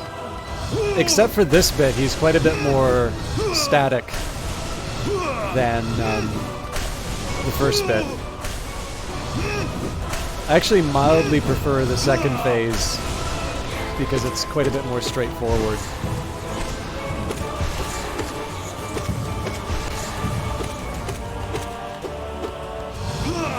I wanted to save up for the shout.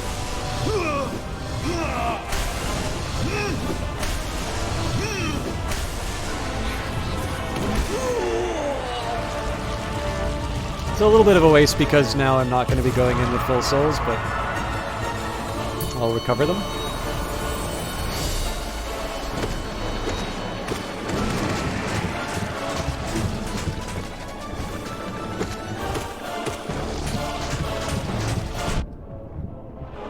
I'm not sure that hit was worth it, to be honest.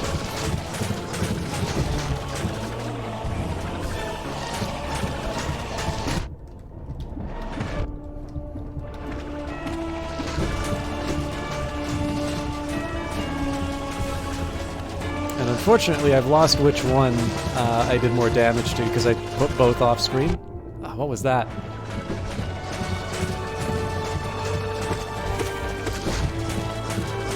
At this point, I'll just kind of hit whoever I can. I don't think there's any way to tell which one is more damaged.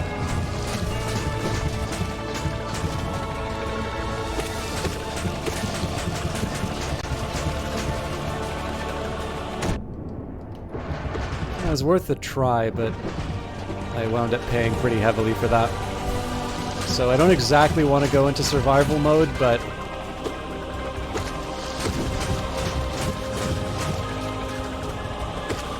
see if I can get away with I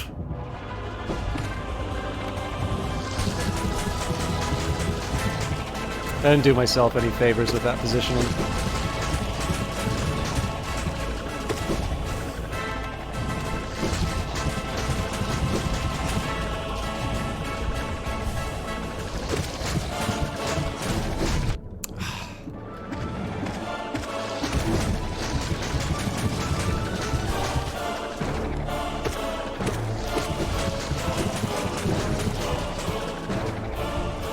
Back to 4.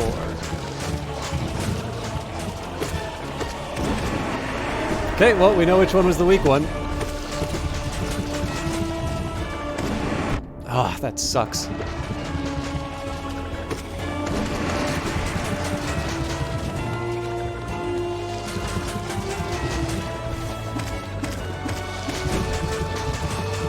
So that ideally is how I do it every time, but that is not an easy move to do.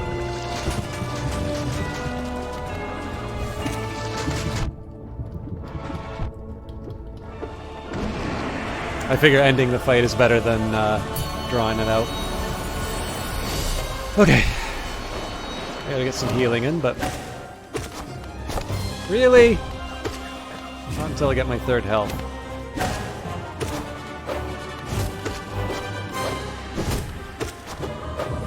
I really shouldn't dodge that particular attack. Maybe. I just got it at the end.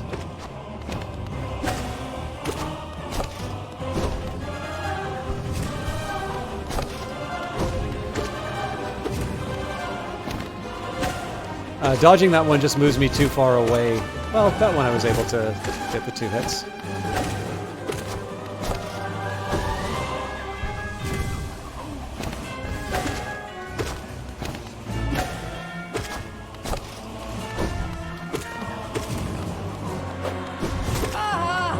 And we got full souls for the duo. Okay, well, still some damage. Not the attack I was planning, but...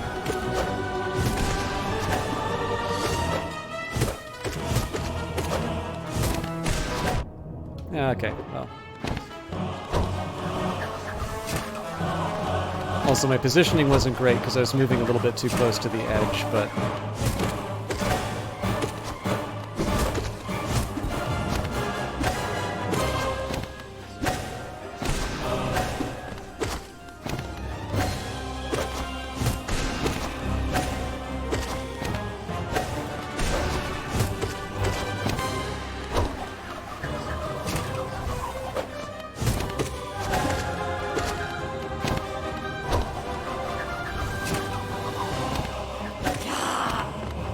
Good. Just gotta wait for another boomerang. I guess it doesn't matter because this is the last fight. That would have been my time to heal, but...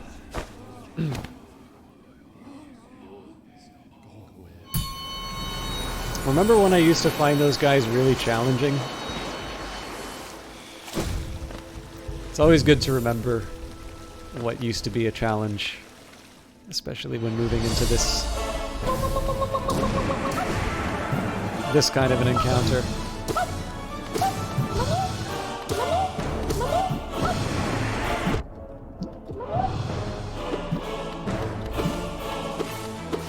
Ooh, not good. Very not good.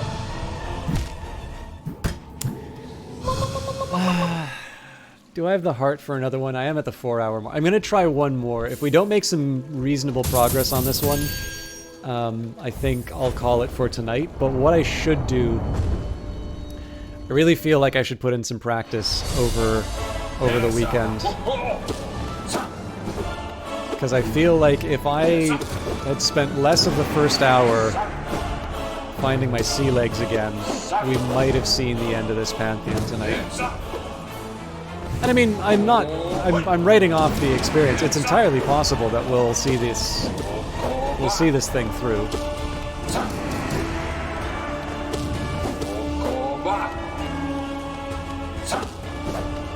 It depends how I feel after the encounter. If I feel like I'm starting to make some really basic mistakes again, it might be time to pack it in.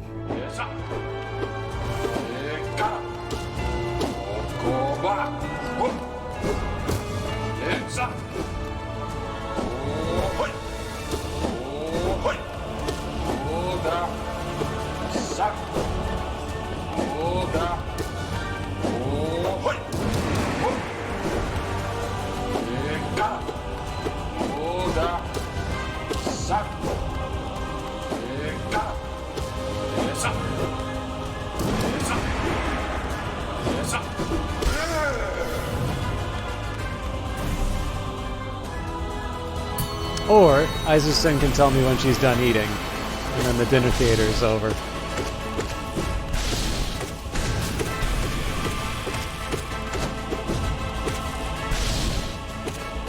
Also, thank you all for hanging out with me. I know I said at the start I wasn't exactly feeling 100%, so being able to share some Hollow Knight with you, especially with some admittedly minor but still progress, is a nice little reward for a tricky week. Ooh. I hate you.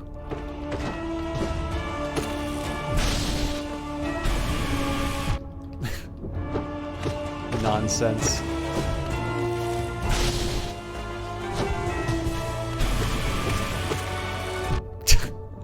I'm just asking to lose my hit.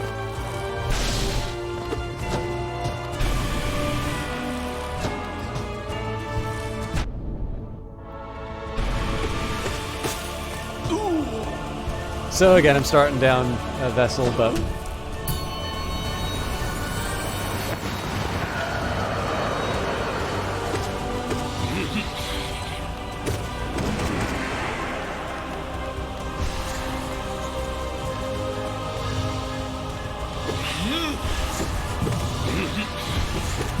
so yeah, you can compare that to how he behaves in Phase 2, and there's just a lot less to worry about in terms of whether or not your super attacks are going to hit. I'm just trying to Ding in a little extra. Ah! I cannot count how many times the wrong ability is triggered. And like it's just on me in terms of how I'm hitting the keys and all of that, but the ones, I will confess, the ones that frustrate me the most right now, because I was talking about how for so many bosses I didn't have a good conceptual idea of what I wanted to do. The fact that it's now gotten to a point where for pretty much everyone, I know how I want the fight to go. It's so frustrating when there's a mechanical problem, because I really didn't feel that the mechanics were a problem the last couple of weeks. And just the fact that I'm triggering magic when I shouldn't, or, the wrong spell. It just kind of feels like I'm throwing away a chance at winning. I mean, again, I want to be kind to myself. It's worth, like, obviously, if I feel that everything needs to be perfect every second, then chances are it means that I've got a lack of confidence in other things. But with that in mind, it wouldn't hurt to have a little bit of discipline. I will say with the hour, though, I'm probably not going to get the reading or writing I wanted, and that's not bad, though. Probably wouldn't retain most of what I was reading anyway. Yeah, so like this is pretty much designed for the Yell.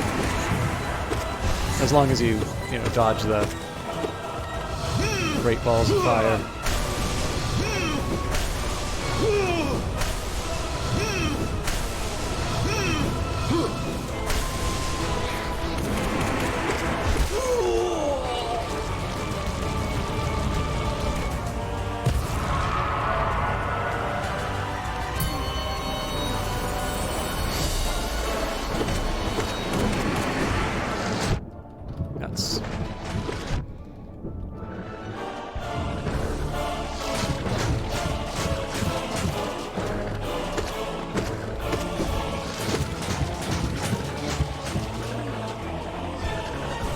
Gonna get tricky. I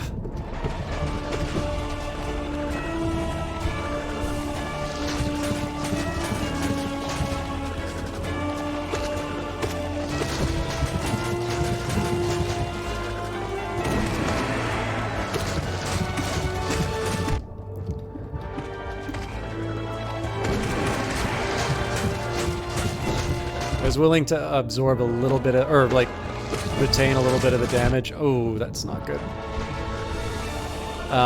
Just so I could try and spread it out between the two oblobbles, but each time I do that, oh good lord, I'm potentially throwing away the run. So again, I gotta go into protector mode for a little bit.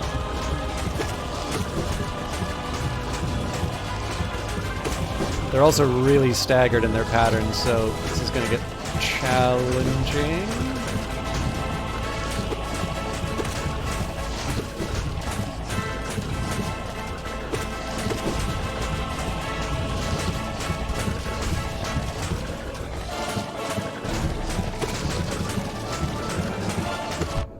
Drat. I would have done the big... These are the ones I hate the most, because it sucks up all my soul, but I still take the damage.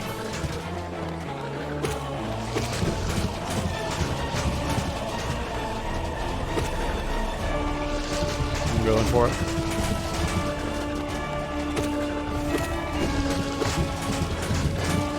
Oh, you know what? I think one of them is light gray and the other one is dark, or it might just be where they are in the environment.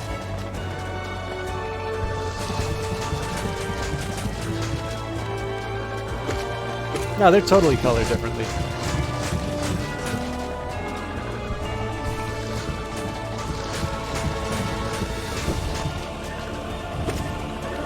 Okay, I think this one might be a bit stronger than I want. Oh dear. Oh, Jesus. Okay, heal up. I don't want any part of that.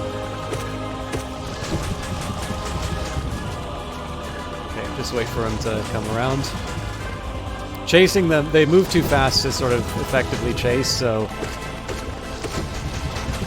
Good. With that in mind, that'll be the natural place to heal. If they're close, then it's good to just go in aggressive. If there's some distance... I mean, I'm creating the distance there, but I'm up to 4 masks now, and I think I have a good strategy.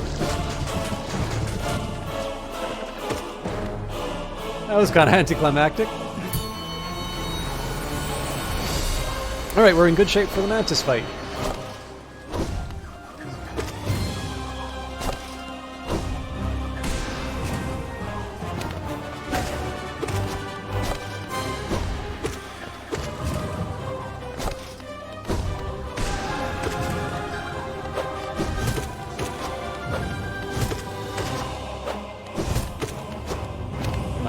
Magic.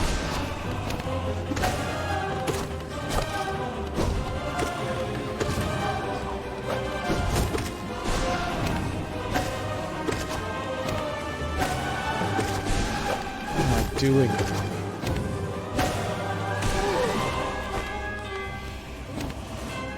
My wrist's getting a little sore.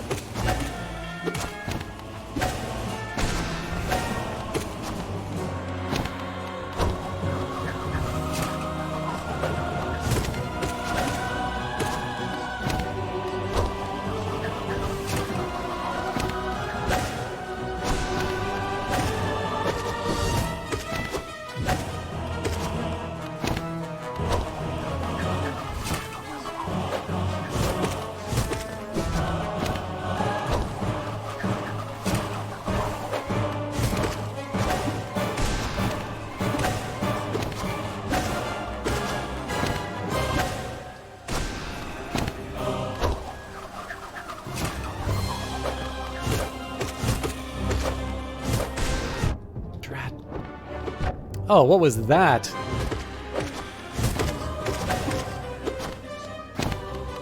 Apparently I've given up on the run already.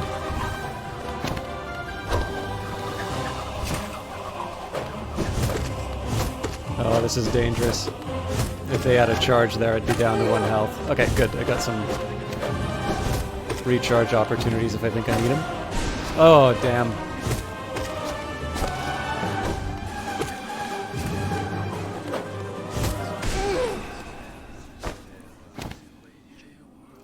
Okay, things are getting a little sloppier overall. Let's see if we can make it up on Marmu. Because the big thing is like, I can have, you know, like, it could be hell on earth on those first 4. I always get this break here. And there's nothing, they're like, the only thing that stops me from just completely demolishing Marmu on this next step is just the conception that I'm like, oh yeah, you know, I'm tired, I'm not going to do well. So, let's see if we can outdo my physical limitations.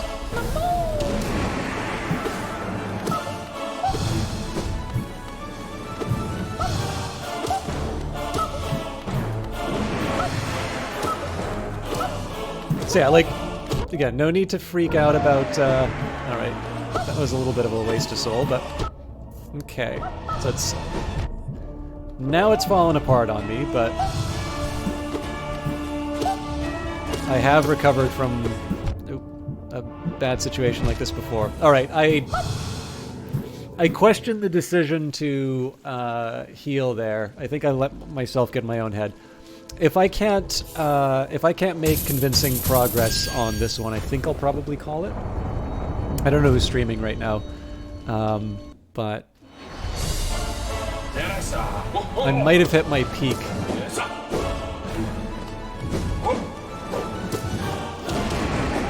And obviously, if I can get myself a proper bed tonight, that's going to mean more time for videos on Saturday. And if I do more videos on Saturday, then it's much more likely that I'm going to be able to, much more likely to record Hollow Knight stuff midweek, so I'm not relearning the game for the first hour. Pretty convincing start, though. Alright, that was a little careless, but...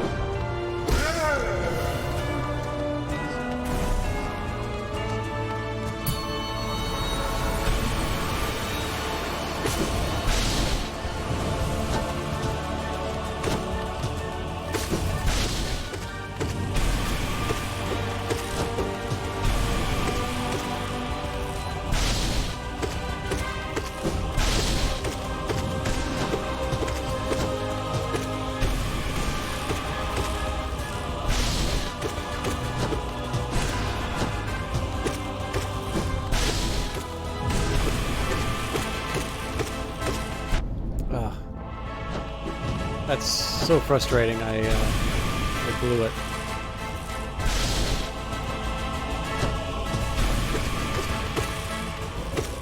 Ooh, that was a really tight fight. All right.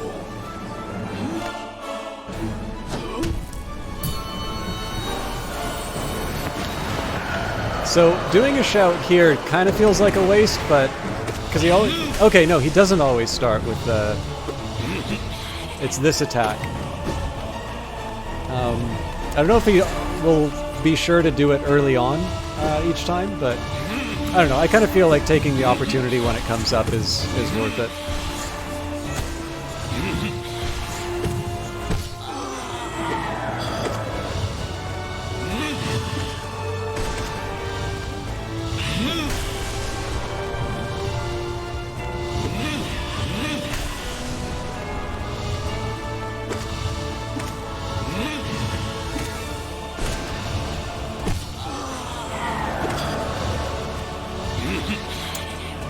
I have an itch. Okay, good. Ooh, I got lucky.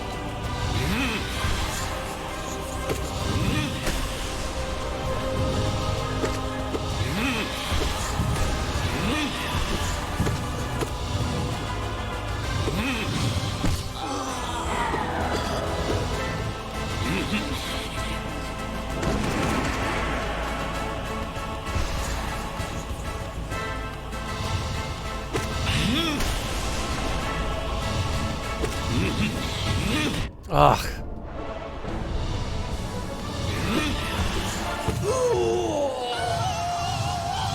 Stretch time.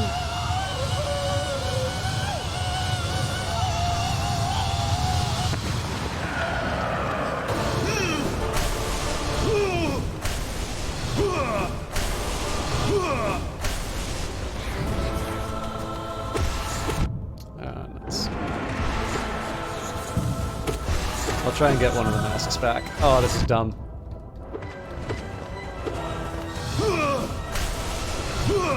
I think I'm gonna go to safety mode just because I know what's coming next.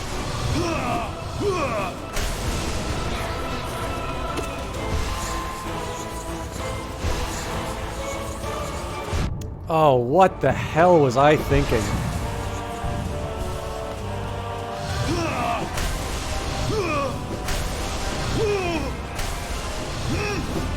I'm extending the fight and completely failing to recover my masks.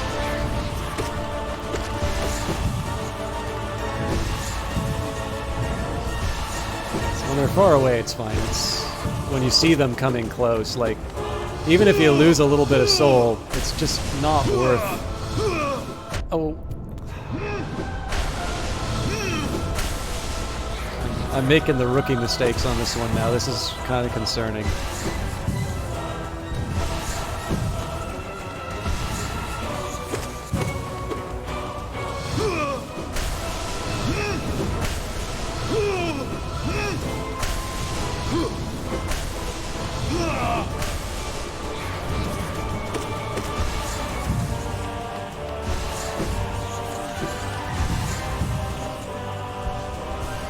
Alright, back on track.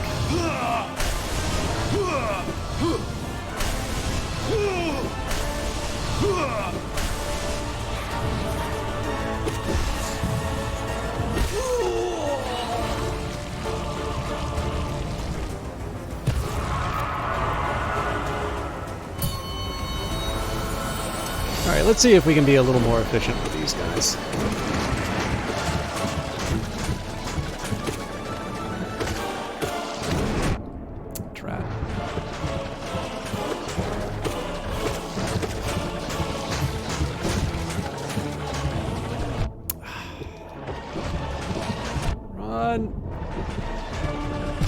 Alright.